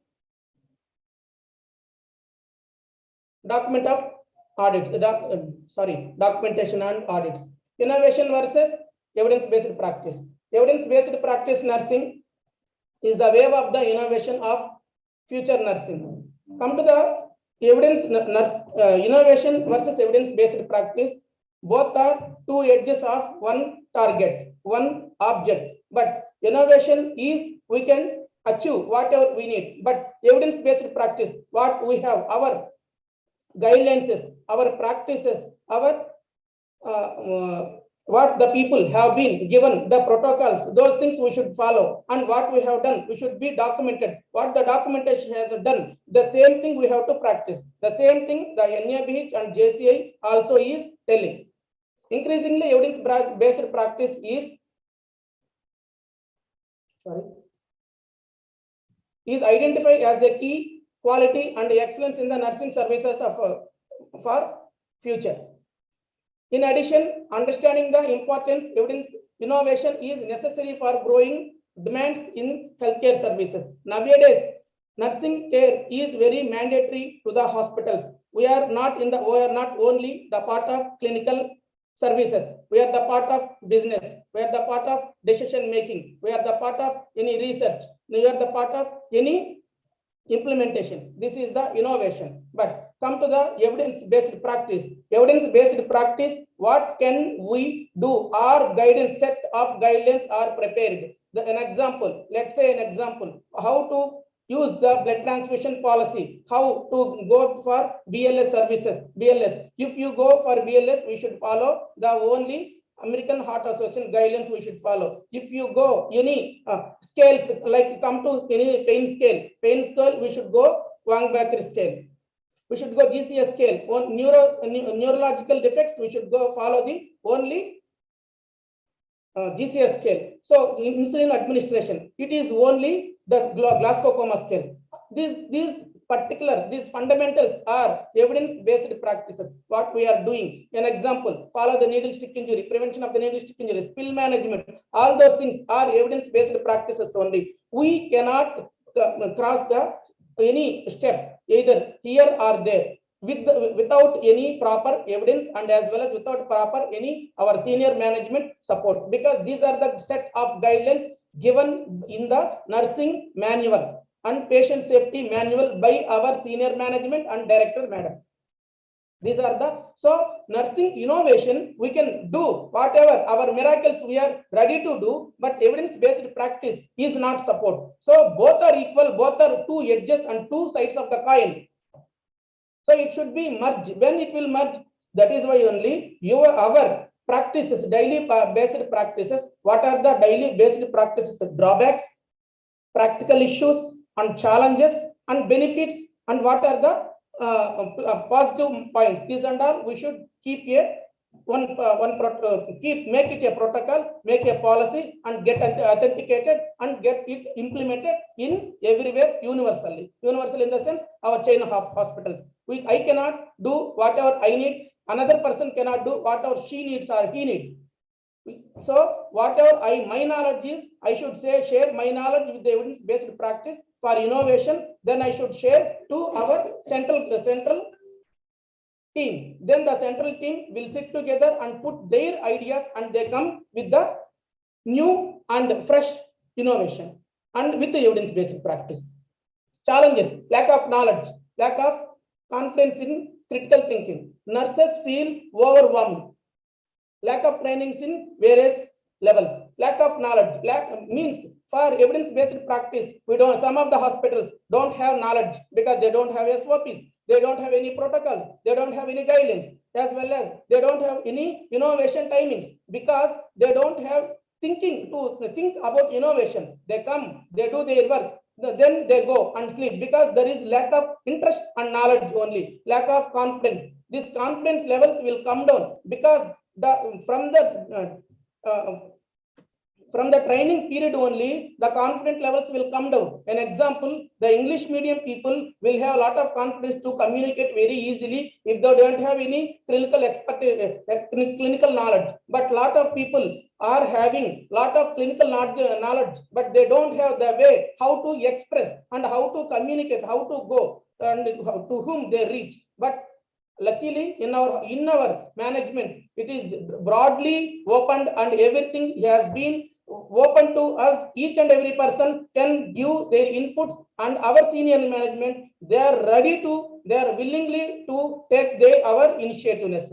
Then come to the nurse field overwhelm in the sense they are overburdenized, like nurse patient ratio and all the different protocols, and there we have to teach the people. But the thing is, once the people come to the hospital within 2 months or 3 months, because of the overburden, because of the over policies, they will vanish off. And suppose if the people stick to us for 1 year or 2 years, within 2 years they go to abroad with a better opportunity. Otherwise, they go to our opponent hospitals with extra of 1,000 rupees or 2,000 rupees. They don't think about the trainings. They don't think about the future plans. They think about only right now which the amount is coming to our pocket. So that it comes under even lack of knowledge as well as lack of our overburden. Next, lack of trainings. Lot of hospitals don't have trainings inside of the hospital. Even a lot of colleges also not having trainings. Trainings in the sense not only bedside, not only at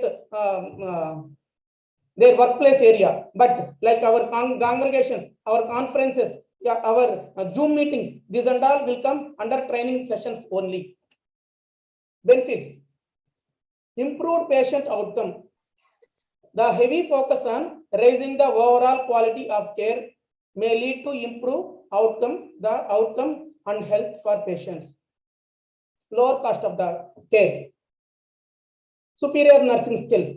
Innovation and evidence-based helps in improve patient care. So these and all innovation and evidence-based both together sit, and it should help to improve the profession. Otherwise, so only innovation or only evidence-based practice not enough. Suppose evidence-based practice in the sense it comes under traditional nursing. Evidence-based practice, it go only beyond of our bedside practices, but we lose bedside practices trainings. That is why only trainings, evidence-based practices, as well as nursing excellence, as well as empowerment. These and all will come in and will come under one role. So evidence-based practice is mandatory, as well as nursing innovation. Conclusion: nursing innovation and evidence-based practice are only the ways in reaching heights of the nursing excellence. Nursing excellence, it is showing the beyond of limit, the outstanding of the scenario. The fraternity of nursing needs nursing excellence by the innovation and evidence-based practice with the each and individual, from the top management to lower level, from the junior nurse to nursing superintendent and director of the nursing. This and all, it is not one day program, it is not one man show. It is a team work, as well as it is supporting by our senior leadership. Thank you so much for our nursing director, madam, especially such a wonderful platform she made me. Thank you so much.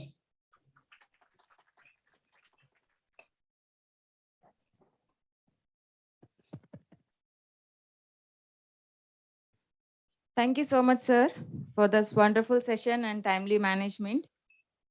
So I hope there are so many things what we have learned from the sites clips what you have shared with us. So can anyone elaborate me from Team A? What innovations you have learned from this session? What type of innovations? Team A, quick. Could you please pass the mic? Team A, what? Lost all the energy. No, someone is raising hand from there.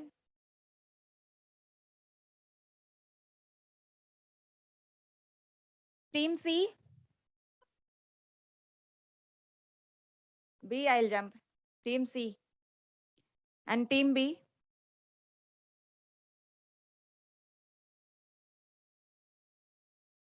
Discussion about the other persons who has already completed their sessions. Fine. If it is not interested to look at into the sessions, shall we go into the other session? I just don't want to waste your time also because it is we are already running late. So we'll have a panel discussion by our well experts who are coming into the front. I request all of the persons to come onto the dais. So the panel discussion is contemplated on future of nursing. So the moderators, I'll just call upon the name. Miss Ashwini. She is a nursing superintendent from Vizag. No, I'm just telling about the moderators. Okay. Miss Ashwini. She is a nursing superintendent from Vizag 4, heading in the same organization. The next is Miss GB B. Chako. She is a nursing superintendent in our main Medicover unit. She has been a vast experience of 19 years and plus. She has worked in Continental Hospital as a DNS, then moved here, certified with ACLS and BLS. She has also certified with the transport coordinator, which is one of the best thing what we usually feel. Yes, right? And then we'll go with Miss Nibedita. She is a nursing superintendent heading in Vizag Unit 3. Then Miss Bhavani, heading as a nursing superintendent in Medicover Women and Child Hospital, Madhapur, having 17 years of experience. So currently, these are the moderators who are just in front of us. Will be discussing with their concerned panelists. So the first moderator who is going to take the mic is, I invite Miss Ashwini to be on the line, please. Ashwini ma'am from Vizag 4.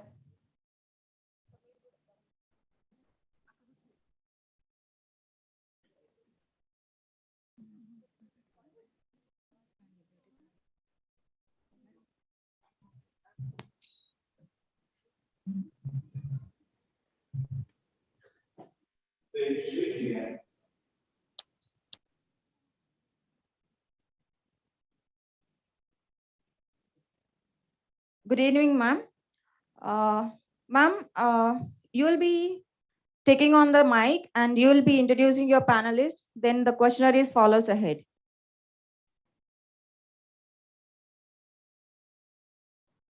Then I guess Miss Ashwini ma'am did not get into the login. So shall we skip to that? Yeah. Hello. Yes, Hello, Miss ma'am. Anusha. Yes, ma'am. Audible. It's very clear. Yes, yes. Yeah, thank you so much. Yeah, sorry. Yeah. Please Good evening, introduce one and your all. I'm so Yes, sorry yes. for the interruption. Introduce your panelist. At the same time, you can go with the questionnaires. Once you're in, Yes, then I'll be yes. taking the call. Thank you. Yeah, thank you. Good evening, one and all. This is Ashwini. I'm working at nursing head at Unit 4 Vizag, Penkoji Palam. And I think so since morning, everyone is hearing back to back the classes. Now we are going to have a lot of fun and mutual discussion, and we will make you cheer up definitely so that everybody, the juniors are waiting for that. Tomorrow is Sunday. Because of weekend, eager to leave everyone. We won't take much of your time. So I would introduce my panelist members. Miss Priya, she has years of experience and right working as a from Vizag. And one Miss Chitra, She's also have 8 years of experience and experience with 10 years with admin role. And she is working as a nursing head. And another one, Miss Nivedita ma'am. Miss Ashwini ma'am, just hold on one second. Ma'am, your voice is like bit cracky. Can you make it little Lagging. clear? Your voice is lagging and not clear, Ashwini. At all. Maybe some internet issues. Please try to log in it again. No, actually here full signal is there. No, we were not able to hear Ashwini. Are you come near to the camera and your voice is lacking? Little slower you go. Okay? Is Just it come okay, to ma'am, near. now? Yeah, is it okay? Okay. Is it audible? But lagging, some internet issues. You connected through phone? Yes, ma'am. Why don't you go to your auditorium? We'll go for next speaker. This is what I said. Your voice is lagging. Your No, phone ma'am. is. Actually, here unexpected that marketing heads were coming here and with the 50 people. Okay. You just change the room. Your voice is lagging. We are not able to hear. Please, can you change your room? Your internet connectivity issues.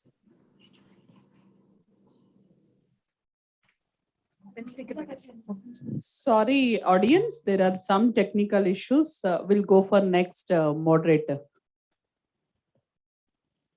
The next moderator will taken up by Ms. Chibi P. Chako. She is a nursing superintendent heading in Medicover Madhapur unit. She is having a 19 years of experience, worked as a DNS in Continental Hospital, has a certified in ALS and BLS. Apart from that, she is also heading and holding a certification in transplant coordinator, sorry. I'm so sorry. I'm so sorry. Yeah, just go ahead. Yeah, thank you, Miss Anusha, and sorry, madam, for giving me an opportunity. As we all know, nowadays we are problem with the nursing attrition in health industries. Not even our own hospitals, and in many industries we are facing the same issues with nursing attrition. So I would like to invite Miss Chandrakala from the Srikakulam Nursing Superintendent. Hello, Miss Chandrakala. So she's having experience of 15 years in different hospital areas, and she was put on in the Medicover Srikakulam branch. So she's going to be explained what kind of measures. What kind of measures you will take care of minimize the nursing attrition? Attrition. Sorry for the interest. Good evening, ma'am. Good evening, all. I'm Chandrakala, nursing superintendent from Srikakulam. First of all, thank you for giving this opportunity to letting sharing. I'm unmute me from this device and for this device.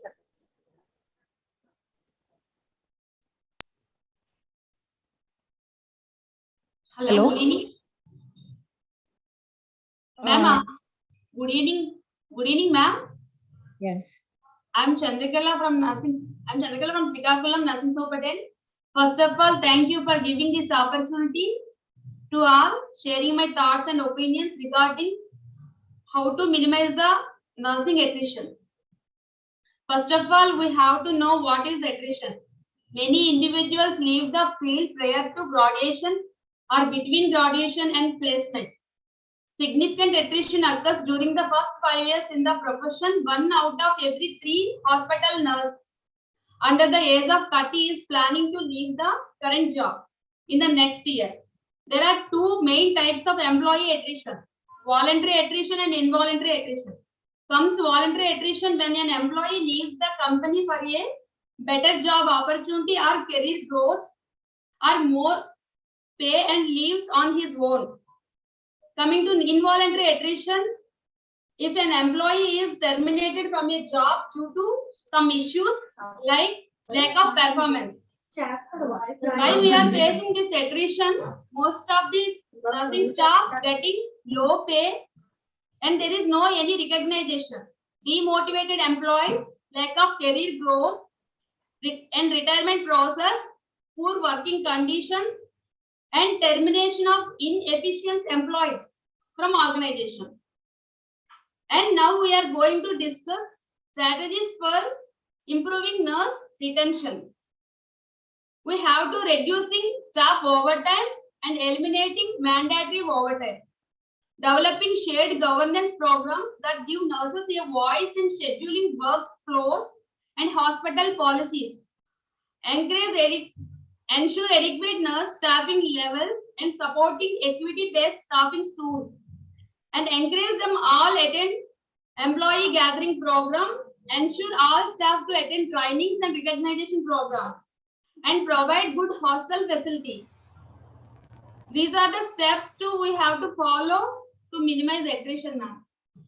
Thank you. Thank you. Yeah, thank you, Ms. Chandrakala. Adding on this this point, I think as you all said, everything as you have covered, and when we are valued and respect in our organization, same, so we will not be moving to. There is no cause of leaving. And as you said, providing the good environmental structures completely for the nursing department, and by providing scopes of learning and opportunity of the nursing participant in the training program, especially the nursing we need on a training program continuously. So thank you so much, Chandrakala, for the adding of all those points. I think we will move on to the next sections for, I think Miss Swapna will be there. Yes. Yes, Miss Swapna from Vizag.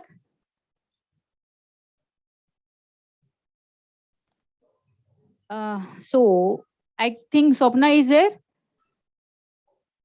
Vizag 1, Swapna.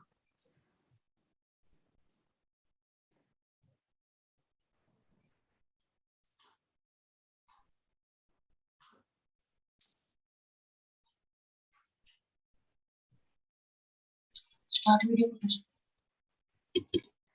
Yeah, as we all know, due to the pandemic situation, as we all know, a lot of problem with the manpower deployment.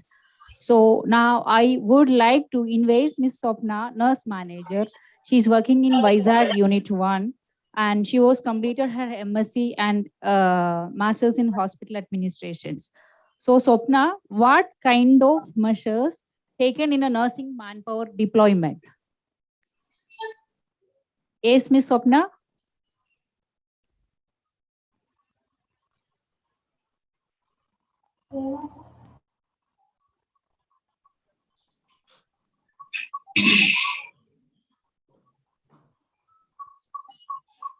Swapna, are you there?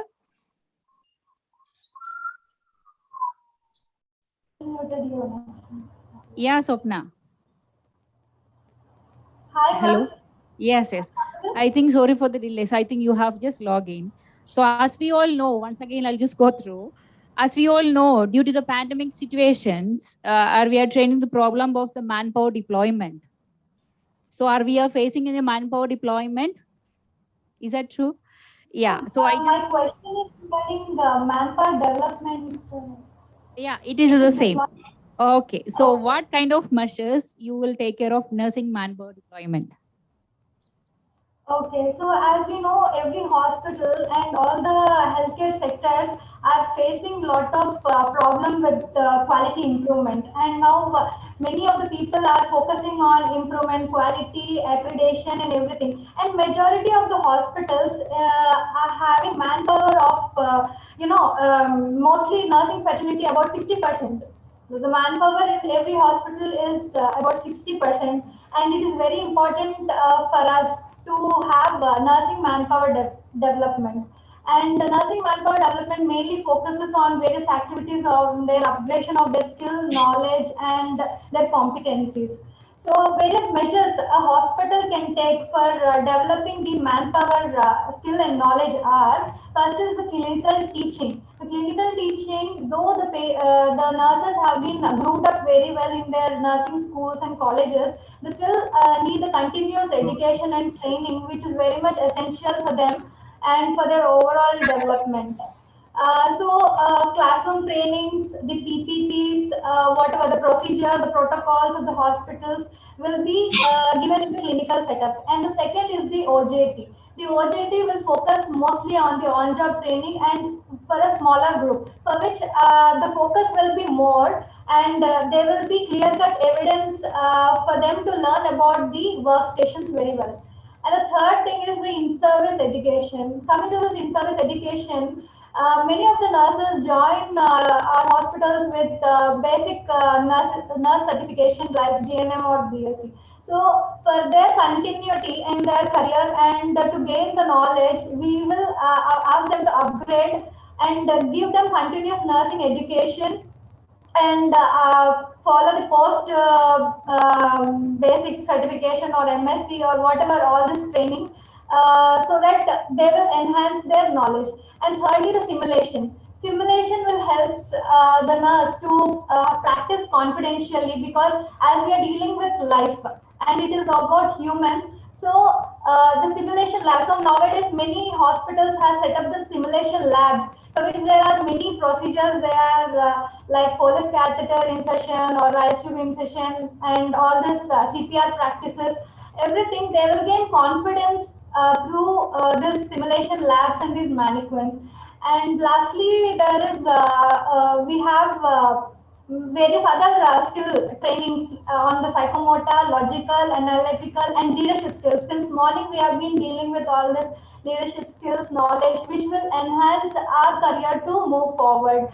And finally, there are various certification courses by INC, the Indian Nursing Council, which has set up recently the nurse practitioners. Usually, 2 years back, we have got about this certification recognized by INC, the nurse practitioner, transplant coordinator, the cancer nurse, holistic care nurse, all these kinds of certifications which have been recognized, physician assistant.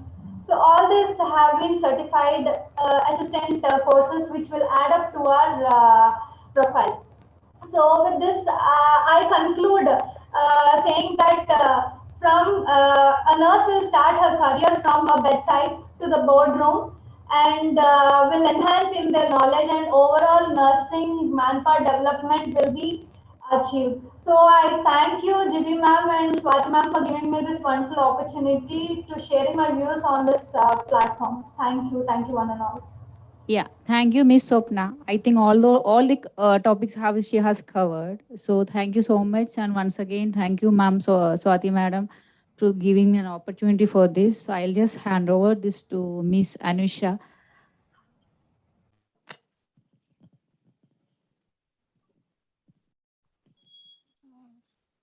Miss Ashwini, Ma'am, are you there? Yes, I am here. Yeah, Ma'am. Is it okay now? Yes, Ma'am. The floor is on to you now. You can Yes. just Thank you, Ms. the Anusha. panelists, then you can just go with your questionnaires. Yeah, sure. Good evening, and sorry for the inconvenience from my end, whatever happens. And I'm with Miss Priya and Chitra, and myself, I'm Ashwini. I have 14 years of experience with the hospital sector. I have started as a staff nurse. Now I'm working as a nursing superintendent at Unit 4 Vizag, Santoshi Bharat. Ashwini, yes, So still I your would like voice. to introduce Miss Priya. She has a 18 years of experience with the hospitals, and right now she is, yes, ma'am. Ashwini, ma'am. still your voice is lagging, ma'am, because it's so It's echoing, ma'am. distracting. Yeah, it's not echoing. Hello? Voice is lagging. Hello? Means some internet issues. Okay, you have Okay. internet issues. You just check with Just- your IT person, because your Yes, he maybe is your here only, network is ma'am, not but- supporting. Your voice is lagging and the audience are not able to hear. Please. Sorry could for you that, ma'am. Actually, IT person also with me. He has seen No, everything, no, and it's internet also lagging. is Okay, here. no more arguments, because here we are not able to hear anything. Okay, if you want further room, or you change, or you try to change your technical issues and make it better next time. No problem, because no audience are not able to hear, and I'm getting in the chat box. So now over to Miss Okay. Bhavani. You can take up. If you're able to, Ashwini, get proper internet, please let me know, or use some others, Eunice or somebody's phone and get connected with that. Yes. Please, can yes, you ma'am. come out from that room? Maybe you may not understanding the problem. So over to Miss Bhavani. Thank you, ma'am. Good evening, one and all. Special thanks to Swati, ma'am, for giving this opportunity. I would like to tell about in the future only digital health can bring many changes in the work. Now, I would like to invite Ms. Lakshmi to talk about future of artificial intelligence, how it impact on nursing, and how we will benefit with artificial intelligence. Over to Lakshmi. Yeah, thank you, Ms. Bhavani, Swati ma'am, for giving me this wonderful opportunity to discuss about this topic. Yeah, myself, Lakshmi, having 17 years of experience in the medical hospitals and working as a DNS in medical hospitals, high-tech city branch. Now, I'm very glad to discuss regarding the future of artificial intelligence and how it is impacting on the nursing and what are the benefits for the nursing. And first comes to artificial intelligence. Artificial intelligence is stimulation of human intelligence produced by the mission. Then only digital health can bring healthcare into the 21st century. Then artificial intelligence will be like growing as a team with growing as a partner with nursing along for the completion of for collecting the information like which we cannot be collecting the data, largest data, and like for the completion of successful work and for the decision making for giving the best patient outcomes. And comes to the how it is impacting on the nursing. And you can see in the future, there is a lack of registered nurses, shortage will be there. Why? Because the baby boomers age is becoming old. Why? Who is baby boomers means those who born between the 1942 to 1964. This was the largest generation who born this year. Between these years, this age is becoming old. So by 2030, so because of this, there is a lack of shortage of manpower. And because of this artificial nursing, it will not be impacting, it will be helpful for the nurses, and it is need for the nurses will be remaining the same. Whatever the procedures, like whatever the task will be performed by the nurses, like IV cannulation, to place the IV cannulation for the difficulty like overweight babies or adult patients, we will be taking so much of time to place the IV cannula. So with the help of this artificial intelligence, we can, in the short time of period, we can place the IV cannula, and it is also helps in changing the position of the patient and helps in bladder catheterization for assisting in cardiopulmonary resuscitation. And the nurse will be working as an informer, like a health coach, how what procedure to be done and what procedure to be not done. This all the things like a health coach, she will be between the patient and the artificial intelligence technologies. Next, coming to the like benefits. And nowadays in this busy schedule, as a nurse, we are unable to wish the patients. Like whenever is passing, when the patient is coming to the emergency departments, we are not bothered to wish the patients. In the future, like with this artificial intelligence, that computerized triage nurse will be there. And whenever the patient is entering to the hospital, this triage nurse greeted by the triage nurses. And next, coming to the, it is supporting for the nurses in decision making for the planning of the procedures, like what procedure to be done, when to be done. This all the for the decision making. Also, it is helpful, and also it is reducing the work burden on the manpower. Like if you see, you can see if you take 1:10 ratio, and there are a lot of mistakes will be happening by the nurses, and you will be doing a lot of errors, like medication errors, sentinel events will be happening, maybe due to the stress, or you will not be following the orders, like whatever the doctors will say, you will be forgetting the orders, whatever the doctor says. So with this help of artificial intelligence, we can reduce all these incidents, whatever harm to the patients. And next, coming to the with this help of this 100% is usage in next generation, and it will help in drug research also, and for the next generation. Like you can see, Now, whenever we use if we are having any throat pain, we are taking azithromycin injection tablets and all. For the next generation, like future generation, it is not useful for the future generation, and they are going for the amoxicillin clavulanate. That is the way. See, for the drug research and clinical trials, also the artificial intelligence will be helping, for diagnosing and diagnosing the, like for the cancer, but detecting and early diagnosing the cancer patients in early stage. Also, it is helpful. And also, if elderly and end of life care patients, for they can interact with the patients, for they will be interacting with the elderly patients and end of life care patients, to prevent the loneliness for their hospital field. And also, if we can see, and telehealth, technologies are improving a lot. We can see the video counselings and video consultations are happening many in the hospital now. Also, in the future, chatbots are available. A nurse only can be there in the hospital itself, and the patient is, due to this pandemic situation, the most of the patients are not willing to come to the hospitals. So in the home itself, they can get the treatment by the chatbots.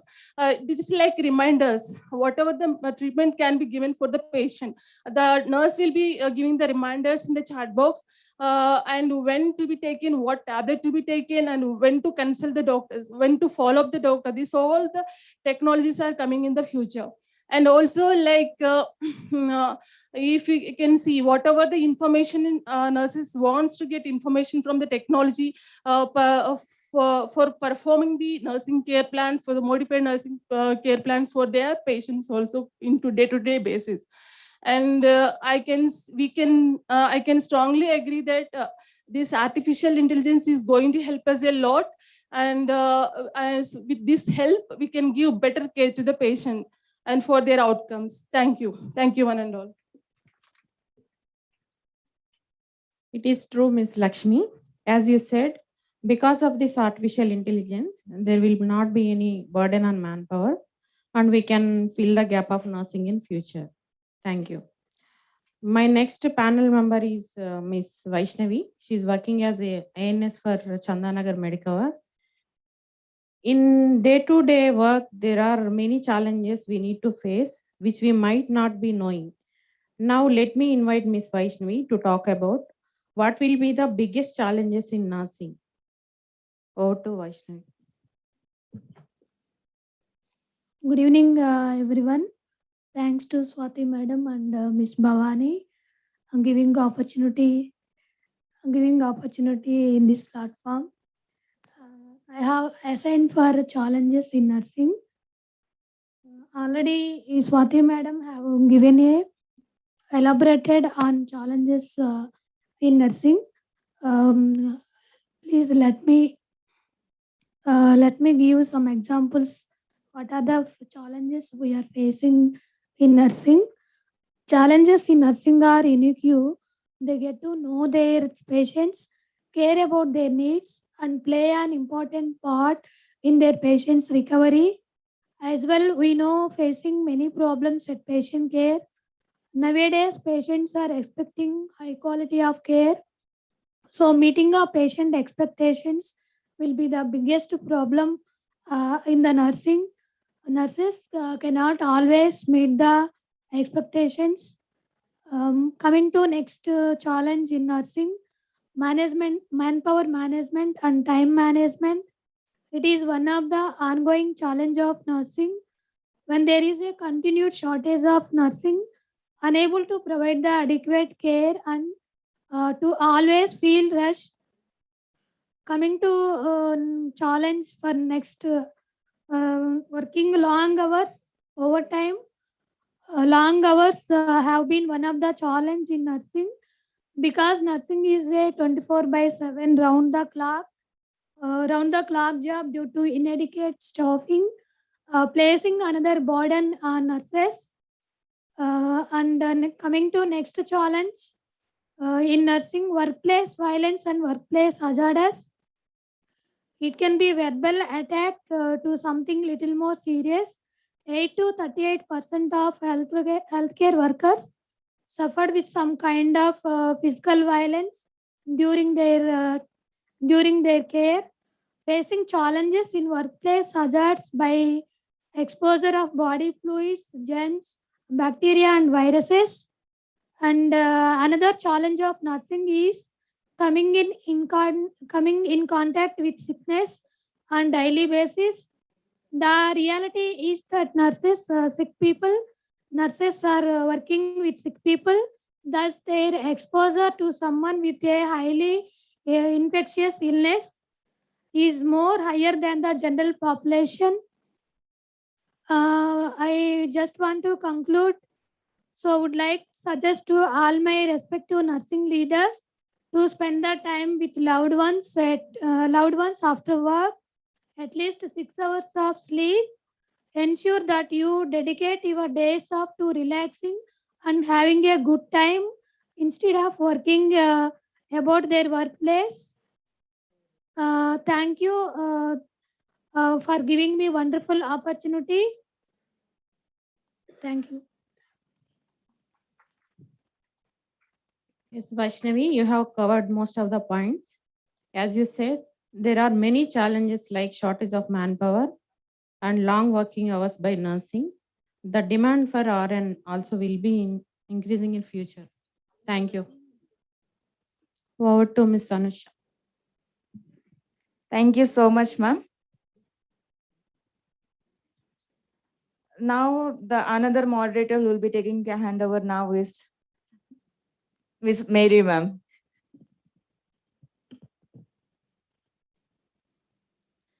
Good evening to one and all.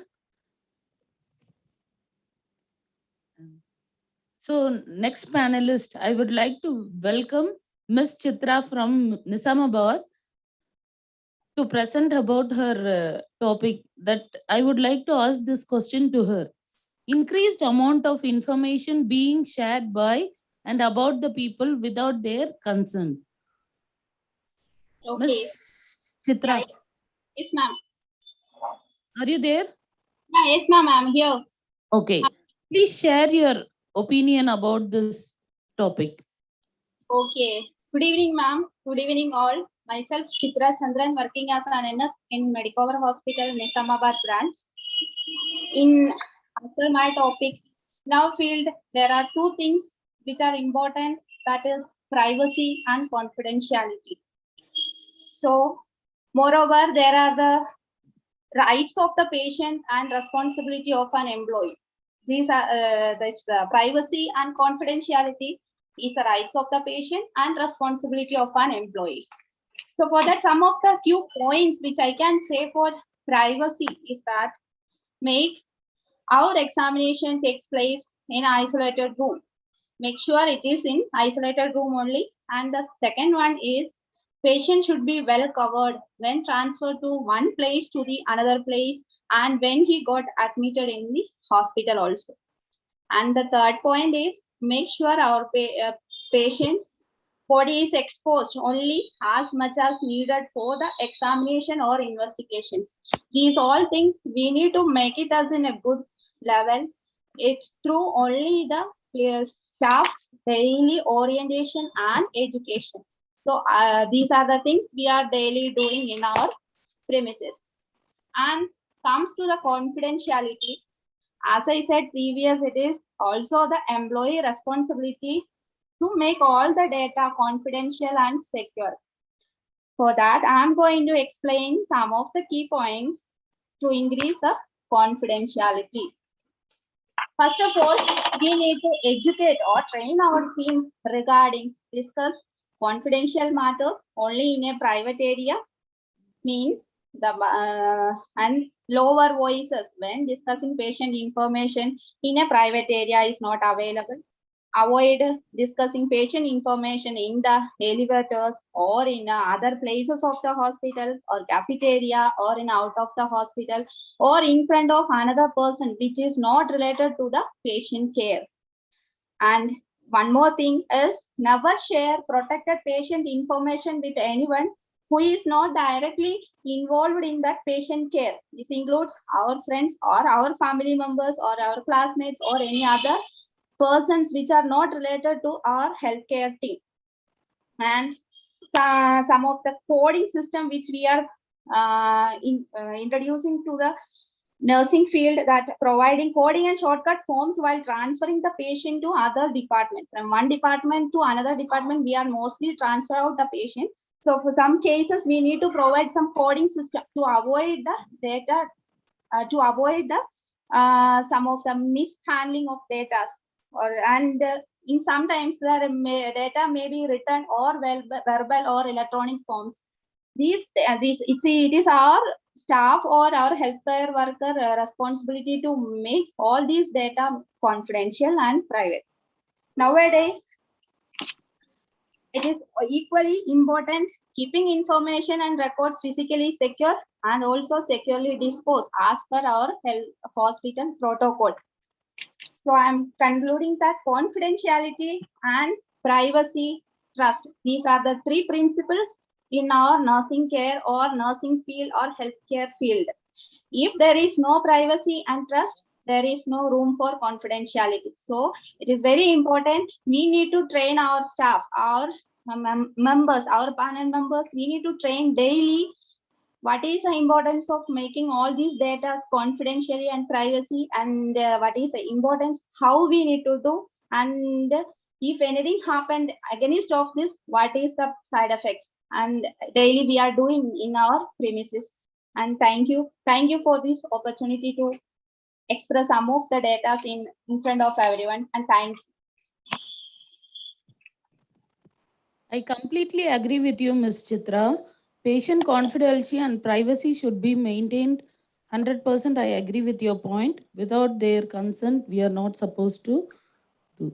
And next question, I would like to post this question to Ms. Priya from Vizag Unit 1. She is working as a nursing superintendent of Vizag Unit 1. She has 15 plus years of experience. So more opportunities for nurses to make decisions that have ethical implications. So can you discuss your opinion about this topic, Ms. Priya? Hi, ma'am. Good evening. Good evening, Swati madam. Good evening, one and all. Thanks for giving this opportunity. This is Priya from Unit 1 Nursing Superintendent. Today we are discussing about more opportunities for nurses to make decisions that have ethical implications. This first one, the nurse practices with compassion and respect for the inherent dignity, worth, and unique attributes of every person. The nurse's primary commitment is to the patient, whether an individual, family, group, community, or population. She as a promotes, advocates for, and protects the rights, health, and safety of the patient. She has authority, accountability, and responsibility for nursing practices, make decisions, and take action consistent with the obligation to provide optimal patient care. She has owns the same duties to self as to the others, including the responsibility to promote health and safety, preserve wholeness of character and integrity, maintain competence, and continue personal and professional growth. She has, through individual and collective effort, establishes, maintains, and improves the ethical environment of the work setting and conditions of the employment that are conducive to safe quality of healthcare. She has, in all roles and settings, advances the profession through research and scholarly inquiry, professional standards development, and the generation of both nursing and health policy. The nurse collaborates with other health professionals and the public to protect human rights, promote health diplomacy, and reduce the health disparities. The profession of nursing, collectively through its professional organization, must articulate nursing values, maintain the integrity of the profession, and integrate principles of social justice into nursing and health policy. Thank you, madam. Thank you so much.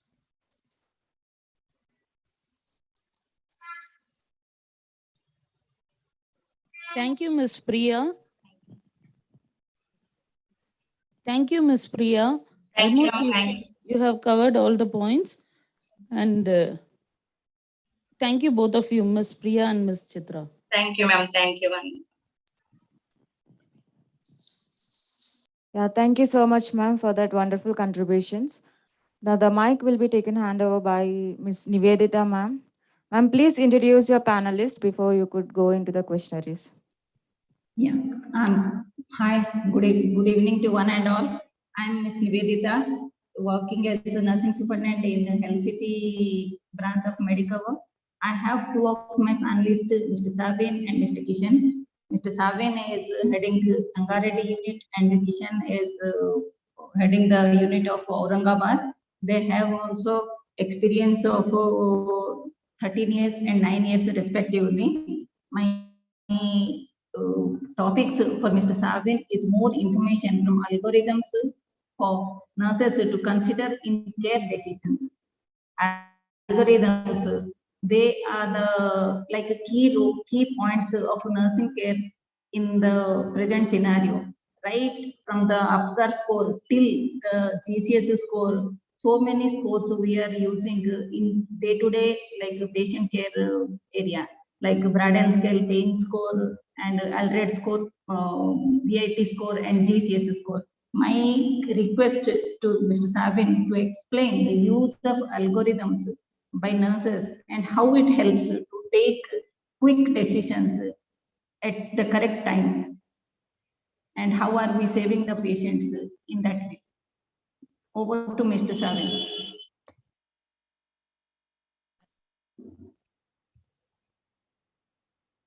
Good evening, one and all.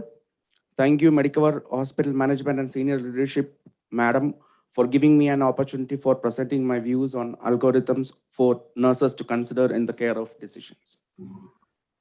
Thank you for your wonderful introduction about me. Coming to my topic directly, how algorithms helps nurses to take right decisions. Algorithms is a set of instructions for solving a problem or accomplishing a task.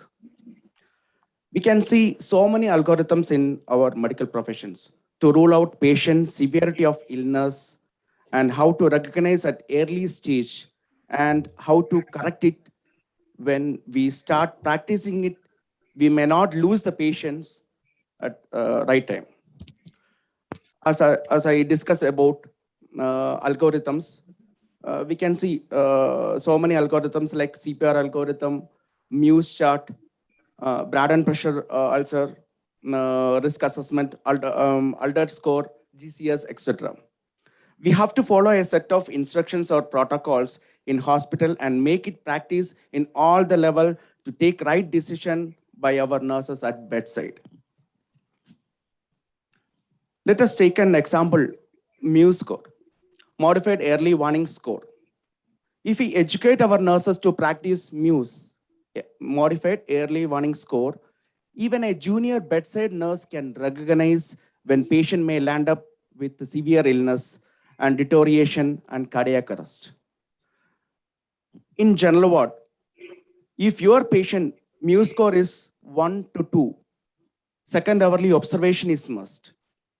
If Muse score is 3, hourly observation and monitoring vital signs and inform to head nurse or duty medical officer.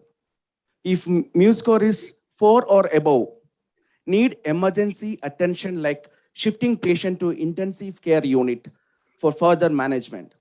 For shifting this patient while seeing score is above 4 or 4, did not wait for a duty doctor or a head nurse to come and assess the patient. There, our staff have to act spontaneously, or they should have a courage. They should have a bold enough to take the patient immediately to the ICU and inform the doctor, saying that they have the Muse score is showing 4, so we have shifted. So we practice this way, we can save many lives and improve the quality of care. Now at the present situation in COVID-19 pandemic, algorithms helps us to triage the patients and screening as per the severity of illness. Finally, I concluded, in future nursing, algorithm plays vital role to deliver comprehensive care in the healthcare system and taking a right decision at the right time. Thank you. Thank you, Mr. Sabin, for enlightening us about the benefits of algorithm and how the Muse score is helping the nurses to take the right decision at the right time, even though they are like we are not able to maintain the very standard ratio of nursing like 1:5. Yeah, at times so we are bound to give them like 1:8 patients. Still, these kind of score were in place. They are able to find out the critical condition of the patient on time, and they are alerting the doctors and the code blue, something like that. And it is being helpful for everyone, all the nursing people. Now, I would like to request Mr. Kishan to enlighten us about the topic for Mr. Kishan is decreasing reliance on traditional health institutions. Over to Mr. Kishan. Hello, Namaste. Kishan, are you there? Yes, Yeah. yes. Namaste. Thank you, ma'am. Thank you, medical management, and special thanks to Swati ma'am to provide this opportunity. The paving way to nursing excellence, the very good nursing conclave over here. So I'll start with the topic. The topic is the decreasing reliance on the traditional health institutions. So it's somehow like the changes that occurs in day-to-day life and the day-to-day nursing practices. Okay, currently we are living in the 2021. Okay, so from past to till the 2021, there are too much transformation have been done in the nursing profession. So exactly, I need to explain over here that the traditional nursing institutions, traditional healthcare setups, traditional home care nursing. So these are I need to spotlight the things in the traditional and the modern patterns. So previously, the nursing care majorly focused on the bedside nursing with the less simulation practices, limited resources, limited manpower, then the gender diversity like the availability of the only female nurses. There was not enough availability of the male nursing or there. If you compare with the rural and the urban area, rural area still we are following with the different types of traditional institution only, and we have more reliance on that. But if you consider in the modern area, in the smart cities, in the higher technology area, that we are somehow we are improving ourselves, we are updating ourselves, we are following the different policies, protocols, newer technologies, even the medical equipment and the biomedical equipment also we are using in the latest updates. So in relation to the nursing, if you see from the period of the Florence Nightingale to till date, okay, previously we were there that we learn many more things from the basic of the nursing, that is the Sister Nancy. If you see the Sister Nancy, we learn the catheterization, then the bed sore care, then the Foley insertion, different bed making, different practices we learn. But in the day-to-day practices, we develop the newer protocols and the policies and the standard operating procedure. So that is that somehow we are decreasing on the reliance on the traditional healthcare institutions. Okay, now I need to I want to give the examples about the scooty, that the scooter. Okay, just think the company is updating their scooty versions, their scooter versions, that is the 2G, 3G, Activa 4G, Activa 5G, Activa 6G. Okay, SIM cards are updating themselves, that is the 2G, 3G, 4G, 5G network.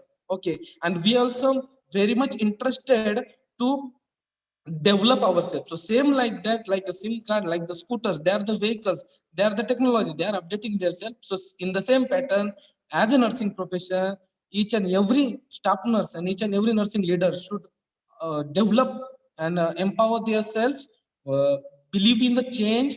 But इसका मतलब ये नहीं है old भूल जाओ, old is always gold, old is always gold. So we never forget the practice of the bedside practice, which is our traditional method of the nursing, which we learn from the traditional institution, that is the 24/7 bedside nursing, on job practice, good practices. And the finally I conclude the topic.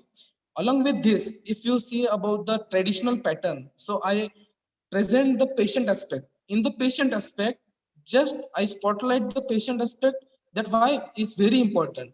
We are updated ourselves, we develop our practices, we develop the SOP, we develop the protocol. In the same pattern, now Patient is very much talented. Patient simply search everything on the Google. Patient will search everything on the YouTube. So same like that, we have to capable enough and we have to update ourselves in relation to provide the comprehensive nursing care and satisfaction to the patient.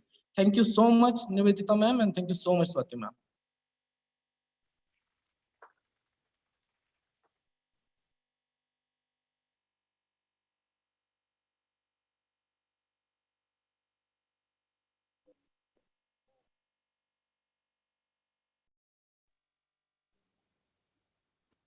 and spiritual needs. The kind of comprehensive care aims not only the illness, not only to treat the illness, but to enhance overall well-being of and the quality of life of an individual.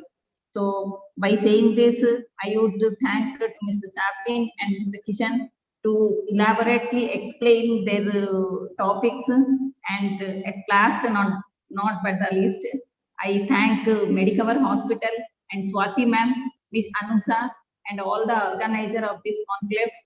And I would like to thank to all the panelists, all 12 panelists, and Miss Mary also, who has added in place of Aswini. And thank you, Swati ma'am, once again. Have a good day. Thank you. Over to Anusa.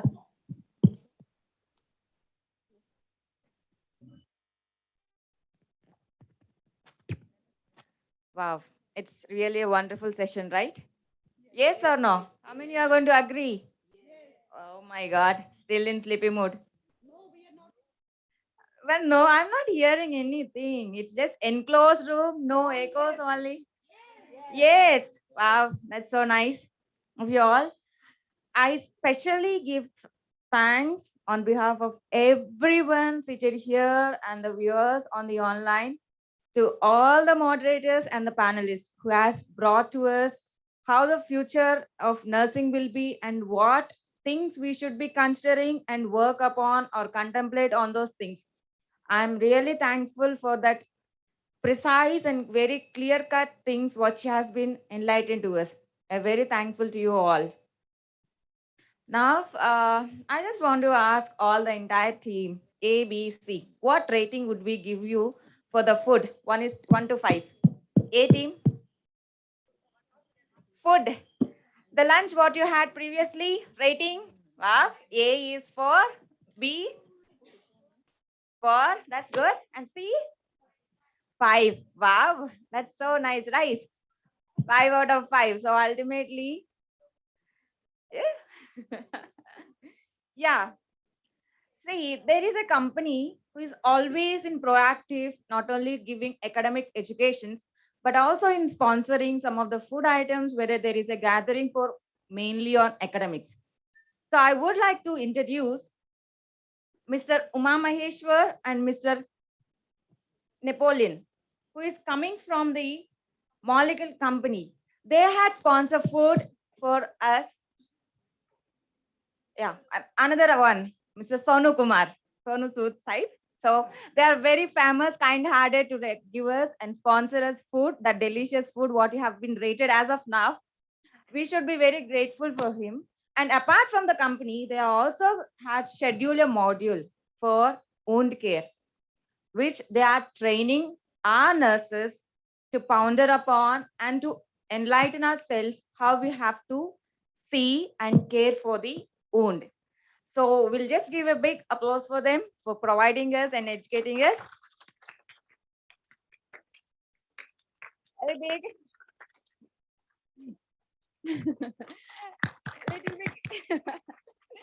Thank you so much.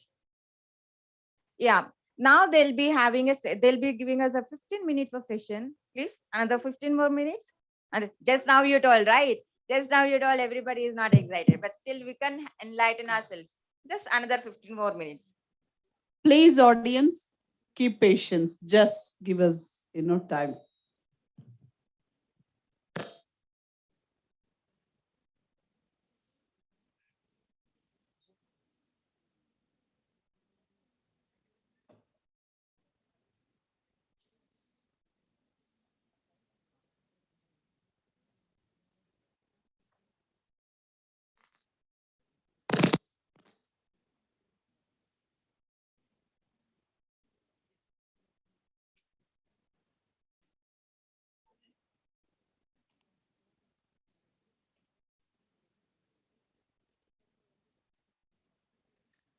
afternoon to all of you. It's actually our pleasure and privilege to be part of. Thank you. A very good afternoon to all of you. It's our pleasure and privilege to be part of your Nursing Excellence or Conclave. And it's completely acceptable because it's the, end of the day and you're vexed. Not burdened up. I wouldn't say burdened up, maybe too much of interaction. So it's not anything about any topic. It's only about the company and what are the educational activities. So it will be as quick as possible.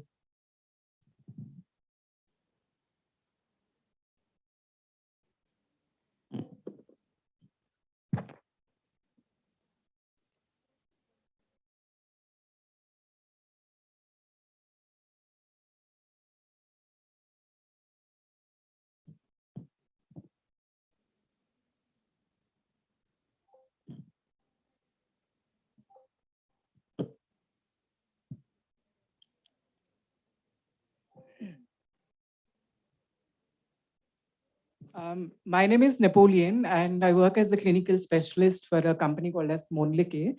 And I'm here with my sales crew here. Meanwhile, I'll take a minute or so to get it rectified or get it connected.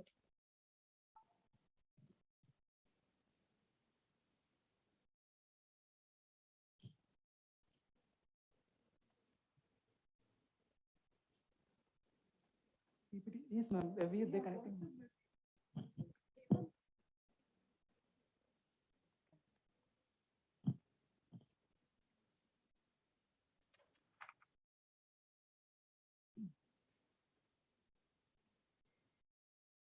So there are only three objectives. The first one is just an overview of the company and a glimpse of the clinical activities. What are the activities that we conduct? And the last one is the significance of pressure injury prevention. So as a company, it started in 1849, and the headquarters are in Gothenburg, which is in Sweden. And it's almost there in about 100 countries and also operational in 40 countries. And every 1 minute, there are about 400 pairs of biogel gloves manufactured by the company. So biogel gloves are gloves. When we do a procedure, if there is a puncture, they change in the color. And about 8 lakhs components are being manufactured per day. And Moleki drape is used in surgeries for every 3 seconds in one or the other part of the country. This is not to boast about the company, but this is to just to understand how intellectual or how important is it playing a role in terms of healthcare. Coming to India, we are into only advanced wound care. So that is categorized into three. One is pressure ulcer prevention, and the other one is surgical post-op, and the last one is antimicrobial. Coming to academic activities, we have different categories of academic activities. The CME and Wound Care Champion Program, and also workshops and webinars on demand, which can be attended online with certification. So coming to Wound Care Champion Program, it's a certification program, which includes 22 hours. This is a schedule which I will not discuss at the moment. So this is the program which we conducted at Madhapur branch with GB ma'am, and also Miss Rani coordinated. Pressure injury significance, I'm sure all of you know about it. This is a concern all across the world, and these are certain reasons that pressure ulcers are important to prevent rather than treat. The data tells about 6.5 million patients have pressure ulcers in just United States of America alone. So the number could be triple or double in the developing country like India. And pressure ulcers occur every day in one or the other hospital. And it also causes unnecessary suffering. And it is also a quality indicator which reflects the quality of care provided by the hospital and especially nurses. Can you identify this person?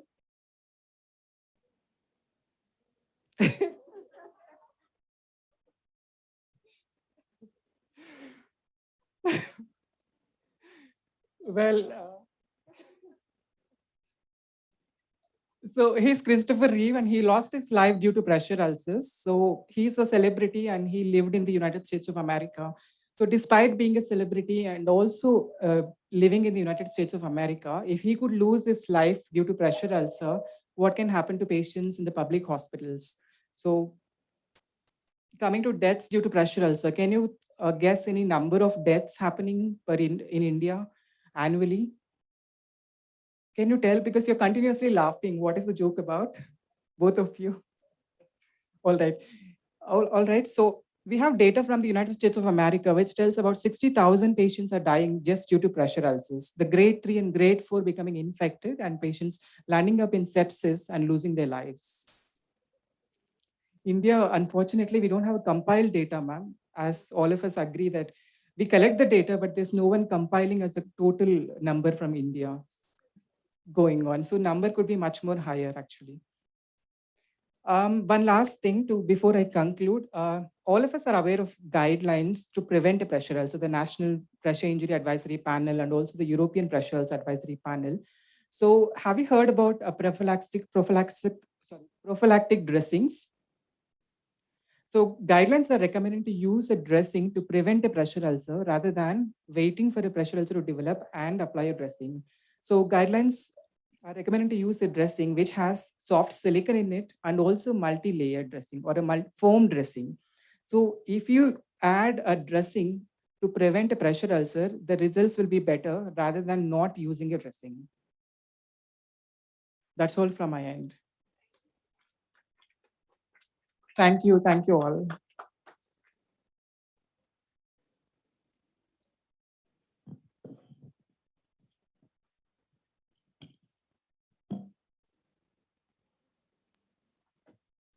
It's bottom of my heart. I know very well Mr. Napoleon. I have seen so much of transformation.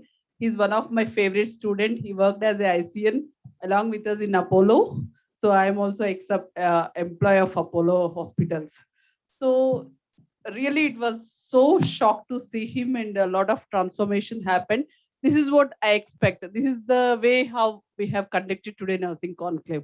All my young leaders today we have boosted with lot of enthusiasm you all have, but the only you can't explore your knowledge, you cannot evidence based practice, and you cannot update your protocols. When you update your protocols, when you upgrade your policies, you will be like next Napoleon. So I would, with this thank note, Mr. Uma Mahesh, really they were I don't know, when they come first time, when they come to me, madam, we have wound care management training module. We are conducting webinars, even online virtual platforms. The pressure injury rates, you all agree with me, when we see especially geriatric patients, when you see post-operative patients, when you see neuroblastoma and certain neuroblastoma cancer patients with bedridden, with end of life care, with palliative care therapy, you need lot of the nurses mindset, lack of knowledge on before olden days. Definitely the matron used to come and check she should remove bed sheet, whether nurse has given the care or not, whether she has been inspected the wound or not, whether pressure injury has been taken care or not, whether secondarily the position is changing or not, the wheel of clock is maintaining or not. When you see the wheel of clock, 8 o'clock, 10 o'clock, 12 o'clock, for document purpose, we used to document. Now the young generation, they never do every secondarily that position changing. It's a part of our life. People were become, as all my nursing leaders spoke about, technology was evolved, but the practices has not changed. So do remember that however you get alphabets, however you get matrices, these kind of technologies are evolved, and the practices are, the nursing burdens are high. Nurse, stress has come very high, and due to this unprecedented situation where we can't deploy manpower appropriately, the technology evolved, and this kind of wound care management, products and technology was evolved in the system, in the healthcare system, where we can use advanced methodology. So with that, the Monikin company, really they're doing wonders in pressure injuries. They have hospital acquired pressure injuries, they may have community acquired pressure injury dressing at home care services. They have shown me multiple products, how they are using and how it benefited by end of life care patients, especially with geriatric patients. So I would like to thank Ms. Uma Maheshwar and team. I think Mr. Sonu, today only I have seen him. Okay, Uma Mahesh and Napoleon, I know very well. So nice of you. You are taking so much of efforts to teach us in what is wound care management. We had first session in Madhapur unit. I request Uma Mahesh to take up this wound care management module, entire my 18 hospitals. So with the note, I would like to hand over to Mr. Uma Mahesh, give some token of love for our nurses to boost our energy for end of the day. Don't get bored. He'll just end up within 5 minutes. Thank you. Either Uma Mahesh or Mr. Sonu. Hi, good evening, everyone. How are you all? So, warm regards from Monlike Healthcare.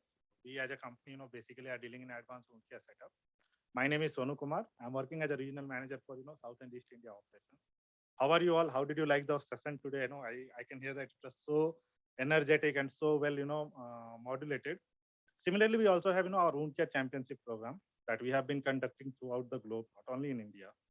And we have conducted one session here just to sensitize you all on this platform because we are getting a chance, thanks to your team. This is one of the program that I have seen, bring a lot of changes in the empowerment of nurses. What we have been talking about, since the morning, since the time I came in. So we have done one session here in the Medicover in this unit, and we are also planning to reciprocate the same in the other units as well. All the 17, 18 units wherever we are getting the chance. So we'll be coming back to all of you one by one, and so we'll be coming to all of you one by one, and we'll be discussing in detail what best Monlika as a company does. And believe me, we are not only a company dealing in just dressings and sales part. We are also a kind of company which is more over on academics, and we have all the tools or all the modules with us to empower you all. Do get back to us, to me, to Uma, or to Napoleon, wherever you want us to be a part of your team. Wherever you are facing any challenges regarding to any kind of pressure ulcer therapy, any kind of infected ulcers where you are facing challenges, or any kind of even surgical, surgical incision domains. So that is all from our side. Basically, we are a small company currently in India. We are expanding, and you will see more of us, in coming days. And thank you so much for giving us this time, this opportunity. And thank you, madam. Thank you so much. And I wish you all a great day ahead. Thank you. Point. I would like to thank this team, and if you bring some kind of nursing audit, like on pressure injuries, like Napoleon will understand what I'm asking for him. So as India, really, as you said, Indian deaths, we were correlating the data, but anywhere we don't have evidence how many deaths are happening due to pressure injuries, whether it is hospital acquired pressure injury, whether it is community acquired pressure injury, however we implement push toll, whatever it may be, whatever protocols we have, whatever setting up protocols, still the data are not available in Indian guidelines. Only we always quote for, national guidelines or international guidelines. So why don't we start from hospital? Might be you may even start some kind of clinical research or, some kind of clinical audits at the hospitals where we can you have accurate data, and when we can, show to the nurses and what kind of measures we can be taken with the evident data, it will be, I think, very helpful. So nice of you guys. Thank you so much once again, behalf of Medical Hospital. So I think we'll come up with ideas. Right? 100% Napoleon will agree with me with clinical research. Thank you so much. Thank you, madam. Thank you.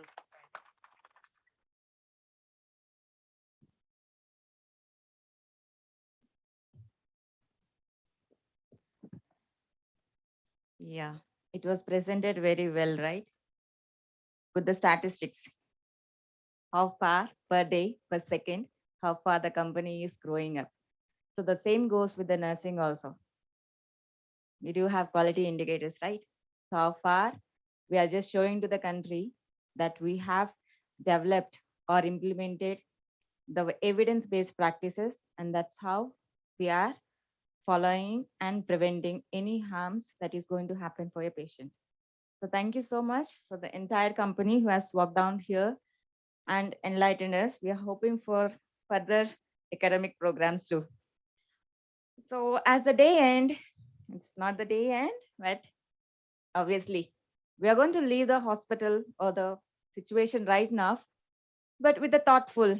Yes, I hope Everybody has gained a little, not more than, but I guess 80%, because I cannot tell 100%. I know because most of us, our concentration will last only 30 to 40 minutes. After that, it will be slow down. Again, will continue. Most of the sessions we had more than 45 to 1 hour. So that's what I tell.